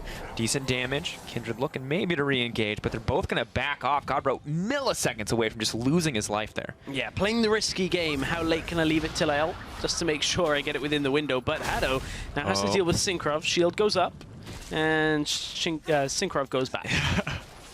Making his way out of that one. You're going to see Blue Buff passed over to that mid laner. Make it a little bit easier for Victor to push in there overall. But Haddo kind of playing with fire here. The man consistently on the front lines, risking his life, checking out that jungle. Letting the team know that Graves is there burning this stuff down. And him and Cedron just going to have to be happy moving in here on the bottom side. But it's 3v2. They get too over-aggressive. Yes. Now, bottom lane, as Nardius is pushing up. Obvious is later to the punch here than Syncroft, but check out the Sivir wave clear, as always. Oh, always so fun. Just like, hey, I can use one auto with a W and then Q the wave, and it's all gone. Auto, nice. auto. Oh, look at Nice. that. Wave is it's just beautiful. It's gone. Although the game of stacks continuing to move in the favor of the side of F6 here. I think, is that the 4th Scuttle Crab? I think it's so. been marked consecutively? Well, I mean, yeah, early on it will pretty much just mark the Scuttle Crabs as well. So, but it's just the position on the map has been unfortunate. Playing the game of am I top side when it's there, am I bottom side? So for Obvious, it's been somewhat unfortunate, but did manage to get himself the 1. Yeah, that's really the mark of the good Kindred player, right? How lucky are you with your stack spawns? Are they going to be near you? Can you afford to take them? He's, though, not hurting too much at this stage of the game. Continuing to farm up a little bit behind the Graves, but has completed the Blood Razor enchantment. Happy to have that percentage health shred, especially against that Maokai. Yeah. Extra. Sorry, I was going to say Obvious actually only has 1 stack. So it means he didn't swap over to the Maokai while they were killing him. No, he was really determined to mark the Graves. He wants the Graves to be perpetually scared. And I really think it's the Maokai that's going to have to be perpetually scared if this Rift Herald does go down. Yeah. Phones. This is a story we've seen. If you've been keeping up in the tournament, it's a story you've seen too, folks. You know exactly how disgusting this buff can be in the hands of a Gnar versus a Maokai. But Godbro burning out the ultimate here, respecting that Victor damage, but that is a massive cooldown loss here in the mid lane. Big cooldown, and of course Zilean, ever since the rework, obviously doesn't, W rewind does not work on the ultimate, it's only on the rest of the abilities, so Godbro is going to be aiming for more cooldown reduction. Coming out of his build later, has gone for the cooldown boots, obviously we'll get the cooldown on the teleport there as well, but man, now with that Rift Herald buff up on the top side and the Black Cleaver completed, this is so difficult to itemize now, because you've got a Gnar who, obviously basic attacks are going to deal AD, you've got a Black Cleaver that's going to shred the armor, plus now you've got Hyper and the Rift Herald proc, which deal magic damage. This It's is the just moment where, like, as a Gnar, you like turn on like your dirtiest, nastiest gangster rap, and you go up to that top lane and you just start hitting people, and it's just so impossible to play against. Oh man, I don't know how Nick's going to be able to sit in lane now. They're going to have to come up with a different solution here of getting this Maokai into the game. Maybe a TP gank when it is available, but on the same side, Phones has his TP up. And it is earlier than Nyx can be. So we'll see whether they do get a TP out. Mega Gnar has just activated for Phones in the top side. Decent damage going down. Melee form, of course, going to be increased damage on the proc from that corruption stack. So it's not great. We've talked about how Mini Gnar is just superior overall, but you do get little benefits. And looks like they're now geared up for the tower dive here on the top side. Setting up. Oh, Nick. Will his ult be enough to keep him alive in this scenario? Moving forward, but it's only Mini Gnar here, so I don't think they're going to... Yeah, they're not quite able to dive this. The timing not quite right. Yeah, good Arcane Smash, though, as well, at the same time. If he turns to Mega Gnar, they have the crowd control and some of the damage to deal with Nick, but at the same time, if the minions were there at first, it would have been a lot harder. But Nick clears them out. Now mid lane, we're looking at Magic Felix heading up to the rest of his team, though, so I don't think either team is going to want this. It's the 3v3. I was kind of hoping they'd fight it. I was curious to see it come out on top, but maybe not at this stage of the game. The Zillion not your greatest source of consistent teamfight damage. I mean, I really wouldn't want to fight a Gnar that's ahead that is also building Mega Gnar up, a Kindred that has ultimate available, and a Victor that is going to be fairly potent in that scenario. So I think Chef 6 make the right call. Are you telling me you can chain the CC? Are you telling me you can put it together in order? I guess you can. I guess that works that way. It's pretty impressive. Pretty tough to deal with. Obvious, though, happy to grab that second stack. Luck a little bit more in his favor now. That is the 5th Scuttle Crab. We're just keeping track here. I play a decent amount of Kindred, and though I am notoriously mediocre, I do like to keep an eye on that stack RNG. Notoriously mediocre. Notoriously mediocre.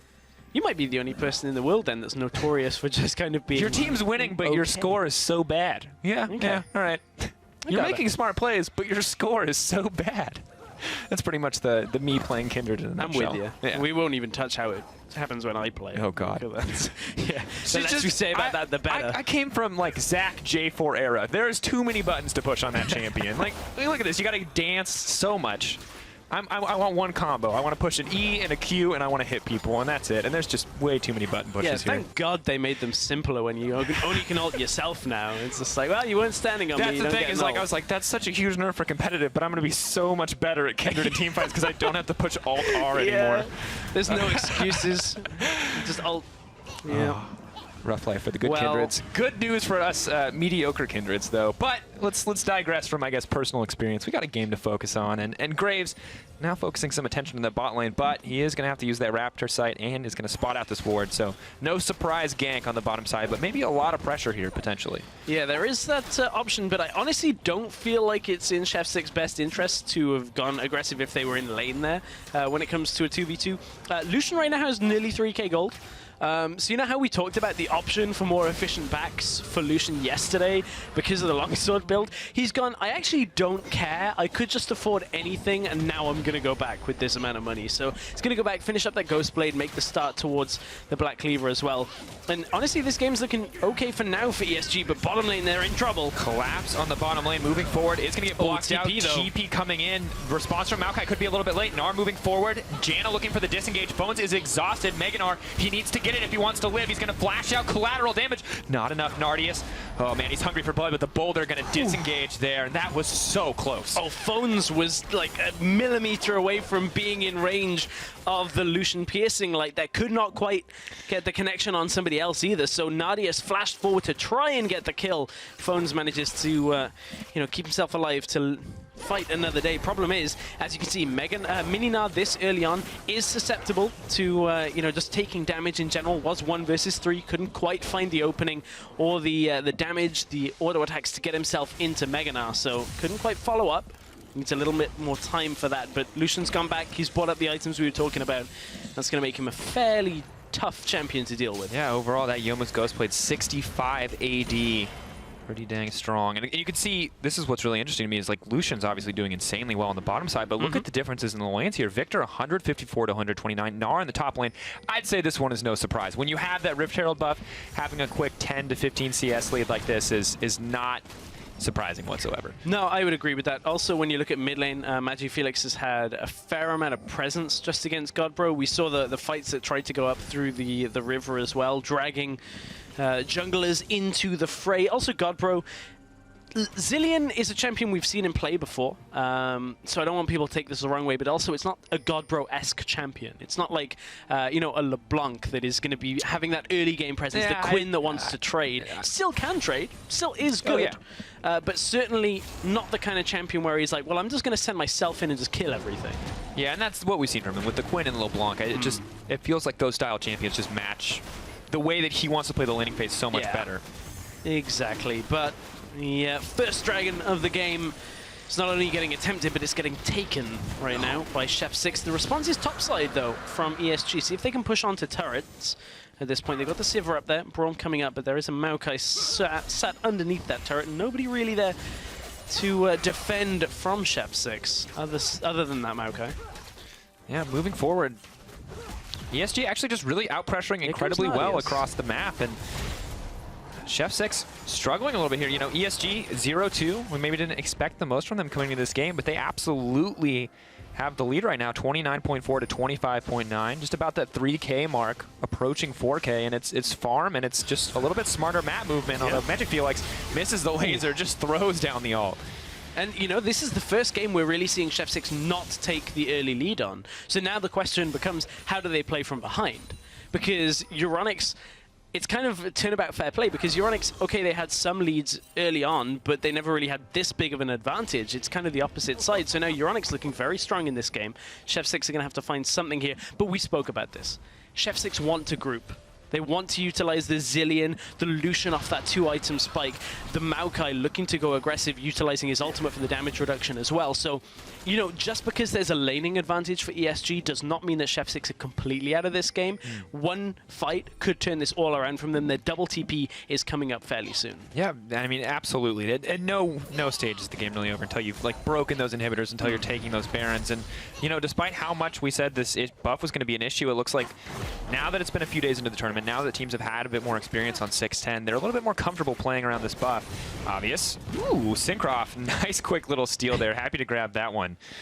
Kindred probably a little bit disappointed not to have that blue buff. Yeah, another buff does not go to Obvious. Not that one is one he's expecting to get, but Obvious is like, come on, guys. Just give me one. I want like something. Just one.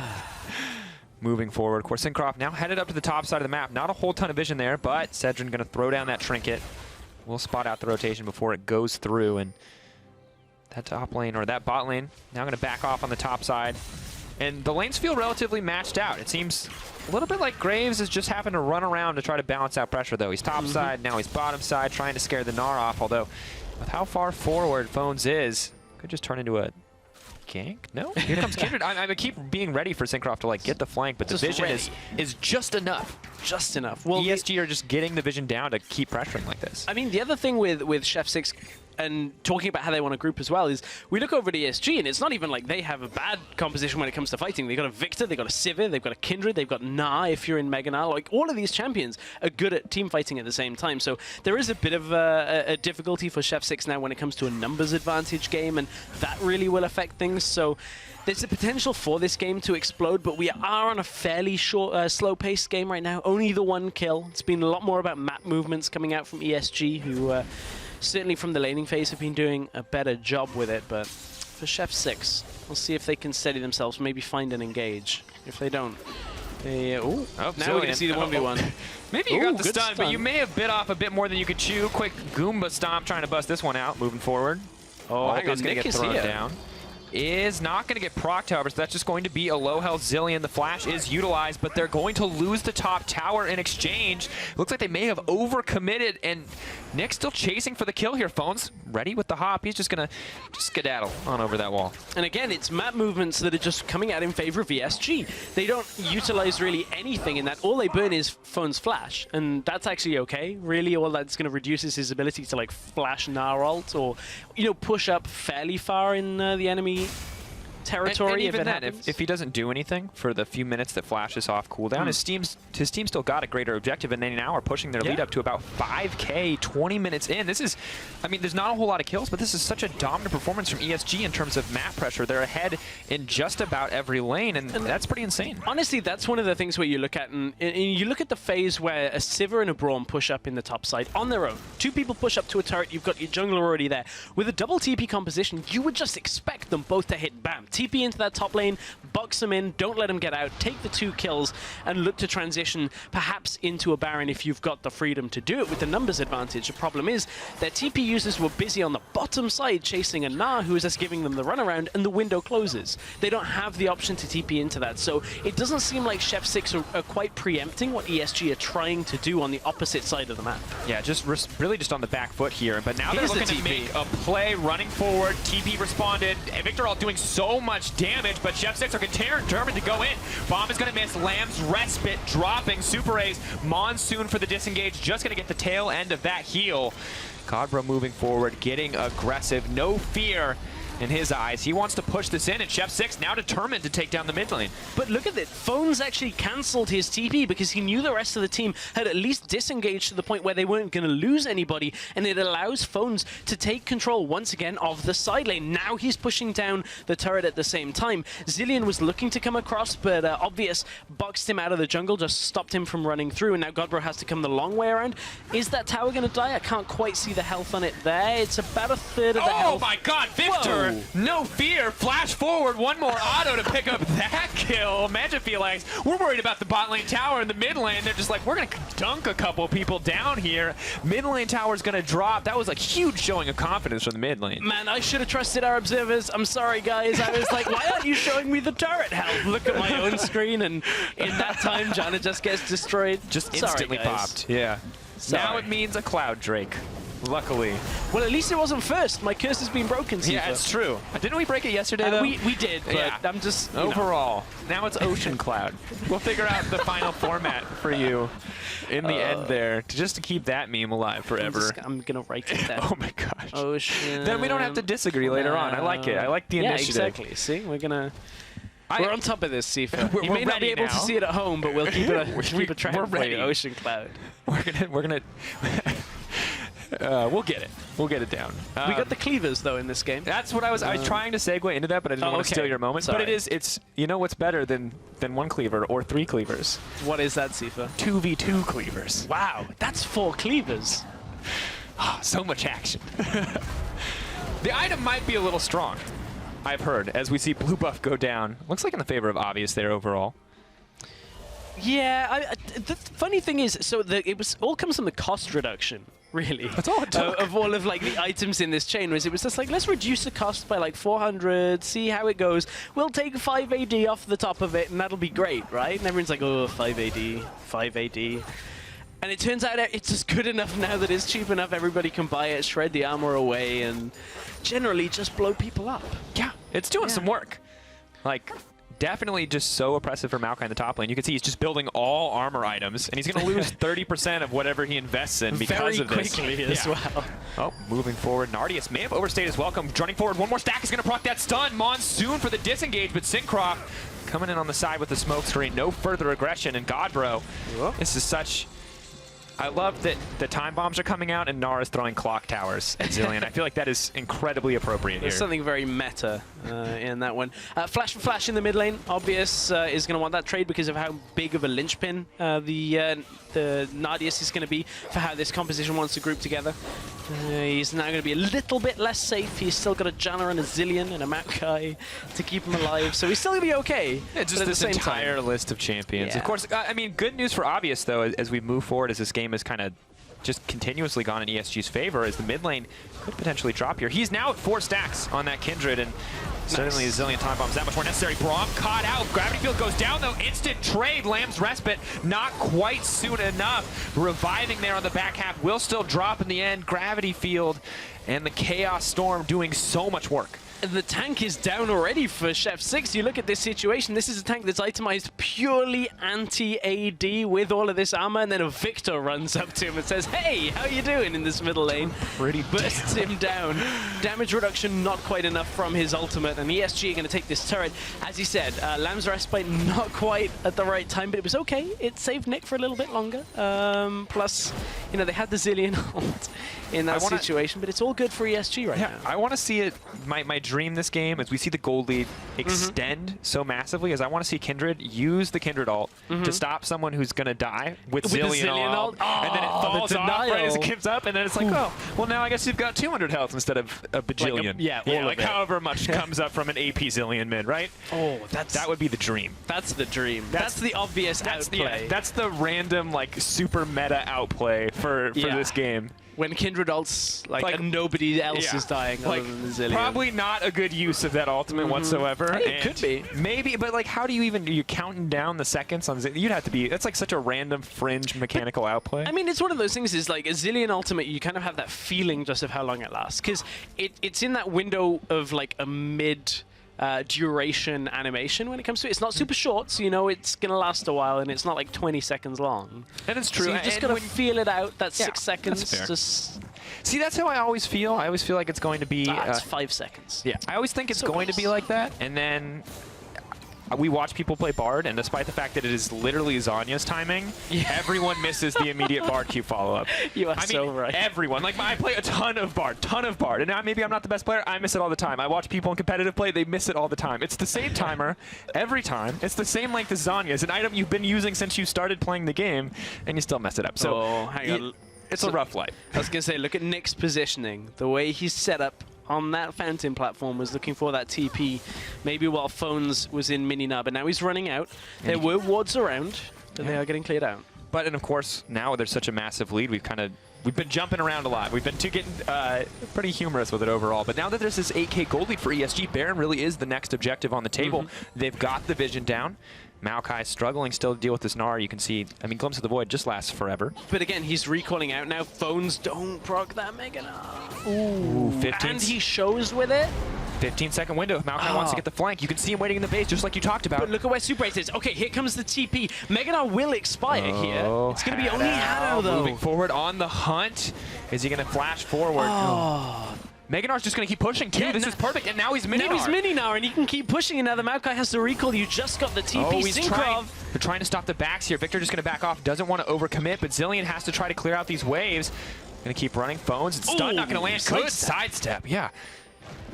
Oh, Never been so hyped. Super A's, this is not what you want. 3 stacks moving forward, starting to burn down. Challenging Smite laid up. Not going to be enough. Can't even finish the channel on the Monsoon. Still uses the cooldown as Obvious grabs that kill. Now they have the man advantage. Now they're taking control of the jungle as Culling just hits him on the back. And this is a much better ESG than what we've seen in the last couple of days. On the other side, Chef 6 just are trying these proactive plays, but aren't really finding the mark. So for ESG, they've controlled the map very well. Now they're onto the Baron, and Obvious has lost pretty much all of his health to start it off. But still... It's Bloodrazor Kindred. Yeah, they're going to back away. It's probably a good call. Bloodrazor Kindred may be strong, but Graves can just fire that collateral damage over the wall and pick that up pretty easy. And the reason is, look at how Phones had to back himself away. They had to back down from that tower. Couldn't really look to keep extending because the rest of Chef 6 was somewhat off the map. They're going to take the Dragon as a consolation prize. You know Chef 6 can't rush that Baron down in this current situation. So 2 Oceans now with a Cloud. On top of that, Elder Drake on the way as well. Yeah, it means ESG in between these small skirmishes are going to be very difficult to deal with because this regen is going to kick in. I mean, yeah, they're already difficult to deal with. They have essentially a 9K gold lead moving forward. Kindred just picked up her 5th stack purely off jungle camps. So not only can they just immediately take that Baron if they want to with the power of Kindred, if they're ever left alone, but also it seems like they're just going to keep regenerating that health and mana out of combat. So every time they leave a lane for even a few seconds, they'll be back to full. Yeah, I mean, I'm looking at what options Chef 6 have available. Realistically, it should have been that Maokai TP. If they'd been able to close the gap quicker, the problem is Chef 6 hadn't already kind of started the aggressive posturing. Obvious getting aggressive, moving forward. Culling comes out. Gravity Field makes sure that there's going to be no follow-up there. But Obvious, look at that No Fear running in to try to duel the Lucian. That's bold.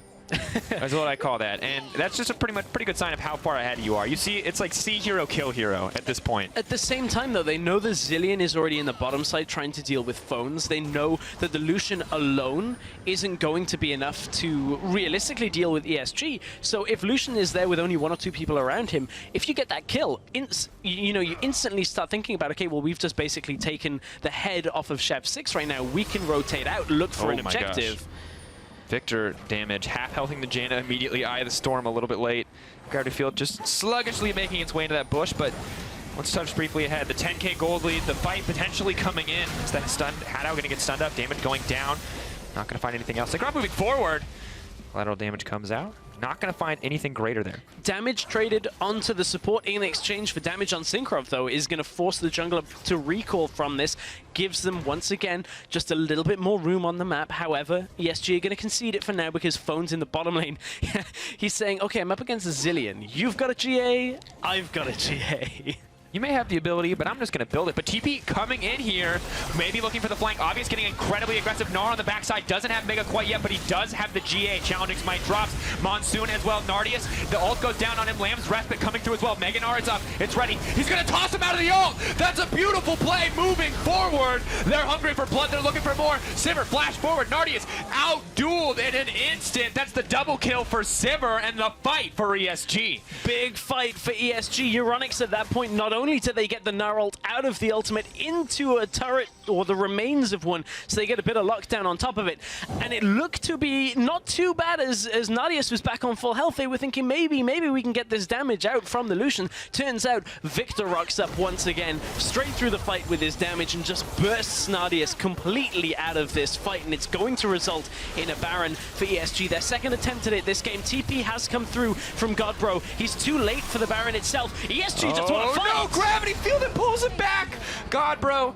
He's going to contemplate existence as he respawns here and just drop immediately. No stun going to land. That is a 12k gold lead for ESG and a beautiful fight. I'm not sure what Godbro wanted from that, but we'll take a look at that at the tail end of this. So, again, they go aggressive. They find the damage from Obvious onto Nardius to start this off, and Nardius is trying to kite back because he knows he needs more distance here away from the Gnar and away from everybody else on Euronics. He finally dropped into the Zilean ult right before it was about to expire.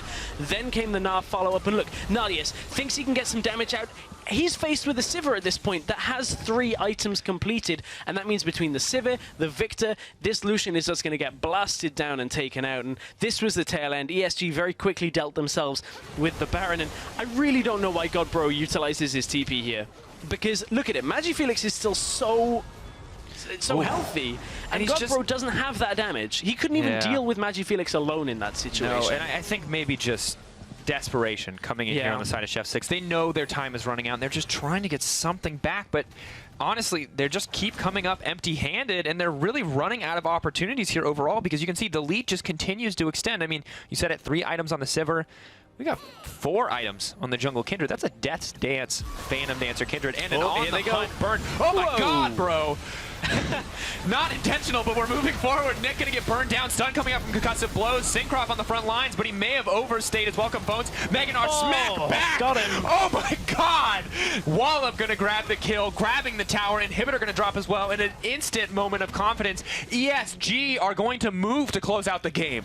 They're gonna look for it. There's no reason why they can't get it at this point. Pretty much all the wave clear is down. That's gonna be the first Nexus turret going down. And ESG, what a turnaround from days 1 and 2 into day 3 here. They have looked like a completely different team here against Chef 6. I mean, absolutely insane performance coming through in 2 massive team fights to close out this game. They built the lead through hard work, through smart map rotation, and they extended it through amazing team play in the air.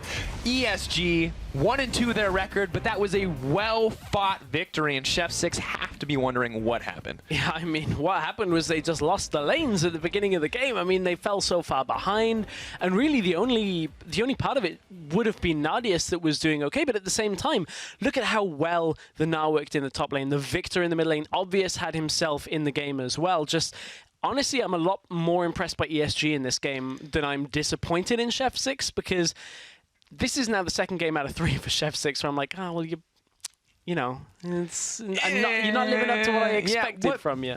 I think it's interesting to see how huge the difference in picks affects the team, like how big of a difference that makes, because Godbro not being on an aggressive champion feels like it changes the entire way the game is played, and when he can't force some attention to that mid lane by being aggressive, by being that threat, it seems like things just get out of control really quickly, because first it's a Rift Herald buff, then it's a small CS lead in the mid lane, and then you're sending your Graves down to try to make kills, but while your Graves is trying to make kills, those 1 or 2 mistakes that you make, Kindred is suddenly up 20 CS. Yeah, up 20 CS, finally gets the stacks, helps in the lane push, like everything goes their way. Yeah, I mean, really, I think at the end of the day, that's a victory that ESG have to be proud of. And Chef 6, this is a good opportunity. They're even in the score. ESG aren't ahead of them. They've just tied it up. So they have an opportunity to come back to prove that they are the better team.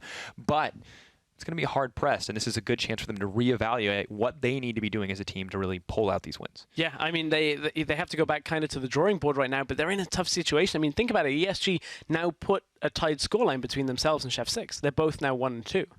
I mean, you wouldn't have thought that looking at the games previously, but at the same time, now ESG are like, well, maybe we can make a run.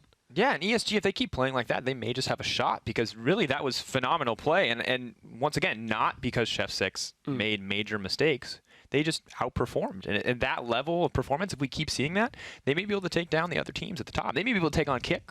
Maybe. We'll have to watch out for that. I think Kick looked very strong. There's a couple of other contenders in Group B that I'm looking at. So hopefully we can see something from them. We'll have to watch. Yeah, of course. But with Game 4 complete, we're going to go to a brief break while we set up for Game 5. Don't go anywhere. We're going to be right back.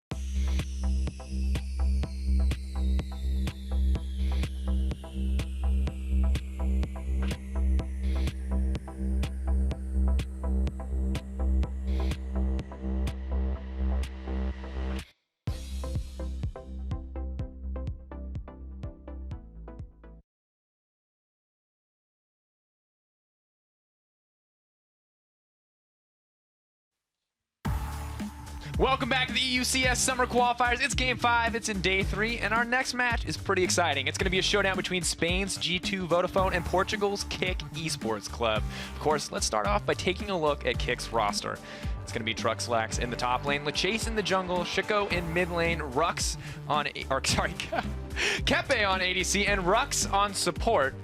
We're adapting that one as we go. It's okay. It's a funny 5 minutes here. We're super hyped to be back casting. I'm so hyped. This is hype. I like Hype. it. We're just going to get that word in. But I mean, Portugal versus Spain, this is some regional pride on the line here. And with the way Shiko's been playing, it's going to be pretty, I'm going to say it's going to be a pretty rough road. Well, I mean, Shiko's been playing pretty well when you look at it just overall. I've kind of been impressed with him.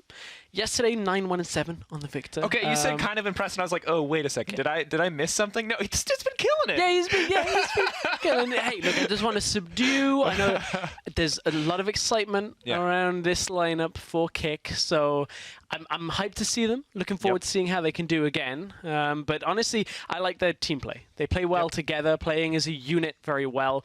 And honestly, it's nice to see that. They're a team that have been, around for quite a while. A lot of fans with them as well. So I want to see how they can do now up against a team from an organization that's had a lot of success recently in G2 Vodafone. And they're going to be on the red side for this game. Sendo up in the top lane, Inkos in the jungle, Miniduke in the mid lane, So in the AD carry, and Falco as their support. And this is a team that, when we look at the game against ESG yesterday, they struggled in the early game, as you'd expect against like the likes of a Caitlyn.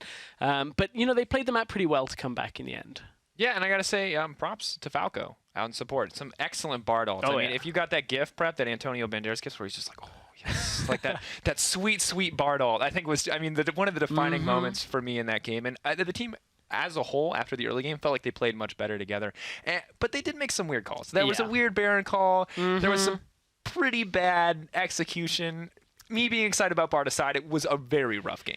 Yeah, it was rough. They ran the triple Black Cleaver, which has been more prominent today. Again, we've had the quadra Black Cleaver. We'll see if we get 5 of them in this game. But, it was good. They had the pick setup that was coming from the Bard. They had a lot to do with that actually started working, because the laning phase I was quite underwhelmed by Falco's Bard. So we'll see if they do pick it again, whether it's actually decent at all, because it was shaky early on. So there's a lot of questions to answer for G2 Vodafone in this game, I feel. And I think the most concerning thing is the shaky early game overall was kind of a theme for the team. And against Kick, who not only have some pretty strong individual laners, but who also play really well as a team, you got to wonder, like, they're going to really need to tighten some stuff up, because if Kick can get a lead, I don't know if they're going to give the same opportunities that Euronics gave over yesterday. I don't know even if they have that Bard again, I don't know if the team is going to play better around that. I think there's a lot of the things that went well yesterday for G2 Vodafone. I don't think they're going to get the same opportunities here against Kick. Yeah, I think that's fair. Also, when you look at it, though, the way that yesterday's game played out, we looked at Euronics and we were like, well, they're struggling to close. They didn't really have the opportunities that they were making themselves, and G2 Vodafone ultimately would end up coming back into that. Now we're looking at G2 Vodafone going up against Kick, who have been very strong in their performances and have looked to close pretty much at all opportunities. So now G2 Vodafone might not get that same window that they had in yesterday's game. Yeah, and I think the big thing that stood out to me is that it's not like it's been a crazy abuse of power picks. We talk about the 917, and Victor is obviously insanely strong. Maybe one of the best, I'm not going to say the best mid laner on this patch, because Azir is obviously very strong as well, but very good. But they've also just been picking like Elise in the jungle, just like standard bot lanes too. And it's nothing crazy or out of the ordinary, so it's not like they've mastered the patch better, at least not from my perspective. They've just been able to outplay when it counts the most, and now we're in pick ban phase, and clearly they've already got a plan. Lucian once again banned out here. Just no more. Black Cleaver, we don't want to see it. We don't want any of them. Whoa, okay, 80 carry bans. So where does that drop us? Ezreal would be the next priority. Or at least typically what we've seen the last couple of days. And really interesting here that this is what they've opted to ban out. I think the Bard coming off makes a lot of sense. I think good respect ban over from Falco, and clearly like Kick have done their homework, right? They saw Falco. Falco made the plays that changed the pace of that game, and now we're at 4 bot lane bans, 3 of those being 80 carries. This is very different to what we've seen. So that means Nidalee or Ryze or Azir is going to be available for this game. We've seen a lot of ban priority on all of them. So where does that leave us exactly? We are still waiting. 3rd ban from Kick Should be coming We through. saw MF in day one. Is this the return of MF? Because there's no other AD carries pick. It's going to be Ryze here, first pick. Like, for Kick, when you look at what's available, I mean, that has to be the first pick here. Ryze has only made it through once, and it was a win, and it was an insanely dominant win, too. So it's really surprising to see Ryze make it through. Of course, Azir and Lissandra also insanely powerful, but... Unless they go jungle. The other thing is they could go jungle route here and look for the Nidalee that has been available. We know LeChase loves the Nidalee as well. That's very true. Didn't have the best start on day one, but in the qualifiers and everything leading up to this, very good Nidalee. Great game. If you haven't seen that second game from the qualifiers, you can just watch LeChase pretty much put on a clinic on that Nidalee, but it's not going to be their focus here. This is the Braum first pick coming out, and this is... you know, par for the course. This is exactly how they started pick bans yesterday. Then surely here you take like two of the massive power picks that are left. It's either Ryze Nidalee here. Trundle is available as well. High priority on him. He's still 100% pick ban. So you can take two of whatever is left and just be like, okay, well, you have what the rest. But there's so much power on the board. Maybe this was Kick's plan because now they have access to the Ryze. They can adapt their pick bans. I always get excited about these hover overs. It's such a mistake. Never get excited I about know. All right, but we've got Braum. So far, Trundle and Nidalee locked in on the opposite side. So that's a lot of jungle. Yeah, that's the word I'm looking for. Jungle power on the side of G2V. So I'm going to say it now. Ryze should probably be coming in this rotation, considering you're blind picking your mid laner. What better than Ryze? I mean, you could pick a support. Well, you've already got your support, so you could pick a jungle with it, perhaps, and look to flex. Yeah, but let's just stick to the classics, I think is what Chico's saying here. He says, 9-1 and 7, it was almost perfect. Not enough for me. It did work well for him yesterday for Chico. This is a weird pick and ban phase. This is insane. Because now G2 have access to get Trundle, Nidalee, Ryze on this patch. No Sivir, though, for the Ryze. I feel like that's an affecting thing. It's a little bit harder to get on that Victor. But at the same time, I feel like all you have to do is one flash from Ryze to get over that gravity field, and you're just instantly dead. Like, even if Victor responds with flash, he's out of CC options, right? Yeah, I think the problem, though, is when you look at it, is he giving very just strong picks when it comes to their control of the game. Like, Nidalee's going to be able to control the jungle. Trundle, if he goes up to the top lane against most champions, is going to be able to control. There is a Gnar still available that can come out. So there's just a difficulty now that you might just end up losing a bunch of lanes. Wow. Okay. Finally! Well. Years later, some might say. Ryze is going to be locked in here. This is the second rotation from G2 alongside Kalista. Do you think that Trundle is going to be paired with Kalista here? What support is ideal in this situation? Honestly, it depends on what kick lock in here. Depends on the top lane matchup. That's when you decide whether you want the Trundle up there or the Trundle in the support role. Thing is, Trundle into Caitlyn, kind of a tough one. Just because you got to try and close like 600 range. It's like, please don't harass me while I run at you. So it is difficult. But then looking at a kick, they've got wave clear, they've got good presence when it comes to the Victor, the Caitlyn damage alongside. So as long as Caitlyn gets a couple of items, there is still a lot of potential for kick here. They've got control in the early game alongside it. Interesting though. Looks like we may... Oh man, hover-over's just a trap. Okay, new theory. Kalista, pair it with the Thresh. We get the pick potential. We get the Skinergy bot lane. If you don't know me, you know I'm really big on color matching in the bot lane. But we are going to get the picks on the side of Kick, so we can actually talk about League of Legends again. Sorry to derail you briefly, but it is going to be that Poppy and the Gragas. Gragas jungle, once again, one of the picks that has been kind of rising up here on patch 610. It has been, but I feel like if you're going to play it into the Nidalee, you got to be prepared for Nidalee to come into your jungle early and then just kind of walk in and say, hey, I'm going to duel you, and you're not going to do too much against me. That was the most like refrained version of that. Yeah. Like, I'm going to come in and steal everything you own and murder you would have been my version. But I like your respectful, like, I'm coming for the duel. I mean, kind sir. Us Brits, we like to tell you where we're going to fight, when we're going to fight, pick a field, and we'll set up on a pitched battle. We didn't follow those rules. No, clearly not. But at this point, honestly, I just feel like the jungle matchup is a tough one for LeChase. Yeah. Wouldn't be the first time we've said that. You're apparently a prophet.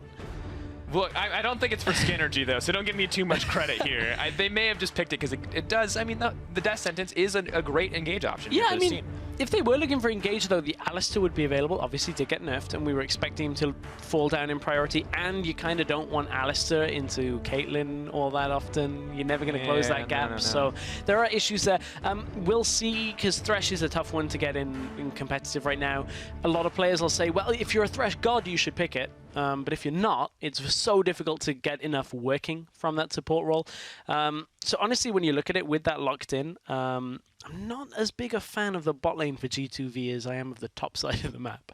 I like the Trundle, the Nidalee, the Rise. I think that's a very strong This is setup. like the most top-loaded map ever, right? Like, that's so much raw power. Yeah, but we did have a Bard ban against Falco. We also had Lucian Sivir Ezreal banned in this setup, so I guess I can excuse... The thing is what else do you pick, right? Yeah. Like, we so much focus on the bot lane, and Braum taken off the table as well. Alistair with those nerfs, and really limiting the pool here. So, yes.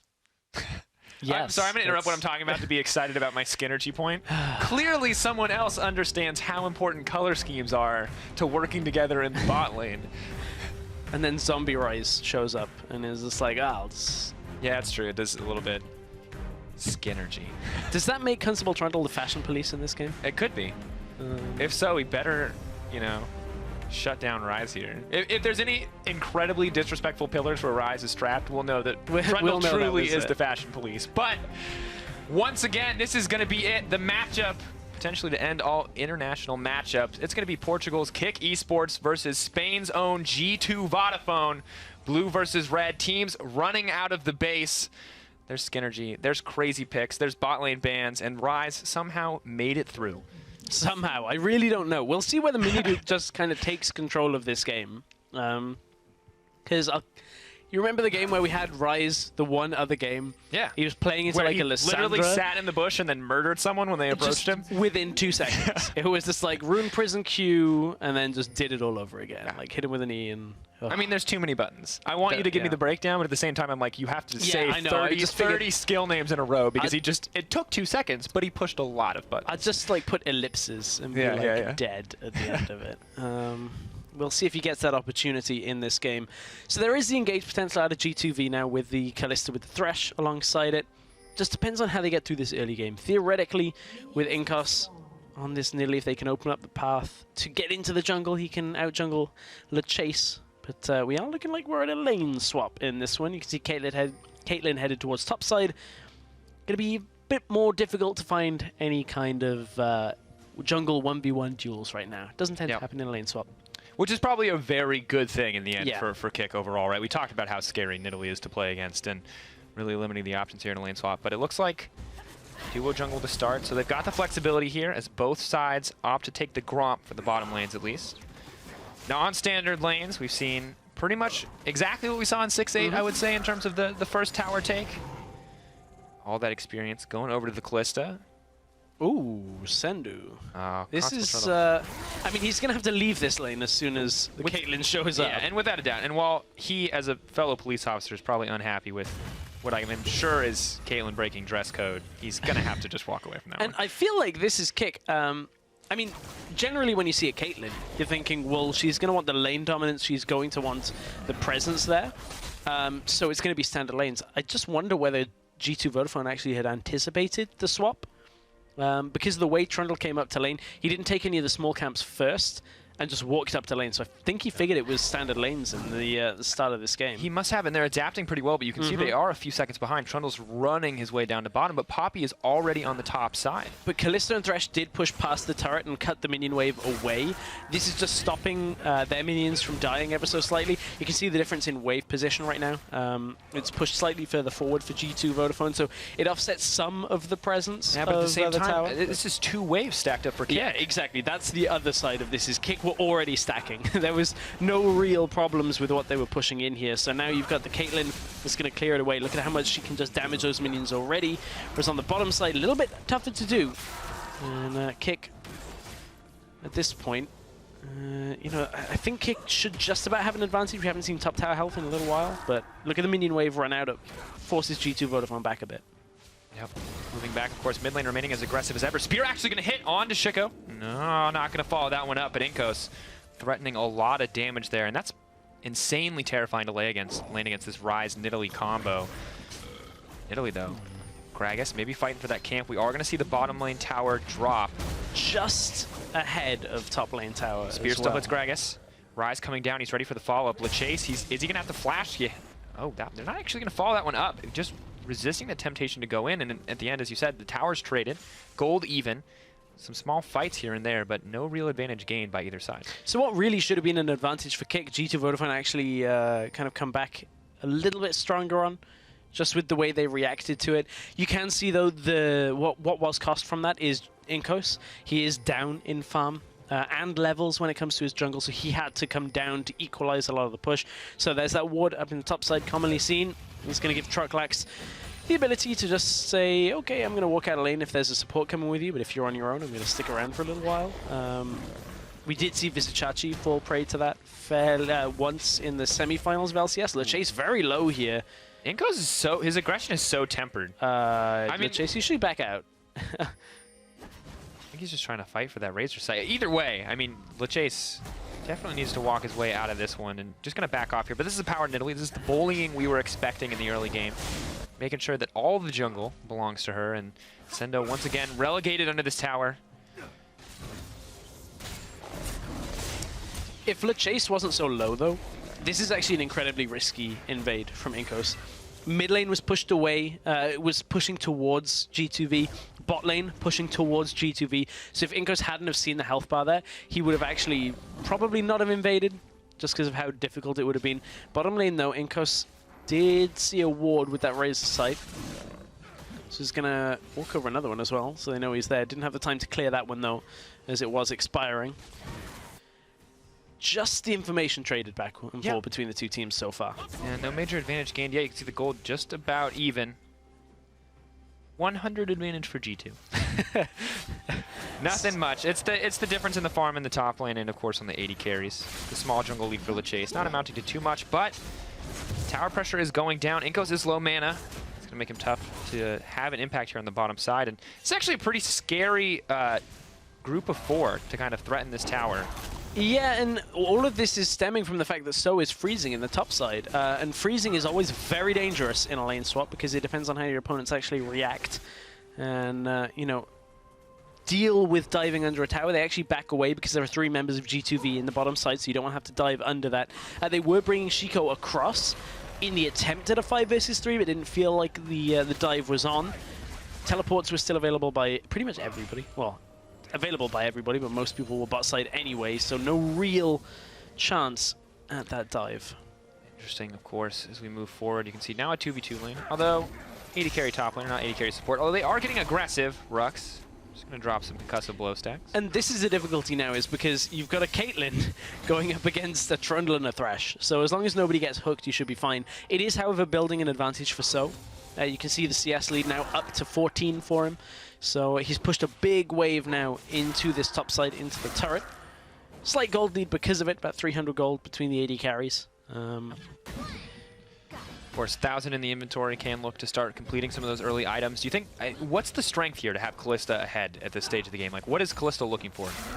I mean, the strength is that Kalista is going to be relevant in the time where Caitlyn kind of has that somewhat of a dip-off. It's less prominent now with the way that Caitlyn works with the rapid-fire cannon, the headshot, the Hurricane as well. So you certainly still have to wait for some of her extra items, whereas Kalista, you're always going to have a fair amount of damage. You're going to be able to stack up those Ren stacks, utilize the ultimate as well, get into a fight. So there's still a fair amount of damage for her. So the benefit would be that you're trying to spike a little bit earlier than that Caitlyn and getting further ahead because of it, but it's not the kind of thing that's going to straight up win a game for you, though.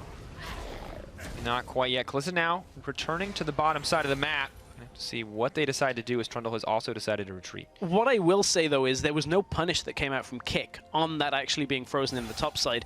And Kick actually fell a little further behind with Trucklax than they were expecting to from that because he wasn't able to get any farm. So G2 Vodafone got away with freezing there in a situation where very rarely you should get away with freezing. Realistically, Kick should have been able to pressure a tower or the dragon or just another objective, a part of the map where you can have that presence by having a non-TP user on the top side of the map really should have been exploited. Not capitalizing on those little opportunities, especially in a tournament that has been all about small opportunities, snowballing games.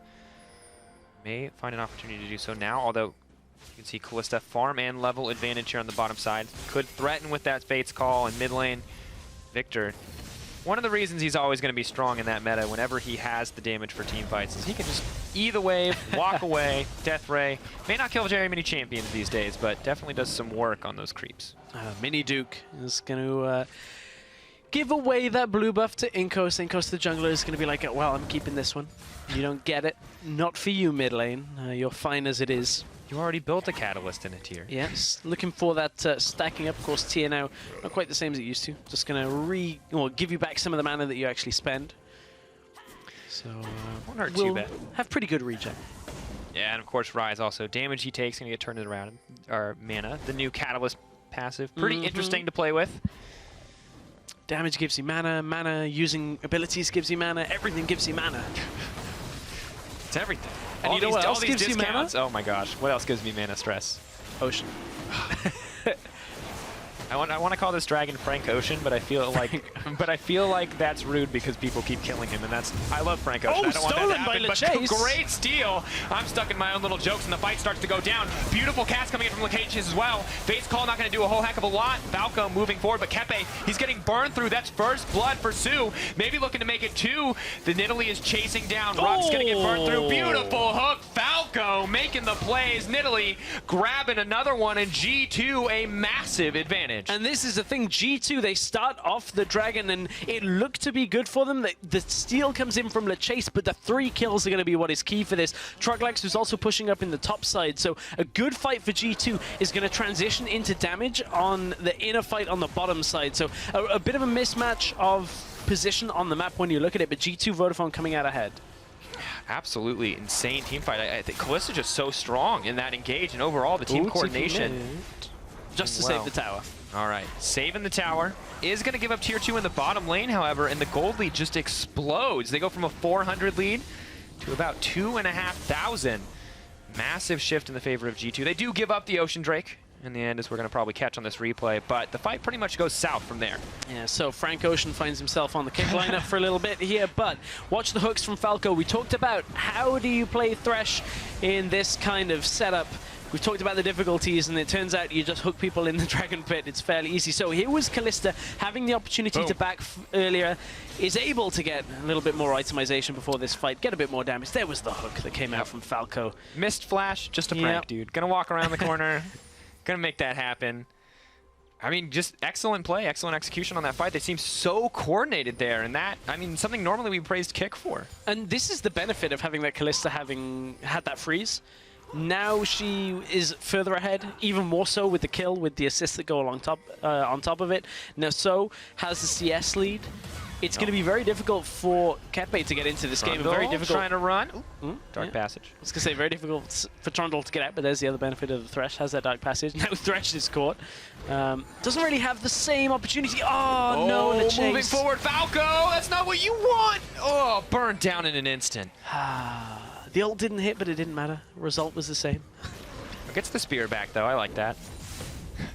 Not much, but a nice little consolation prize there in the end. And Sendo has to be careful here rooming through. Kick, trying to make it back into this game. They're not out yet, of course. It's 12 minutes. 2K is not the end of the world, but now they're trying to make some plays, make an impact, and balance that gold out as they burn through this pink ward and set their sights on the bottom lane tower. I think one of the difficulties for me, though, is now look at Miniduke having had his core items, has not really been shut down. Good side of things for Kick is, though, they're taking the bottom tower. Worrying in the top lane, though. Here comes the TP. Truglax is caught behind, well, not quite behind enemy lines. It's Inkos it is. Like, come to me, Nidalee, you will be my dash. Manages to make it out safe. TP expended from Miniduke, so they lose bottom tower in exchange for not a lot so far. They're going to even it out with a tower push on the top side for tier 1, but Kick already getting tier 2 bot. I mean, yeah, there's good exchange from Kick. They see the over expenditure of resources, and now they're shifting it back. The goal is actually going to go in their favor after that one, I say, right as the tower drops, and it's no longer in their favor. But they've pretty much balanced it out at this point. You got baited. Baited by the tower going down before the second did. Yeah, I know, right? At this point, though, Trundle's not going to do a whole lot on his own mid lane right now, because in comes Truglax and says, yeah, you can go away from my tower for now. Which is going to be the next dragon? That's what I want to find out. Okay, it's Mountain. It's fine. That's not a bad one, but... Yeah, I was hoping... I had a bad joke lined up. Really? I'm hoping for Mountain... Mountain Cloud Infernal, so I can make an Earth, Wind, and Fire joke. But one, no one will get that because no one in our age group listens to Earth, Wind, and Fire, and two, it's very unlikely. So this is a really random anecdote. They're always on the radio whenever, in America, like in LA. It's true. Like, everybody always listens to it. American radio is notoriously bad, though, so I maybe stay away from that. It's pretty good here in Berlin, but it's really bad in the United States. So maybe we stray away from that in terms of if you're looking for some solid new music, because it's mostly just stuff that's been playing for the last 20 years already. That is very true. Luckily, 14 minutes isn't 20 years, so for Kick right now, they are trying to find themselves a way back in this game. Only 1,500 gold down. And you got to feel like it's this guy or this guy that is going to be their way these back in the game. It could be you to get them back in the game. It's going to be the damage that comes from Kepe or Chico. If they can get back in, is what you have to feel. But for G2 Vodafone, they're still waiting on Mini Duke to kind of finish powering up, getting there on his core items already. So I just feel like I hope that giving away 3 power picks is not the undoing for Kick just straight up, if that makes sense. Yeah. Because I feel like making that big of a mistake in air quotes in Champion Select is not really how you want to see a team lose. No, definitely not. We want it to come down to, I mean, at the end of the day, it does come down to map play, right? But if Nidalee is the reason, if Nidalee is landing those spears and winning you those early fights and you can never come back from that, Nidalee is the reason, I feel like, or not respecting the Nidalee may be the reason that G2 would have won out there. But then at the same time, one of the reasons why G2 Vodafone have taken an advantage in the beginning of this game is not because of those 3 picks. It's actually been from the Kalista and just the way that they've got her through the game. Now 1-0-2 at this. The Thresh as well has been instrumental with the hook. So I think Ghana is the argument perhaps in this game where it was just Champion Select straight up, at least through the early game. I feel like Kick's movements on the map have cost them as well. I would like to go and see, well, at least, in a hypothetical world, if this wasn't a lane swap, how this game would have played out. But certainly I feel like with the hand that they've been dealt, G2 Vodafone have themselves a good lead. It's a Mountain Drake going over to Kick, though. Mountain Drake slowly going down. Trundle on the backside, but he may have gone too deep before his team was ready. Gravity Field goes in. Su gets stunned, though. Oh, my God, that damage! Flash forward. Shot actually not blocked. Dragon wants a piece of the action. He's not going to get the kill, but now Kick are going to take this down uncontested. Great use of the funnel there to get out the Victor damage. And that's going to be the Mountain Dragon going over to Kick in the end of all things. So G2 Vodafone thought they wanted the fight and had to turn themselves around. This has been quite a back and forth game. Kick, yeah. Coming back into this game, only 1,000 down, grabbing their second dragon. Those stats, of course, not showing up on your goal screen, so worth potentially a lot of money. And I gotta say, my favorite thing about this game is the fact that every time Kick take an objective, Inko hits someone in the face with a spear and walks away. That's the consolation prize. But Kick aren't happy with just taking a spear to face. It looks like they may want to try to burn through this tower. Mini Duke on the front lines. He's taking so much damage though. He's not tanky yet. Oh my God, Kepe gonna grab that kill. Mini Duke overstays his welcome. Inkos. That cat, can she make it out? Wow. That was so much damage. So much damage, and so much damage just went on to Kepe as well as they're pushing for this middle tower. So Kick are looking to equalize a little bit of this lead that G2 Vodafone have. It will now swing in their favor, and all of the good work that G2V had, made pressure on the last dragon. That was the fight that they won just after that Ocean Dragon. Now it comes back to bite them because it's Kick that take the second dragon, deal the fight better, and now G2 Vodafone are on the back foot. This is one of those reasons we've seen Victor become so much more popular. The Abyssal Scepter now coming out from him. You can see Rise tries to step forward in that gravity field. He does not have the cleanse. He does not have any tools to get through this. And as a result, that stun comes through and the damage just comes out from this Kick lineup. They're hitting so hard at this stage of the game despite falling behind early on. And that's the thing. They still need to buy time for the Caitlyn, for Kepe to get into this, but just with the Hurricane, it allows them to clear waves pretty effectively. Also get the headshot stack proc up more. Headshot stack proc. Yeah, I don't know where I'm going with the words on this one, but you get what I mean. You're looking for the right phrase, and you got it. Yeah, and it's gonna make her Nailed that it. much more lethal in those team fights. It will. I'm looking at G2 Vodafone options here though, and I'm not talking about plans. I mean, for data. yeah. G2 right now, they're running a fairly nice low hook. engage comp without a hook actually landing. You got a Trundle Pillar. You got a Fate's Call. Yeah, you do have Fate's Call. Okay, that's a fair one.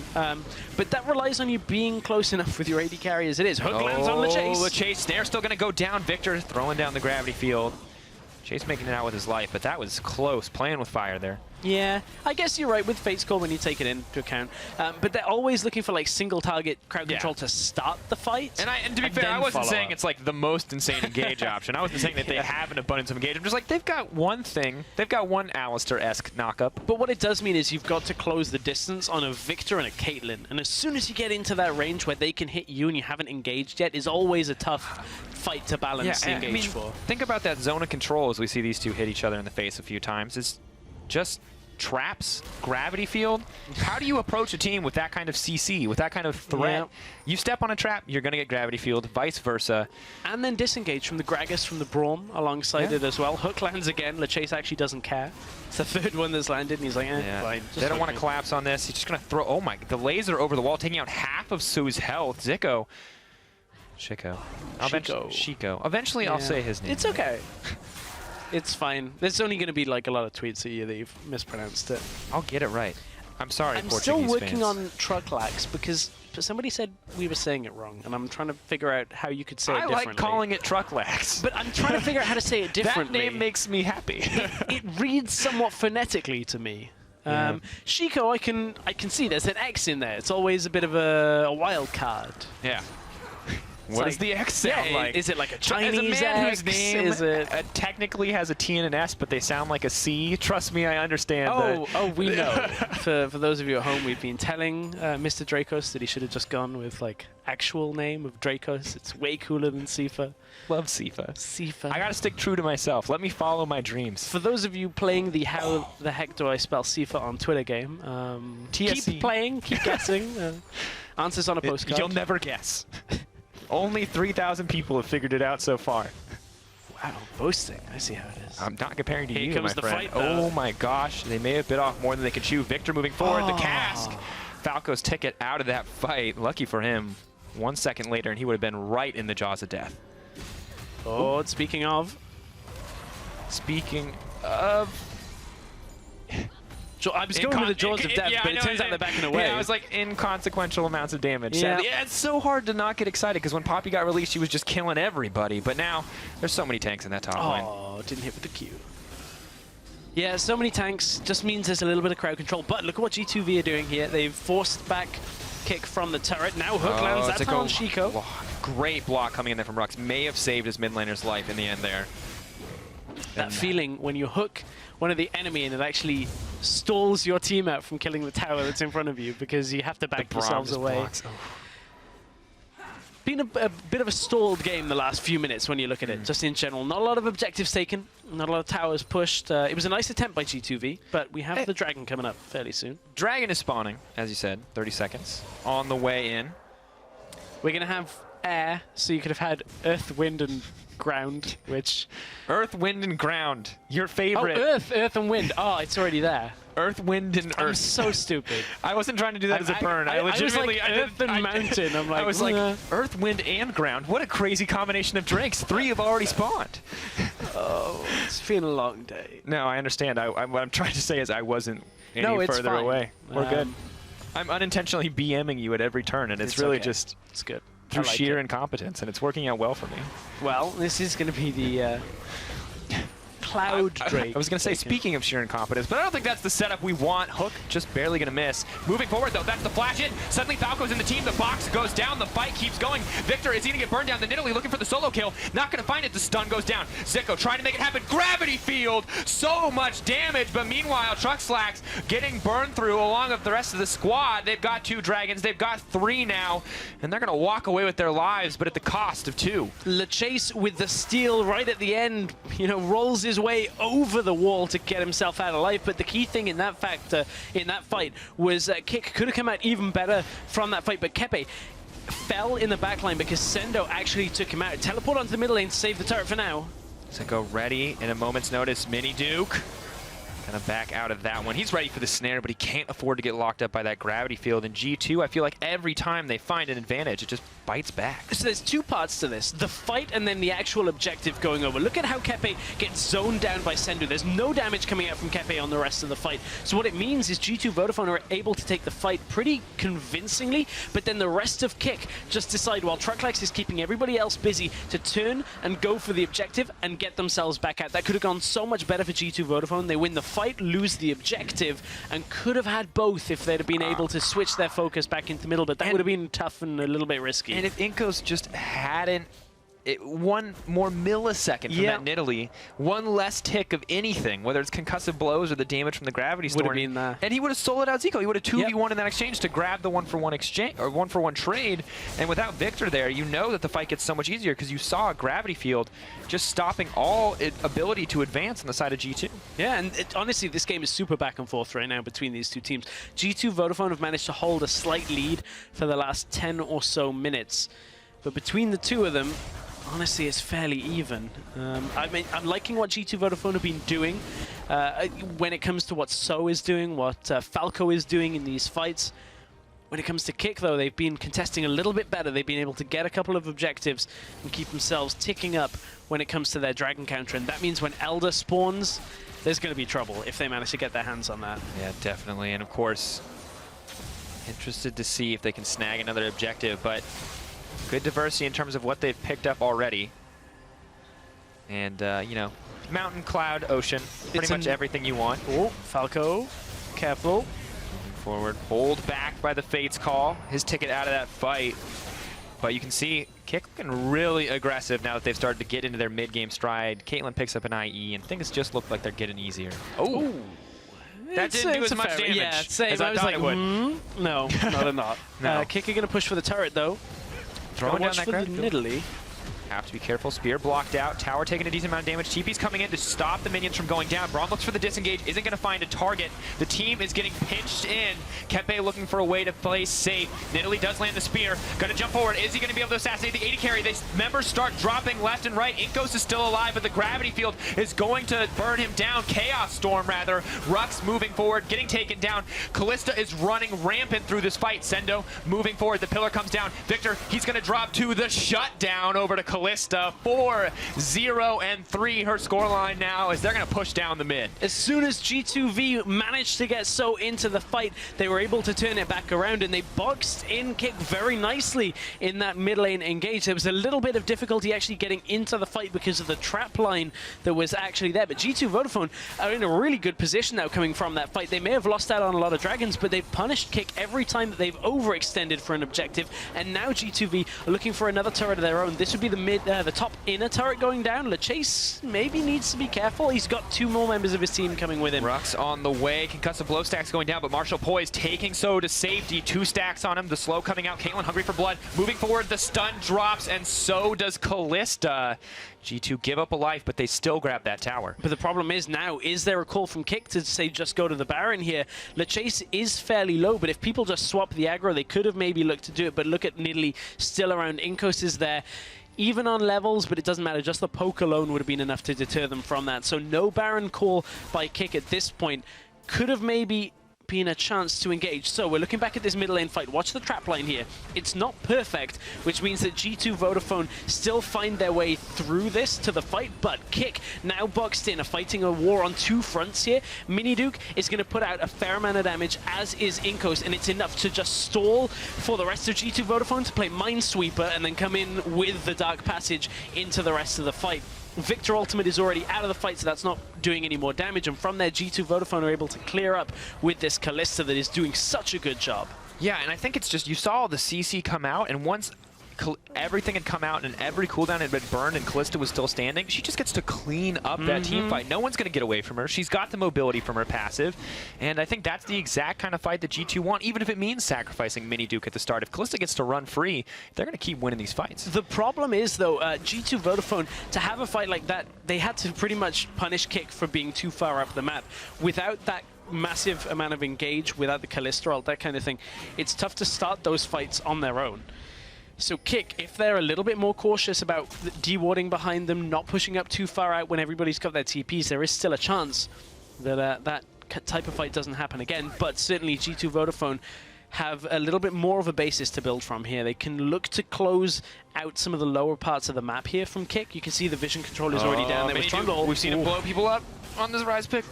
Not going to happen there, though. Dragon up in 20. It's Ocean. Will be the last dragon before Elder Dragon spawns. So at this point, G2 Vodafone would be nice. Yeah, they've got 1 Drake from before Elder. Everything else has gone to kick. And we don't, I mean, we can't say 100% that this dragon's going to go over. We've seen Gragas steal a lot. Yeah, we have. You're right. No, he did who am I steal the kidding? one earlier. Yeah, so. but that died super fast. Inkos moving forward, throwing out the spear. Looks like it hit, but Gragas a little bit skinnier. He's been on a diet. Yeah. Moving forward. Beer-based diet, though. Fate's Call coming out, actually going to deny that explosive cast. Great reaction time. I'm pretty sure he's on the beer-basted diet. The beer-based. Beer-based diet. I like that. You got the Gragas diet plan figured out. Just like that seafood diet. Oh my gosh. You know the end of that one. Oh yeah. Moving in. Sendo actually just doing a really good job of pushing here on the bottom. And I feel like this may be one of the weaknesses of Poppy, is she just doesn't stack up very well against the Trundle as we push forward, especially with the changes to QSS. Yeah, I mean, it's very difficult now because you can't get rid of that subjugate, as you alluded to. So once out, he's just like, well, I'm Callista, but I don't really feel like we got the damage to do this quite yet with the rest of Kick closing in. And that bottom lane that Sendo's been pushing in against Trucklex on makes it very difficult for Kick because they're basically having to always deal with the Trundle time and time again.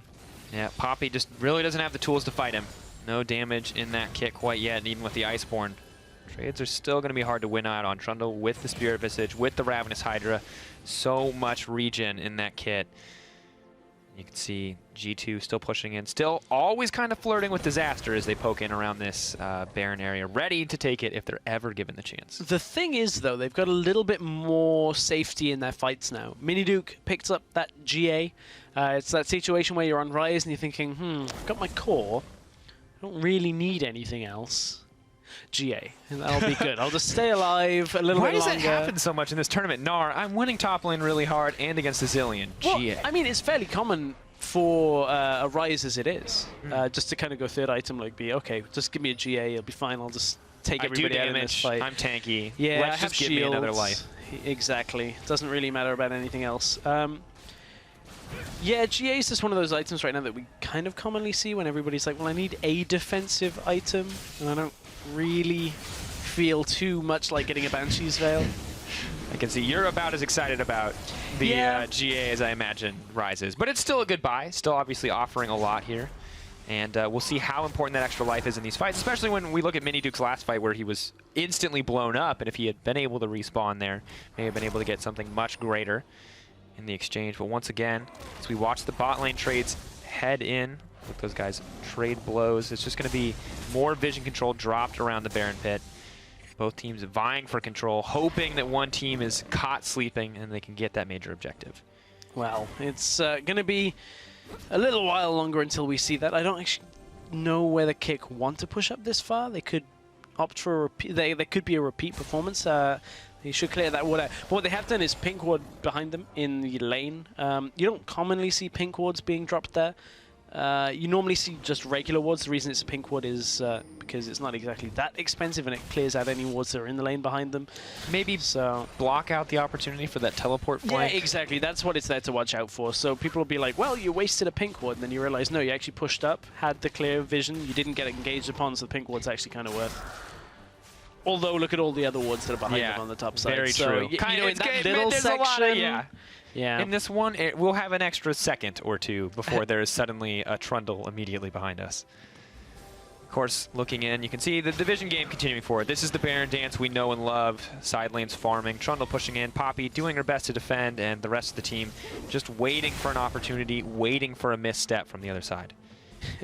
Waiting for a misstep. These always make for the most fun games that are completely explosive.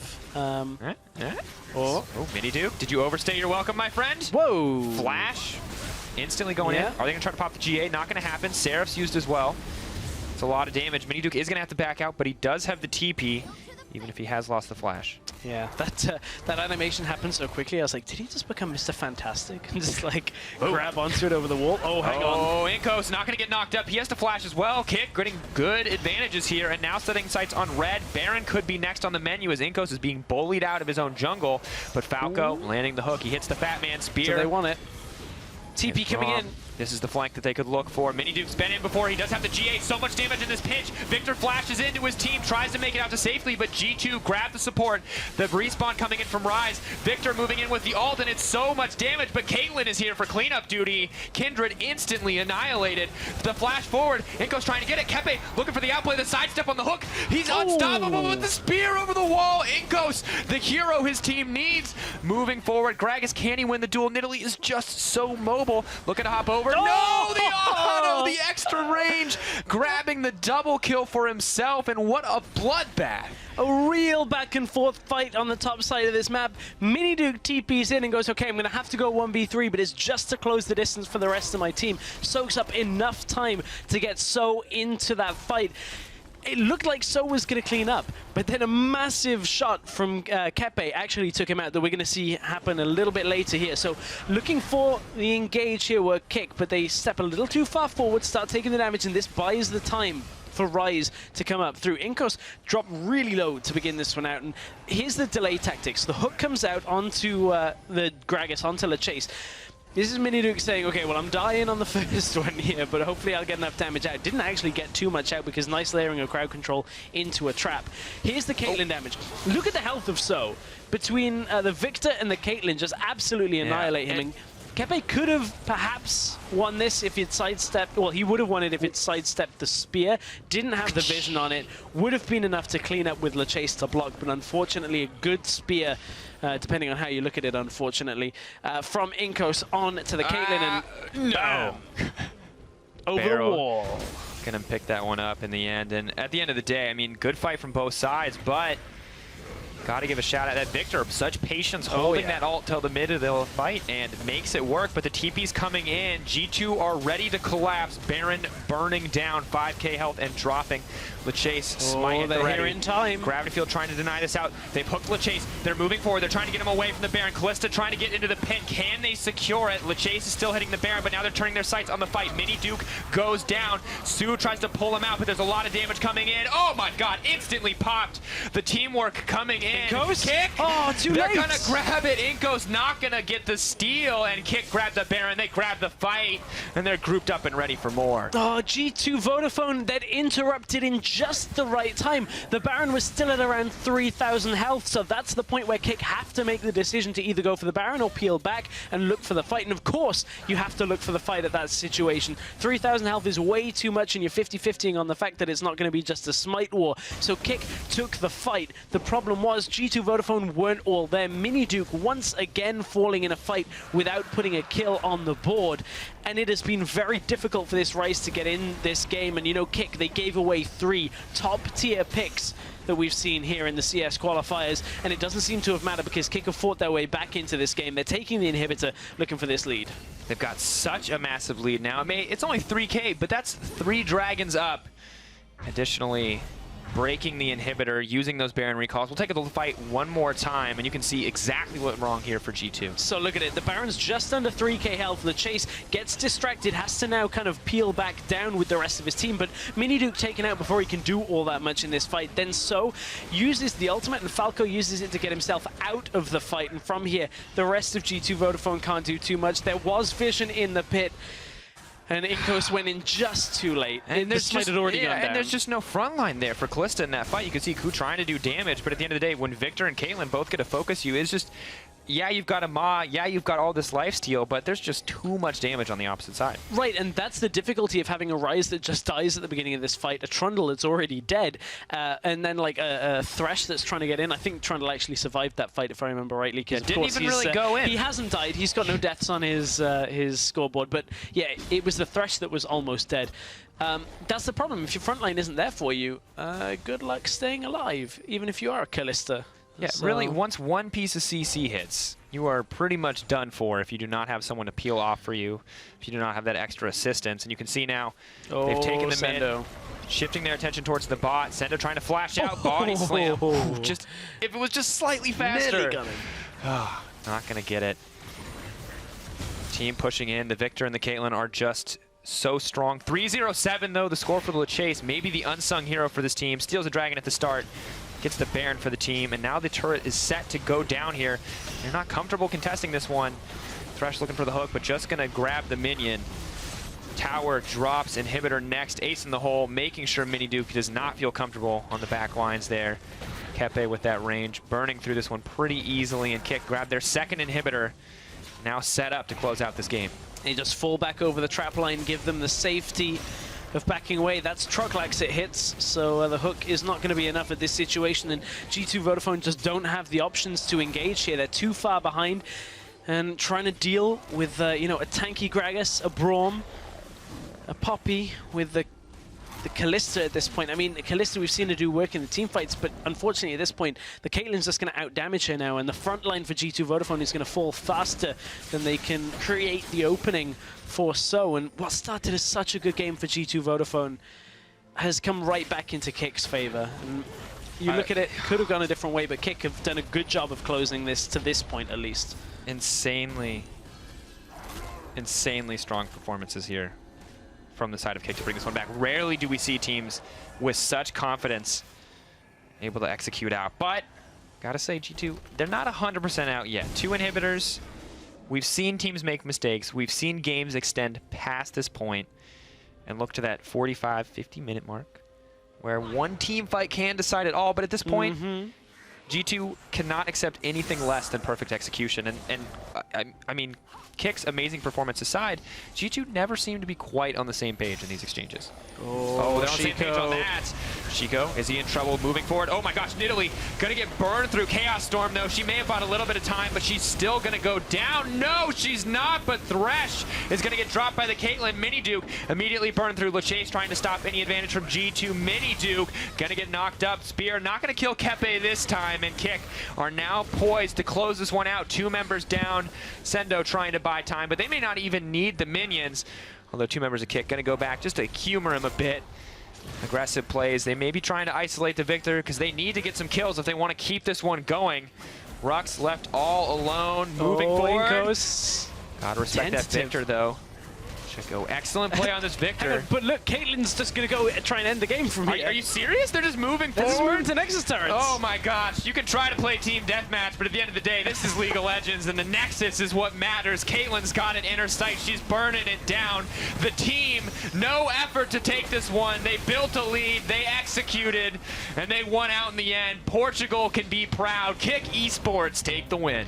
They take the win, and what looked like a bit of a rough start for them comes back. They managed to even everything up, and man, Kepe's damage at the end there. Whew, oh my gosh. It was toasty damage from Caitlyn on that.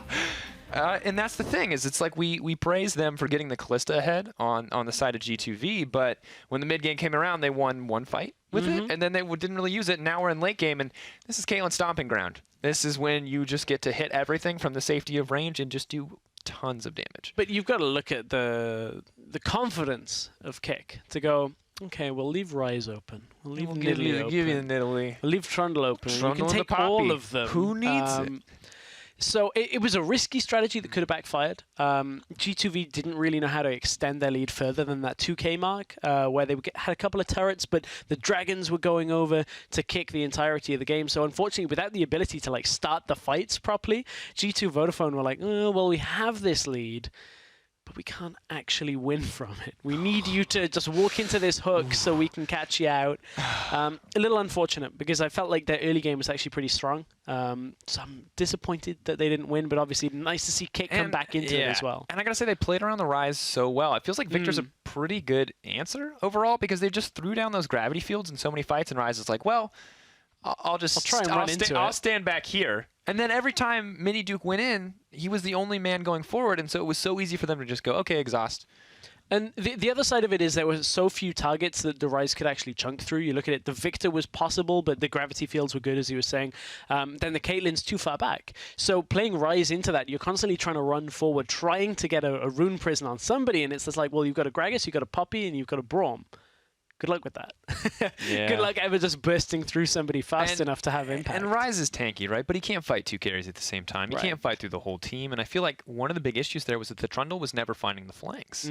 He was always kind of late to the fights as well. And we saw that one TP from Mini Duke. And if Trundle had TP'd at the same time, that would have been a completely different fight. They may have found different opportunities to go in there. So these small mistakes really adding up against to G2 ends up costing them the win in the end. But we have to praise Kick once again, because they took a risk in picks and bans, and it 100% worked out for them.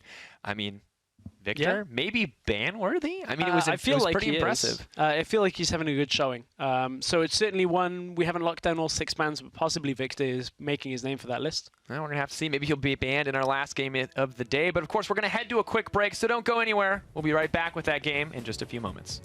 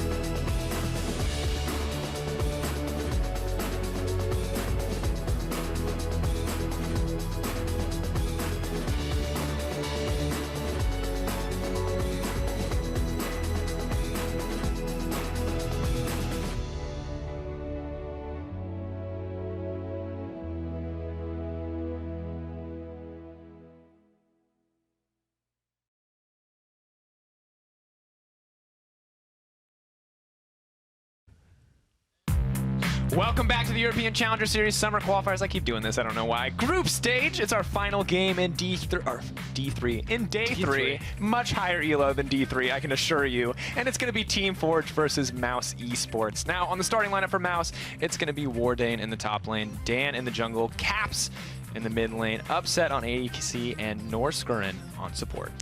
Yeah, so this lineup yesterday. Not too sure what was going on with that pick and ban phase. I mean, I love Rek'Sai, but not anymore, I would say. I don't like Rek'Sai when there are like 5 other top tier junglers available. Look, and you just go, Rek'Sai, it's a comfort pick. Let's see how it does. Yeah, and I feel like comfort picks may be the story for Mouse here, right? They've got weird priority in the jungle. They've got, I mean, Caps admittedly some great individual plays and performances, but maybe not prioritizing the most meta stuff. And at the end of the day, regardless of those odd picks, it feels like what's really counting against them is that that early coordination. Yeah, the early coordination is a little bit rough around the edges, which is weird because we looked at day one and we were like, these guys are so good in the early game. What is going on with Mouse? I don't know what's changed, but it looks good. The lineup looks great. Unfortunately, day two was not a good start for them, but we'll see if day three can be any better for them since they are going up against their opponents of Team Forge. I'll get the words out in a second. Team Forge on the red side. It is Mimic in the top lane. Jungler is Taiki. Jizuki in the mid lane. Gap as AD carry. And back in the lineup is Hiva. His 2 games are up. He is back in the lineup. But yesterday, I don't know whether Hiva would have been enough to tip that game back around because they tried a very difficult composition to pull off. The Lulu, Lissandra, the Draven just didn't really work. And I'm always really excited to see Draven. I think he's such an exciting champion to watch. He has the potential to snowball games. He's really explosive in the way he plays. He's just also just BMs in every part of his VO, which is super, I mean, probably not okay in a lot of ways, but also pretty cool. And Liss Lulu. I mean, it's really interesting, right? It's like a really utility Draven comp, but I don't know if it wasn't the execution or if the comp itself just isn't very strong in the meta, but they just struggled across the map. Well, that was the thing is, like, I was thinking how much really has the team played with, like, Lissandra top lane? It doesn't really happen too much. Then a Maokai on the other side. It just seemed they really struggled with how their opponents just went, well, we're just going to go bot. Like, everything's going to the bottom lane. We're going to end up TPing down there. Maokai is going to be okay. We're going to get everything else ahead. So I'm a little kind of surprised if they pull that kind of thing again for Mouse, because I don't think, for 4G, I don't think they need to put themselves in such a difficult situation again. Yeah, and I think, I mean, with odd picks kind of coming up from both sides, it's going to be really interesting to see what the priority becomes. And if after kind of those picks haven't worked out for the teams, if they stick to what we now believe to be more standard comps, these kind of versatile bot lanes, Braum, someone else, you got your Lucian, your Sivir, and you've got, mid laners who offer wave clear, late game scaling, team fighting like the Azir, the Victor, and top lane, I mean, it's tanks. Tanks. Tanks. Yeah. But I mean, if they stick to that standard comp, or are things going to get more odd? Are they going to try new things that we haven't seen?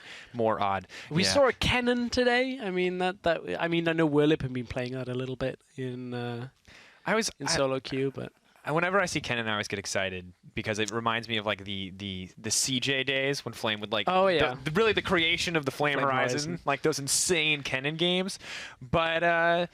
Not as much these days. I don't think, not quite as strong as it used to be, but definitely an interesting pick to see come out. And really, there's Lissandra, not the same option as Kennen, but another interesting kind of mage-focused top laner that didn't really do so well in the Maokai. And that was the problem is, like, even though it was a struggle to get the Lissandra against the Maokai, the second part of that is, like, Lissandra didn't manage to get engages either. When you're that far behind, you can't actually find an engagement for 4G at that point. So it's one of those situations where it's like, well, our comp is behind and we can't do what our comp needs to do.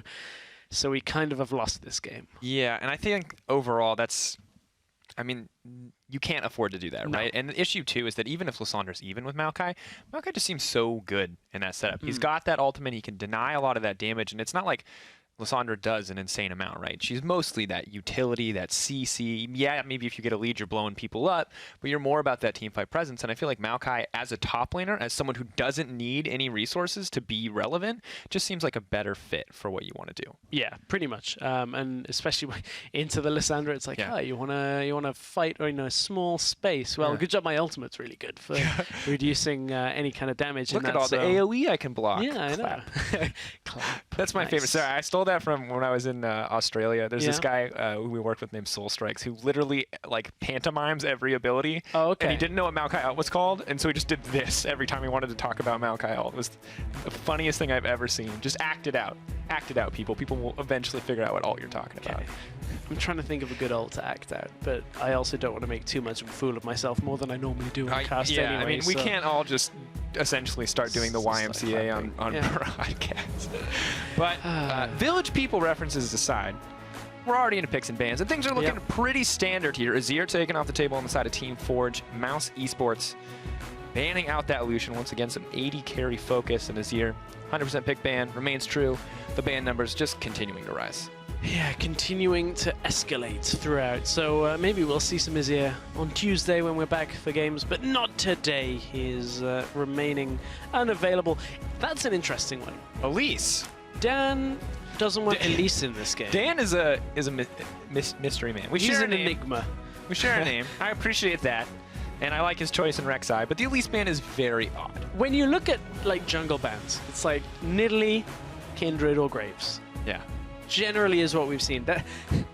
Dan's also, I don't want to see Nidalee. He's getting everything that isn't Rek'Sai out of this game. If it does magic damage and it's not a fat man, I do not want to see it in this game. Is that a Rise ban coming out last? You feel like it probably would. I mean, I think despite the, kind of lackluster showing last game, I think that Rise still has to be the priority, right? It's still so oppressive. The other option is you ban the Graves here. But then that's playing right into the hands of Dan. So what's available? Braum, if we go by the last game, would be the first pick. Other options, if you want to take the Lissandra Flex away, we did see one game of a Lissandra first pick. I think Lissandra's strong. I don't think she's first pickable in every game.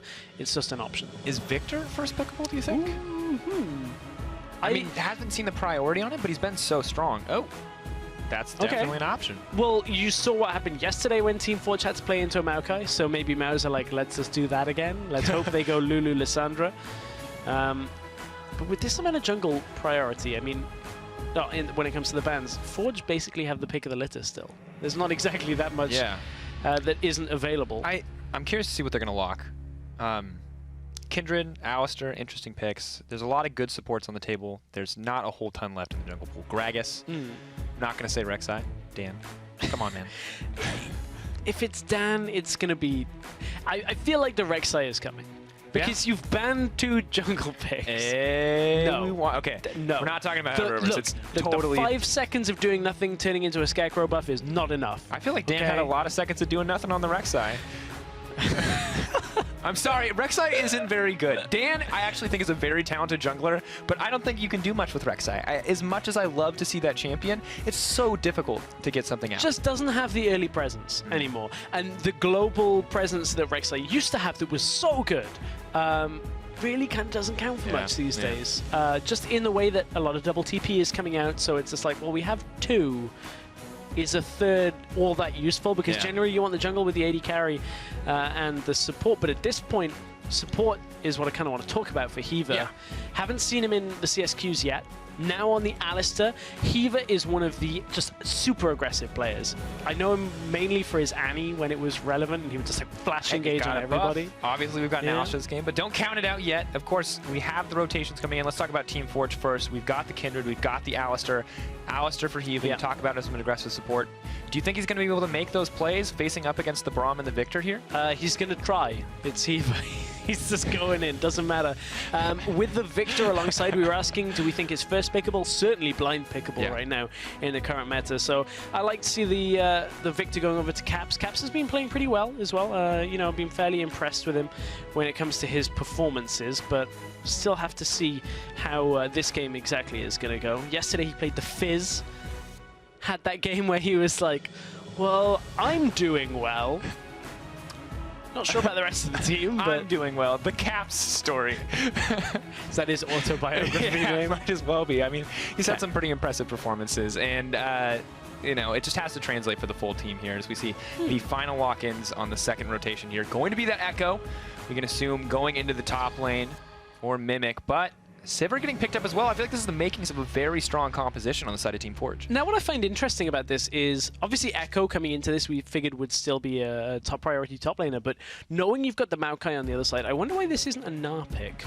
Just from the presence that we've seen when it comes to bullying the 1v1, still possible for Echo to do, don't get me wrong, but also to have the teamfight presence and being a tank again is going to make Maos think twice about where they go on their AD carry route. I agree that I think Gnar is probably the more optimal top laner in this situation, but we also have to remember that Gnar came out of nowhere. True, true. No one is really prepped to Gnar. I'm surprised at how many people have actually been able to play it. Maybe it's been coming up in scrims, but in the top lane for Mimic, you have to wonder, like, he was probably ready for the, you know, the Trundle, the Maokai, the Poppy, and the Echo. You know, like the core of the old meta. And as you said, it came out of nowhere.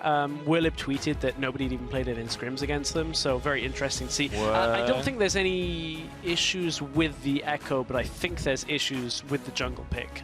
Nunu, the most hands-off. Well, I'm just going to farm for a long time and then have zone control in fights. I don't know how big of a fan I am of this. Nunu, everybody tries to play every kind of meta. Is like, is this actually good or not? Okay. I'm going to resist the temptation to be critical. I was critical of Dan earlier. I'm going to give him the benefit of the doubt. What does the Nunu do for this team composition? So it's going to provide zone control in fights. When you look at the areas that 4G can actually look to fight in, going to provide another tank setup. Also, you know, some sense of a source of AP damage. I'm assuming Dan is building full tank, probably the Frozen Heart style that we've become used to see out of Nunu just throughout, you know, in general history when it comes to League. So that's the kind of way he's going to go. Obviously, good control over objectives. A Nunu, a Callista, good luck ever taking anything. Normally it's like 1800 that people like Rents might have. This is going to be like 3k. It's going to be like Rents might consume.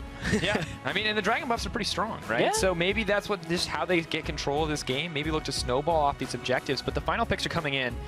Interestingly enough, it is going to be that Morgana headed into the mid lane, and the Echo. Wait a second. Ooh. Echo's going top. Yeah, Echo's going top. For a second, for whatever reason, I was like, Kindred's. I just like mind went blank. I was like, Echo in the jungle.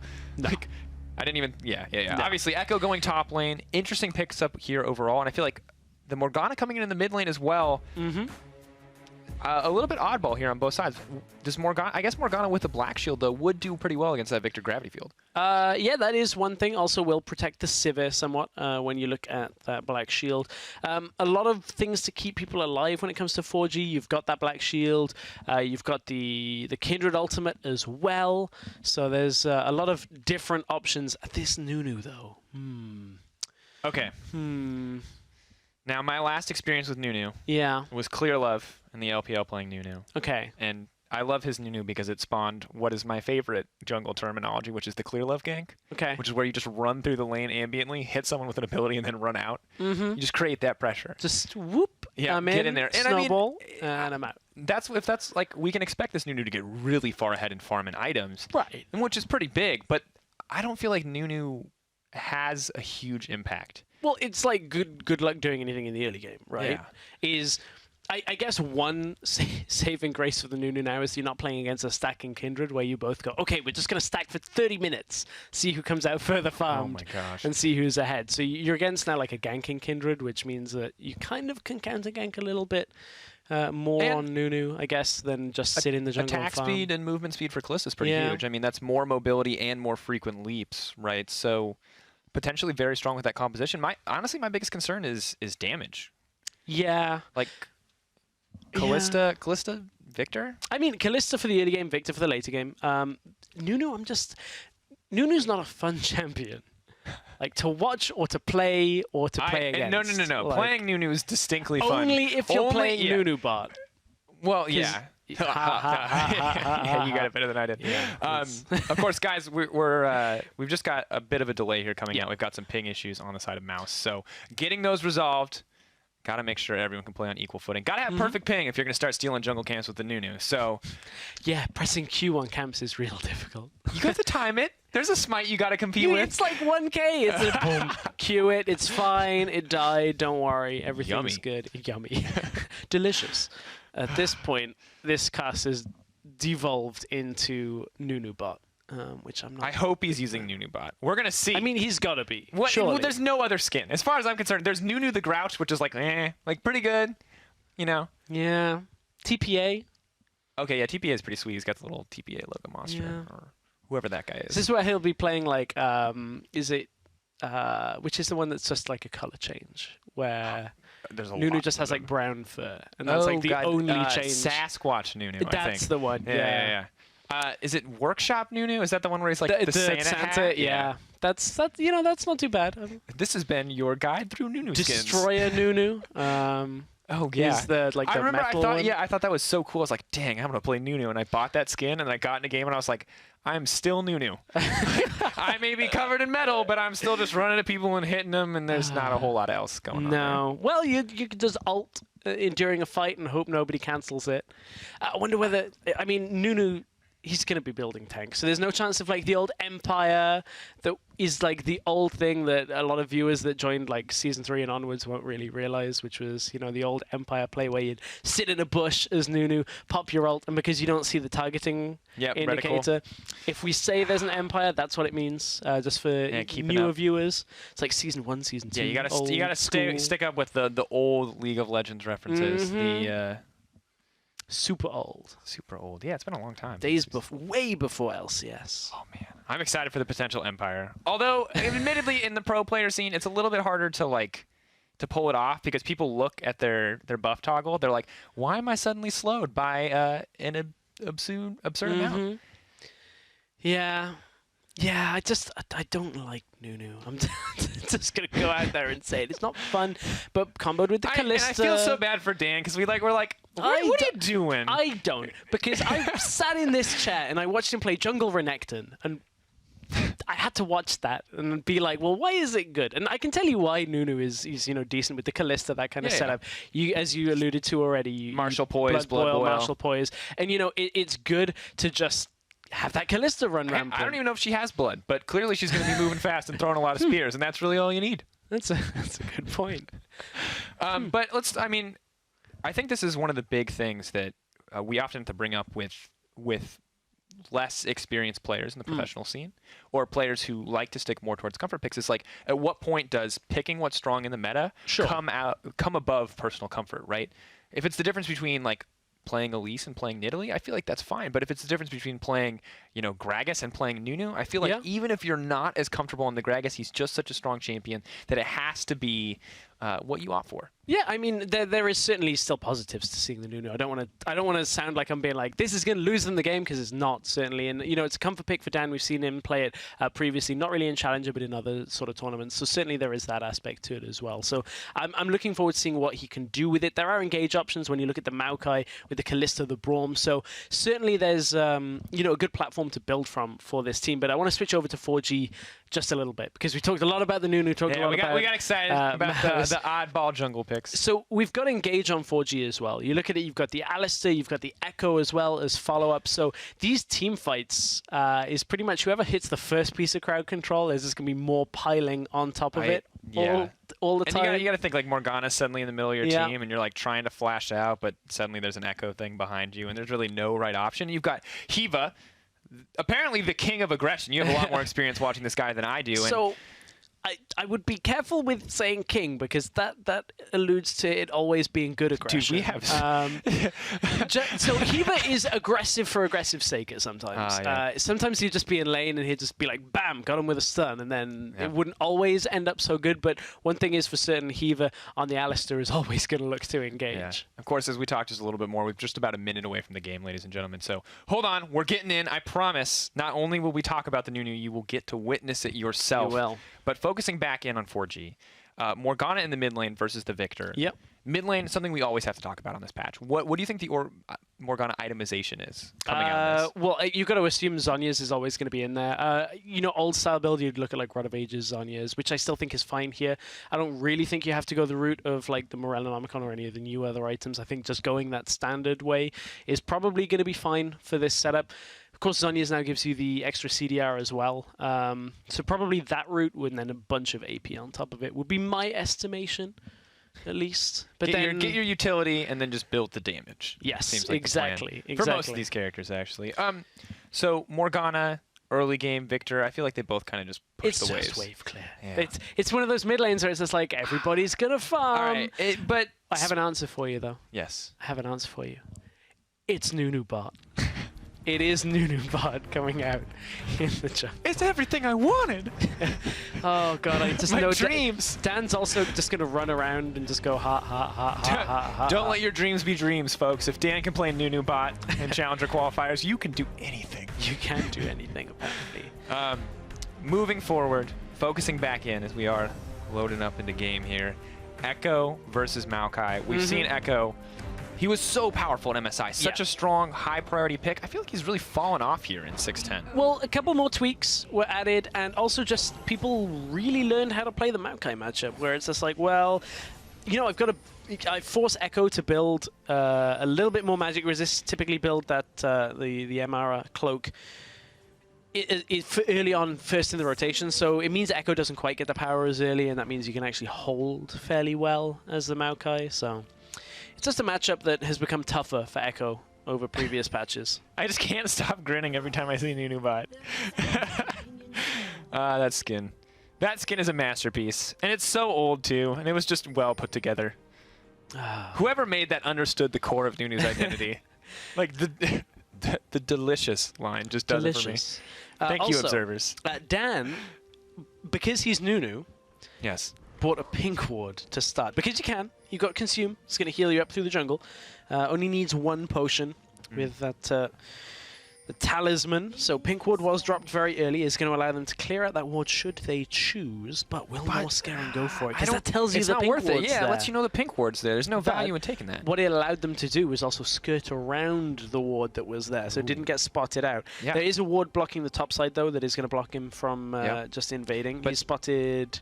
Is he? Oh, okay, he Now? does get spotted. So they know now. They know the lane swap's coming out, and it's before the jungle camps have spawned, so they have an opportunity to respond. But it looks like Braum may be poking in here. He's ready to interrupt this jungle clear. But it's a pivot now that they end up going for the Raptors instead. Is Braum going to check all the way down, though? Norscaron looks like he will. Yeah, it does spot them out. Gets the information. Does he steal anything? Oh, look at that Braum CS. Nothing Look on at Braum. it. Yeah, I'm just staring at that rather All than right, anything all else. right. He got nothing. Not gonna get it. We gotta trust the observers. Yeah. They'll keep us there. They'll keep us there. Nunu and Maokai, no surprises, clearing out this jungle with relative ease. Dan already used that smite and that consume. And Mimic actually just gonna run straight to the bottom lane.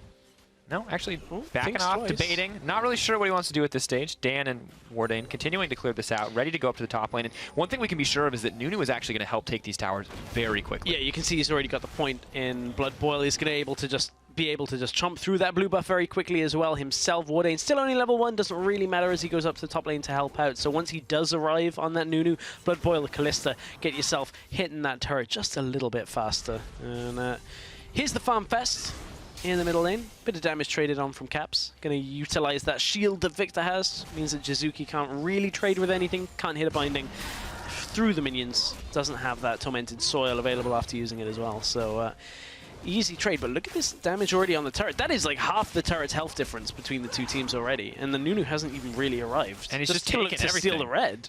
He's hungry. He wants it all. And of course, Kindred gonna snag the Scuttle Crab. Of course, thank you, Twitter. And the gentleman, I'm sorry, I cannot remember your name, who helped point out the early spawns. And Scuttle Crab and Wolf are the only areas where the first couple marks can spawn. Yeah, so, exactly. You know, not complete RNG insanity like I thought it was. I was trying to hold your hand through that one. See if I just didn't want to be like, no, it's only on the early camps. You gotta shut me down, man. I You gotta should've. let me know. Hopefully I made it slightly obvious enough for people that were watching that they only felt that one of us. Yeah. I have a bad history with Kindred in League of Legends. Doesn't always work that's out. fair. I think we all have those moments. Don't worry. Taiki, though, gonna have one of those moments of his own as he realizes that red buff is already gone, and Nunu is just clearing through this map. Ooh, you know what's fun? An Infernal Dragon spawning first. It's my first one. First game I'm having an Infernal Dragon. No. Yeah, there's a Nunu and a Callista. Still Earth, Cloud, Cloud. Infernal. We still need the Earth, Wind, and Fire. Okay. When that hat comes up, you're going to be so insanely happy. Are you sure you don't want the Earth, Wind, and Ground from last game? Earth, Wind, and Ground. But, I mean, this Infernal Dragon is going to die exceptionally quickly as soon as Maus decide they want it. Callista plus Nunu means goodbye Dragon, and Infernal Dragon isn't one of the ones with the higher resistances. It's still fairly similar to Old Dragon with how quickly it dies. And it's going to be, I think, interesting to see what priority is placed down here, because you've got the Callista Nunu, as you said, and it seems very, very easy for Maus to just take this one. Yeah, and I mean, you've got to look at it as to what it offers as well, because this isn't Air or Cloud where you're just looking for, oh, you know, it's nice to have a little bit of movement. To give Callista and Victor this early damage, this early boost, is fairly significant, because it means as soon as you get into a fight, having that boost from just being easily able to take Dragon should be enough to tip the fight. But Taiki... Oh, moving forward, TP coming in as well. Mounting Dread stacked up. Hiva, aggressive as ever. Dan trying to do some damage. Looking for the stun set. Minute running in. It's the fight we were waiting for. Binding goes down. Wardane's going to drop. First blood over to 4G. One kill from that fight after everybody arrived. All the TPs were used, and Wardane did not have his ultimate available. Was only level 3 for that fight. Nobody had ults, in fact, and that does not benefit Maus with a fight like that. 4G managed to pick up a kill onto the Morgana here as well, and what that does do is slow down Maus from even thinking about taking that dragon for a little while. They need extra time here, but it is also going to open up an opportunity where they won't be able to bring the top laners down for a full-on fight the next time it happens. Maybe that'll be able to give Maus a little bit of an advantage if Jizuki's on the top side of the map as well. Yeah, interesting to see, of course. Let's take a look briefly. Kindred clears out this vision. That pink ward bot early game has paid off, but will finally drop. Focusing back in on mid, though, you can see Morgana with that first kill. Interesting enough, Frostfang coming out here. Well, I mean, as we take a look back, we'll talk about the Frostfang in just a second. So Norskeren trying to clear a ward, did not expect Taiki really to be there, and in came all the TPs from this. And with no ults available in this fight, it means that Wardain is not tanky enough to survive through this. Normally you'd be like okay with the Maokai being there, the rest of the damage would follow up and it'd be Normally okay. You're fine to 4v1 for a couple of seconds. Just for a few, but without ult doesn't really work out too well. So you mentioned the Frostfang. You go towards that Frost Queen's claim, allows you to land bindings very easily, start picks, start fights that way as well. Active into a binding. You know, pretty good on Morgana. Also gives her pretty much everything else she wants as well. You get that mana regen, you get AP. It's all good. Pretty nice if you're hitting the Callisto or the Victor, pretty much the only two sources of damage. And interestingly enough, despite, Nunu and that insane clear speed, Kindred's matching pace here. Just about dead even in creeps, and Nunu going for the challenging smite where Kindred, despite being normally the duelist we'd expect, actually taking a little bit more of a defensive approach. Also, Nunu triple buffed Kindred at the beginning of this game, so did certainly have a little bit of a lead from that, but obviously it's been here we go. Somewhat of a running game. Here we go. Start the laugh stand, running into lane. Heaver is pretty much caught. If he can taxi his way out, maybe he's okay. Flash over. The will. And he'll throw down the slow there. Morgana's moving down to back him up, though. Dan may be able to spam the laugh, but he's not going to get much of anything. It's a win. No, they used Flash on Alistair, so it's not a win on that fight. But certainly just using that taxi to his advantage, just get the headbutt into the Flash over the wall. So this is the problem with Nunu. Trying to gank. Can't really do it too well, doesn't have a whole lot of crowd control. You can snowball somebody and make them walk a little slower, but actually hard crowd control. And then you can hit them with the red buff and they'll be actually not even slower. I mean, Slows don't stack anymore. Looking for benefits, you can blood boil on yourself so you stack the Braum passive slightly faster. Yeah! Dang.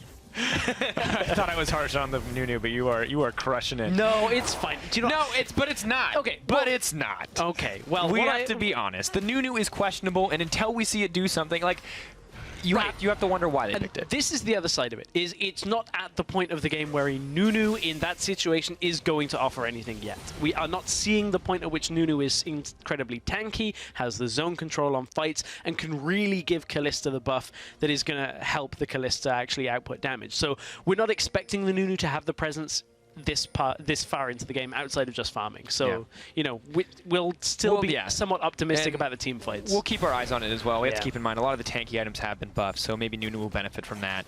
Cooldown reduction on the Warmogs, Spirit Visage offering more healing, and Cinderhulk most likely, I would guess, going to be the Nunu item coming out, but this is really the utility that Nunu does offer. He may not have gone for the Tracker's Knife, but he is going to be able to grab that Sight Stone, so maybe Mouse just going to be able to make more educated plays with this pick. Yeah, exactly. He is one of the champions that is fine to just build that on. Very rare we see Sight Stone built on junglers these days. As you mentioned, that Tracker's Knife is pretty good as a replacement.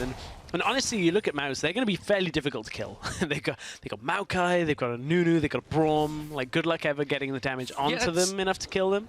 Getting into that back line is going to be really tough. The Morgana damage from the Tormented Soil is going to be a lot greater than you would normally expect, just because it's mid rather than support. So you take into account the actual damage on it, then the missing health damage that can happen with the Tormented Soil. So there is still a potential to shred through them as well. You've got a Sivir that's going to be building crit. Caps and have armor pen. Oh, Cap's got to be mounting careful. Dread, just going to have to flash, so he sees Morgana coming. Spooky Ghost actually coming out. Yeah, he's going to be fine. Morg can't get in range quite yet.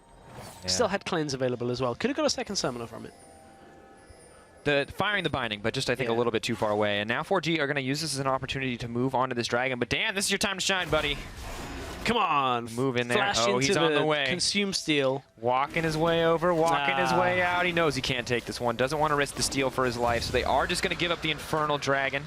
That one is going to scale up as we move forward. 8%.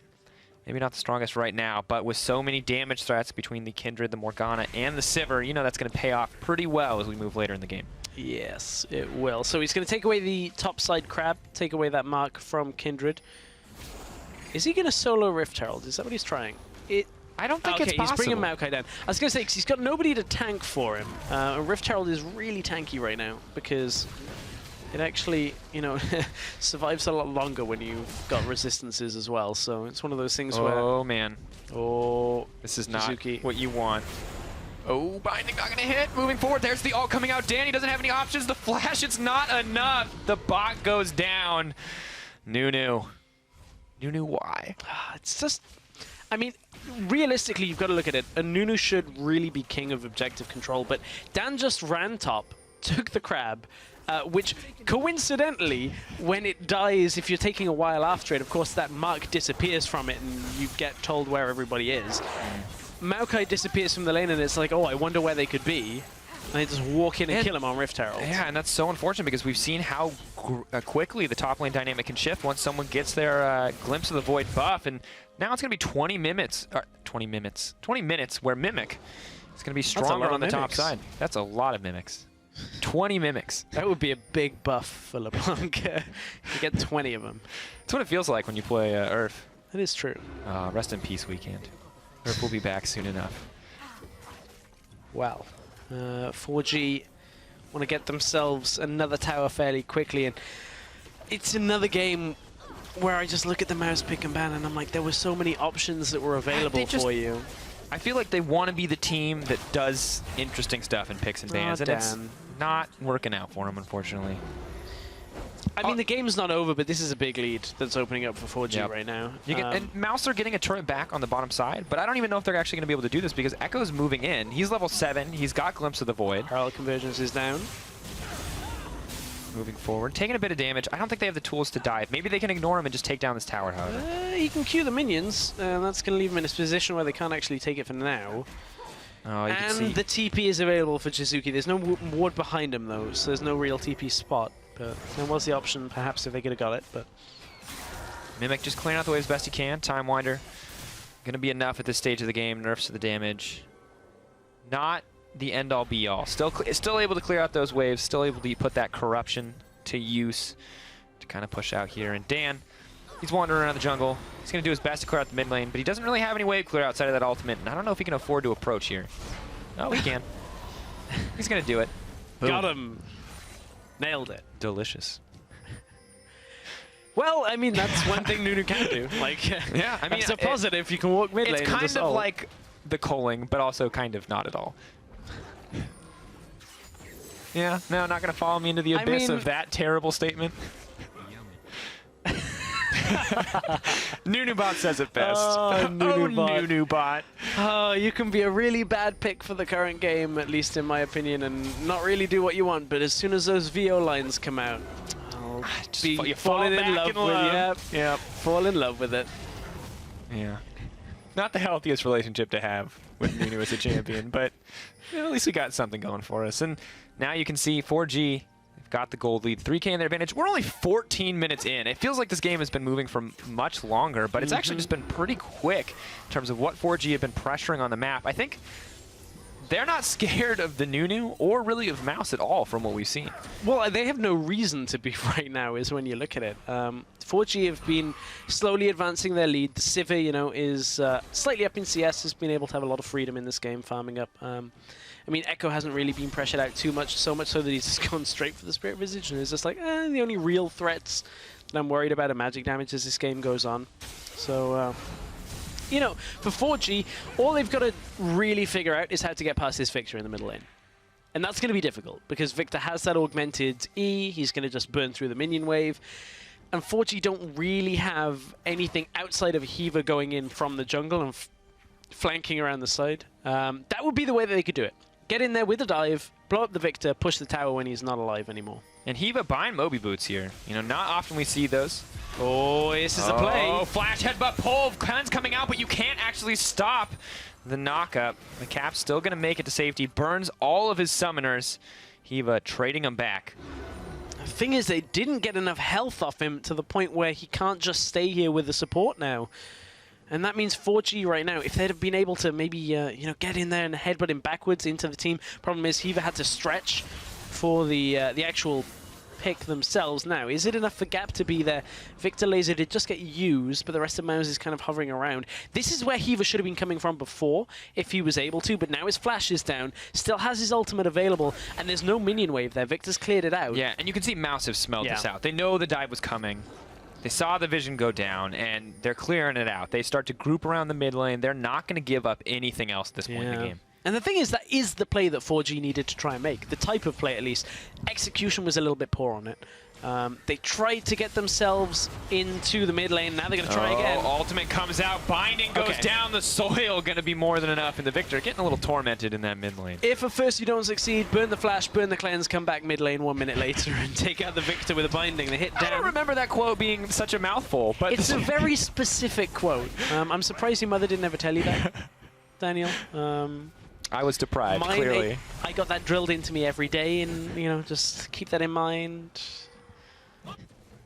It's how you get mid-towers, okay? Growing up. Child League of childhoods apparently were very different. Apparently. Maybe just like a bit of a culture difference. You got to play outside. I was like... You League of Legends drills all day. Didn't help. You adopted the League of Legends. I was born to it. Oh, jeez. Moving forward, Cloud Drake is going to go down for 4G. This will be their second dragon of the game. Fire, air, fire potentially again, following that one up. And really got a shout out to the mid laner here. Just keep landing those bindings. The team, of course, playing around this Morgana, but 3-0-0, a fantastic scoreline.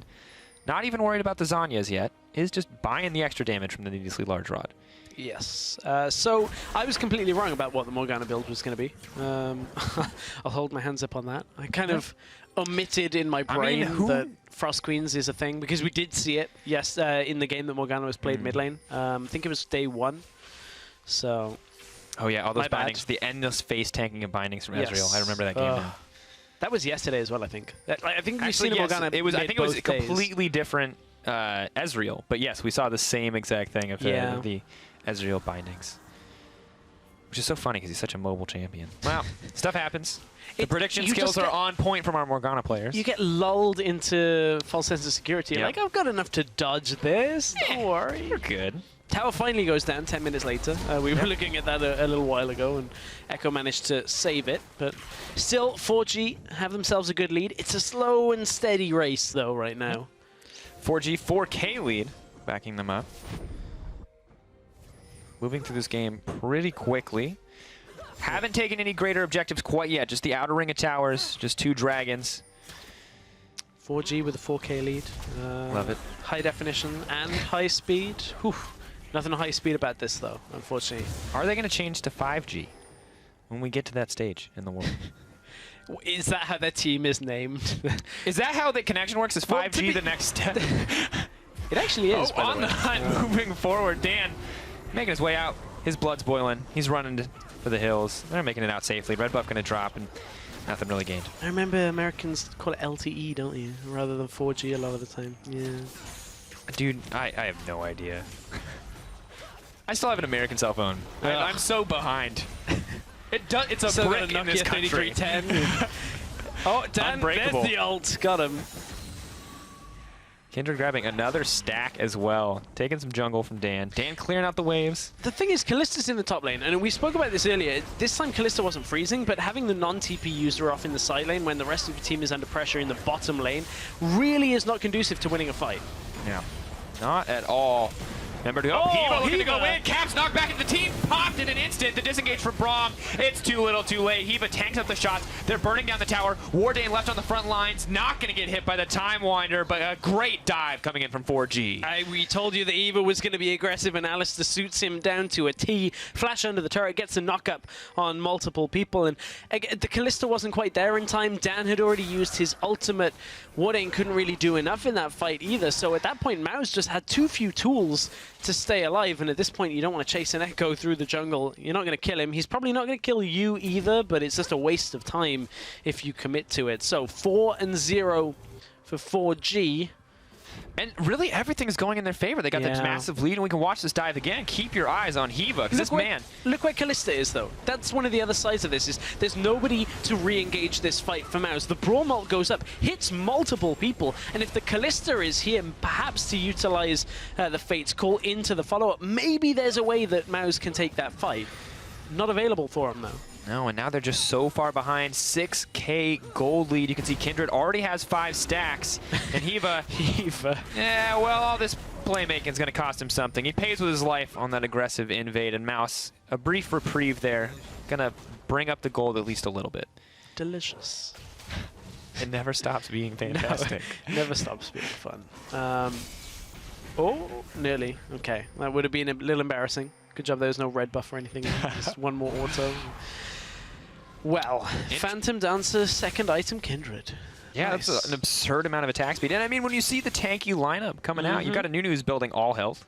You've got a Maokai, all health items. And there's only 2 people you need to be worried about, realistically. That's the Victor who you're looking to be hitting, or the Kindred, the Callista that you're kind of looking to be hitting as well. So get that damage reduction, makes it very difficult to actually deal with the Kindred. And to be fair, Kindred is, I wouldn't say very far ahead of where she should be in stacks, but ooh, nice little steal. She's way out farming Nunu at the same time. Yeah, 30 CS lead just about, or yeah, 20 CS lead at this stage. And additionally, with 5 stacks on that mark, why not just build more attack speed? You've got you got current health damage, you got max health percentage damage, and that's just really oppressive to fight against, especially when Nunu doesn't really have any resistances coming out here either. Now, there is the potential cheese moment where somebody on 4G dies randomly because Victor blows them up, and then Maus just go for the Baron and get it. Because they have the Callista, they have themselves the Nunu.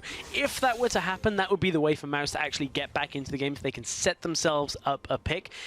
It's somewhat unlikely, looking at how 4G have actually been playing so far. Are they actually going to... Okay, I thought Maus were just going to start that then, which would have been risky with nobody dying. You need to have a little bit of a skirmish first. You're not quite fast enough to just kill it with... or far enough ahead. The Baron does a lot of damage. Yes. Yeah. You don't quite have a Nunu, Maokai, Braum frontline. Although you are looking pretty tanky at this stage in the game on the side of 4G. But Dragon on the way to respawn. Remember, it is that second Infernal Drake. 16% AD AP. Oof, especially on a Morgana who has second item death cap. Ouch. Ouch. This Sivir is also hurting as well. Not quite third item, fairly far way away. Set on 1700 gold though, so we'll be building most of the way there fairly soon. Yeah, I think this one going down uncontested. Nunu's on the way in, but looks like it's going to be too late. And now they're moving forward. Dan, oh, here's the fight. The overstayed is welcome. Mimic moving forward, looking for it. Binding, not going to land. Ouster goes in. 2 get knocked up. Fate's Call on the bat side. Oh, Sivir over the wall. Dan, he's trying to make a play, but he gets burned through. Snap back from Echo. Moving forward. Callista's trying to do damage. She gets popped. Instantly, War Dane, the last man left standing, and there's not much hope left here for Mouse. I think this is going to be the ace, and 4G crush the fight, set their sights on Baron, and they are in absolute control. They get themselves the second Infernal Drake and then choose to fight. They had the extra damage as well. Now they want to look for the Baron on top of it. This should be theirs. There's nothing that can stop them here. Nobody alive on the side of Mouse. It's the Baron, the second Infernal, the Ace, everything going over to 4G. And look at the confidence in that team fight. We're going to get a replay of it. But you saw Gap just flash over the wall. He saw the kills. He's going to make them happen. And the other side of this is the lack of confidence from Dan. He could ult right here if he's confident his team is coming across. But the Maokai is still trying to come up. Another position for an ultimate, but he's holding it because he doesn't want it to get interrupted. And the problem is he needs to be able to zone this fight. The only thing he's zoning there is Sivir into hitting him in the face and killing him, and for the rest of this fight, the rest of the team falls in the top side because they cannot deal with the rest of the 4G lineup, and Mouse are just too far behind to make this composition to work for them. They're trying to run a 3-tank composition, and they really are not tanky enough against this set of champions that's coming out from 4G. 2 Infernals on top of it makes it impossible to team fight now. And you got to look. I mean, Kindred pretty much exactly where she wants to be. Stacking up continuously, 7 stacks now after that last fight, after taking down the Baron. So on top of that, finishing up the Hex Drinker, and you got to wonder, I mean, it really feels like Mouse wanted to fight in the mid game. They've got the Victor, they've got this Callista, but they fell so behind early on that I don't think they were ever given the chance. No, they really have not had a chance after this game opened up to actually take a good fight. even Northscaring with that Unbreakable up just took so much damage off the minions and from 4G there that he's half health, gonna have to back away. Oh, mid lane. Oh, Hiva. It's just disrespectful, Caps. Not a whole lot of hope left. Oh, Not going to Mimic. take the time Oh, he's winder. gone. Dan trying to make something happen. Oh my god, Sivers on the back half. That boomerang blade came out of nowhere. Victor gets burned through. Dan's running for his life. That's a triple. But who's laughing now? The triple kill for Siver. Looking to make it a quadra. Maokai turns it back. But meanwhile, Jizuki pushing in the mid lane, looking to grab this tower. 4G still coming out ahead. And it's not only that, so Mimic used his ultimate after he TP'd into the fight, gets top lane, has now taken himself the top inner tower, and now 3 people are dead for Mouse. They've got to try and look after 2 lanes with almost no wave control, but 4G licking their wounds a little bit. Jizuki's still low, Hiva still chunked somewhat. It means 4G back themselves away. They're going to reset themselves and look to push again. But man, this has just gone from strength to strength for 4G in this game. And this fight, as you said, keep your eyes on where Sivir comes from. This was the beginning. We didn't catch this. This was the trade between Victor and Morgana. Binding did not land, but it was just enough to keep Caps around for Hiva and Mimic to take him out. And then where does this boomerang blade come from? Sivir's running up, bounces through, the ricochet into the boomerang blade is enough. Gap did not really get it affected there by the Callista ultimate either. Spell Shield was One more. used at that kind of time, and Gap died, but it was worth it. Got himself the triple. And I think what you were saying is that it's so hard to find the silver lining right now for Mouse. So often we look for a way. How can Mouse come back? We don't want to count them out, right? We never want to count them out, but at this stage of the game, what is really left? 11k gold in the favor of 4G. What we could definitely argue is a superior composition since they're ahead. Morgana hits like a truck. She doesn't even have to build Zanya's. She's got, you know, 1 utility item and then the two biggest damage items in the game, the Void Staff. Oh, Sifa. We're about to have a wildfire when it comes Oh my up. gosh. 1 minute 50. Oh my gosh. The Infernal Raging Inferno. Dragon, the Raging Inferno. The Triple Inferno. Yeah. Oh my Somebody god. else said something else. We got to come up with an actual word for this. Infernal, Infernal, Infernal. Yeah. What is it? What is it? Okay, wait. What was the actual? It was Infernal Cloud, Infernal, Infernal. We're done. We're done. Never again. Never again. But now you're checking. I'm checking. There was, yes, No, you are right. yes. There's a cloud in Yes. there. Got it. I am the king of Bop It. King of Bop It. Or Simon Says, maybe? I don't really know what That's this one a is. different game No, in Europe, Simon. by the way. Simon. Yeah, Simon's... Okay, good. The touching, the colors thing. I don't know what kind of games you played. Yeah. But, Remember, very different our childhoods upbringings. were very different. Yeah. different We didn't all apparently. just drill League of Legends day and night. Oh dear. So 56 seconds until we, I believe, have our first triple Infernal that we've had here in Europe. I think it's 3 Infernals. Triple Inferno. What? The 3 Infernals is insane to me. Right. I'm sorry. I was. Triple is 3. You're aware of that, right? I am aware that triple is 3. Okay, I'm just double checking. I'm not gonna lie to you 100%. I just like got so lost in watching the minimap. You're Okay. like, yeah, Infernal, and I was like, yeah, 3 Infernals. Okay, you good. definitely said It's got a little triple before crazy that. Yeah, we wasn't. We my- wasn't. Not Do you my need a fault. minute? Calm down. Do you need a minute? I'm gonna use the I'm still new excuse. Definitely not okay. But 10 seconds to go on that Infernal. we're so excited about this. I am actually quite excited because 24%. we're gonna see a Sivir like W somebody and just win the fight. That's it. Yeah, I mean, just think, she autos 3 times and everyone on that team is going to die. Oh my god, this is gonna be disgusting. She's got the extra BF sword too. This is watch the actually- damage, watch the damage. Oh my god, extra 25 AD off that dragon. Everything was peaceful until the She triple has- Infernal Fire Nation Wait a sec- attack. oh my Maybe we gosh. call them a Fire Nation of Infernal Oh, Dragons. it's the Fire Nation. That's That's great. It. That's it. and Lock then if it gets we're nerfed, we can done. call it Season 2 when they're not the bad guys. Or we can call it the Legend of Korra because they're no longer the bad guys, right? But that's 75 AD for this. She got about 25 off, and so each of those dragons has been worth 25 AD. She has 3 free pickaxes because of these dragons. That's a lot. That's a lot of free That's pickaxes. a lot of free stuff. So when a team fight happens, if we see one, it's going to likely result in Maus just getting shredded down because of Yep. those dragons. Hiva is just itching to go in. Look at him. He's like, I'm going to flash in, guys. I'm going to. He's not He's quite... level 10. He's level 10, which means he's still only at 50% damage reduction. It's 30 minutes. Once he gets level 11, he'll still be 10% lower on damage reduction than previous Alistair. Which is Braum why... has a locket and just took half health from a binding pool. Yeah, I mean, remember the missing health damage that does? Yeah, so true. plus the 3 Infernal Drakes, so it's like, as soon as you start losing health, you're going to lose more. Hiva, he wants it. He so wants to go he in. wants it so bad. Mimic's hitting the tower. 4G, though. Oh, push Actually, back. I don't know if they're trying to bait in or if they're just getting over-aggressive here. Northscoren almost goes down to the pool. Oh my god, Caps, that was the bounce. That's what we were talking about. That was it. Whew, whew. Nearly carried it back. If Northscoren had been there, that would have been...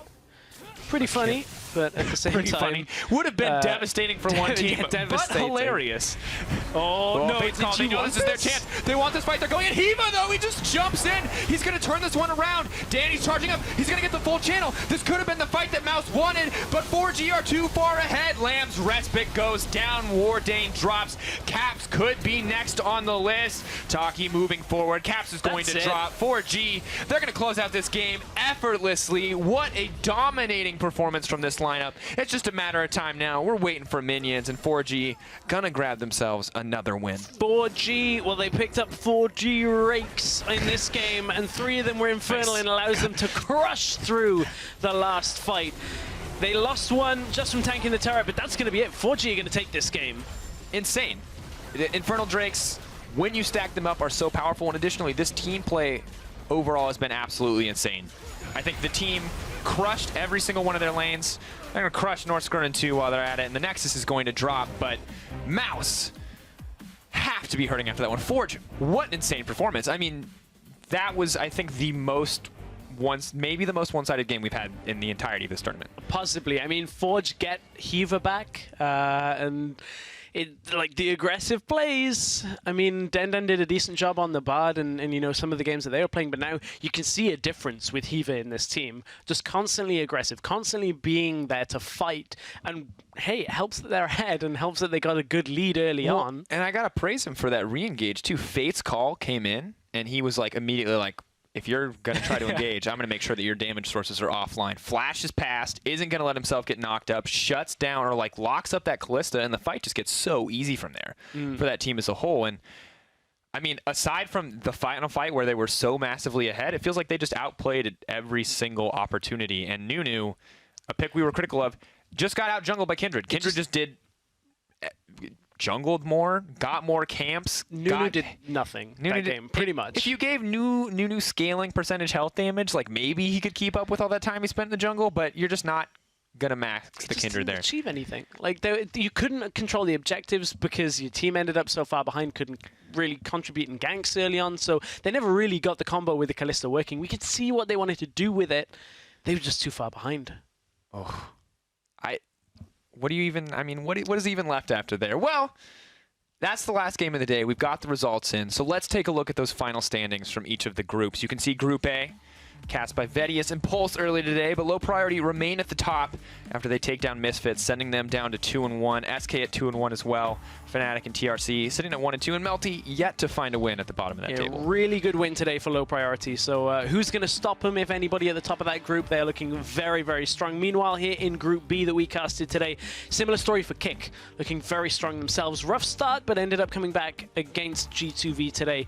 Looking pretty good. Then it's 4G picking up another win. And then we've got this tie. This is perhaps the hope for all of these teams that are tied 1 and 2. If we end up in a weird situation where like everybody's 2 and 3, maybe even the likes of Mao's G2V, ESG, or Chef 6 could look to make a run for the top. But still, we've got more games to come before we get to that. Yeah, of course, we're finished up with day 3, but there is plenty more group stage action coming in next week. Be sure to join us again on Tuesday, May 24th, not tomorrow, but the day after, where we will continue with day 4. Day 4, yeah. So tomorrow is a day off, but there's Tuesday's matches that you can see on the screen. And if you missed any of today's action, or any of yesterday's action, or day 1, if you feel like any of it, if you're going to have withdrawal symptoms and you want just that stopgap, something in the middle, you can always head over to LolEsports.com. Check out any VODs, refresh on the schedule, you'll get it all over there.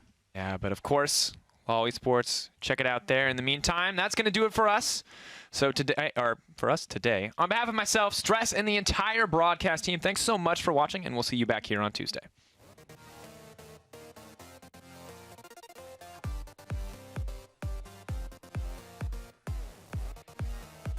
As the teleport comes in the bottom lane. He's got the CP advantage, Kiros and Wax not in a good position on the back lines. Nero's over the wall looking for the steal. Doesn't quite happen, but the mid laner has gone down. Kazdar has bitten the dust. Finn over the wall, but he also gets picked up, and everyone is just going in one by one. Even though Trip picked up the Baron, this is not going well at all. Fiddle may have to be the sacrificial Braum here.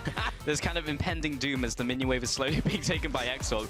Here's the teleport as well from both teams, but I think it's going to be too slow out from SK. Vardex are going to back away. Willum's coming in here, pops the ultimate, moving on to Ruin. Unlimited as well. That's 2 killed over to SK.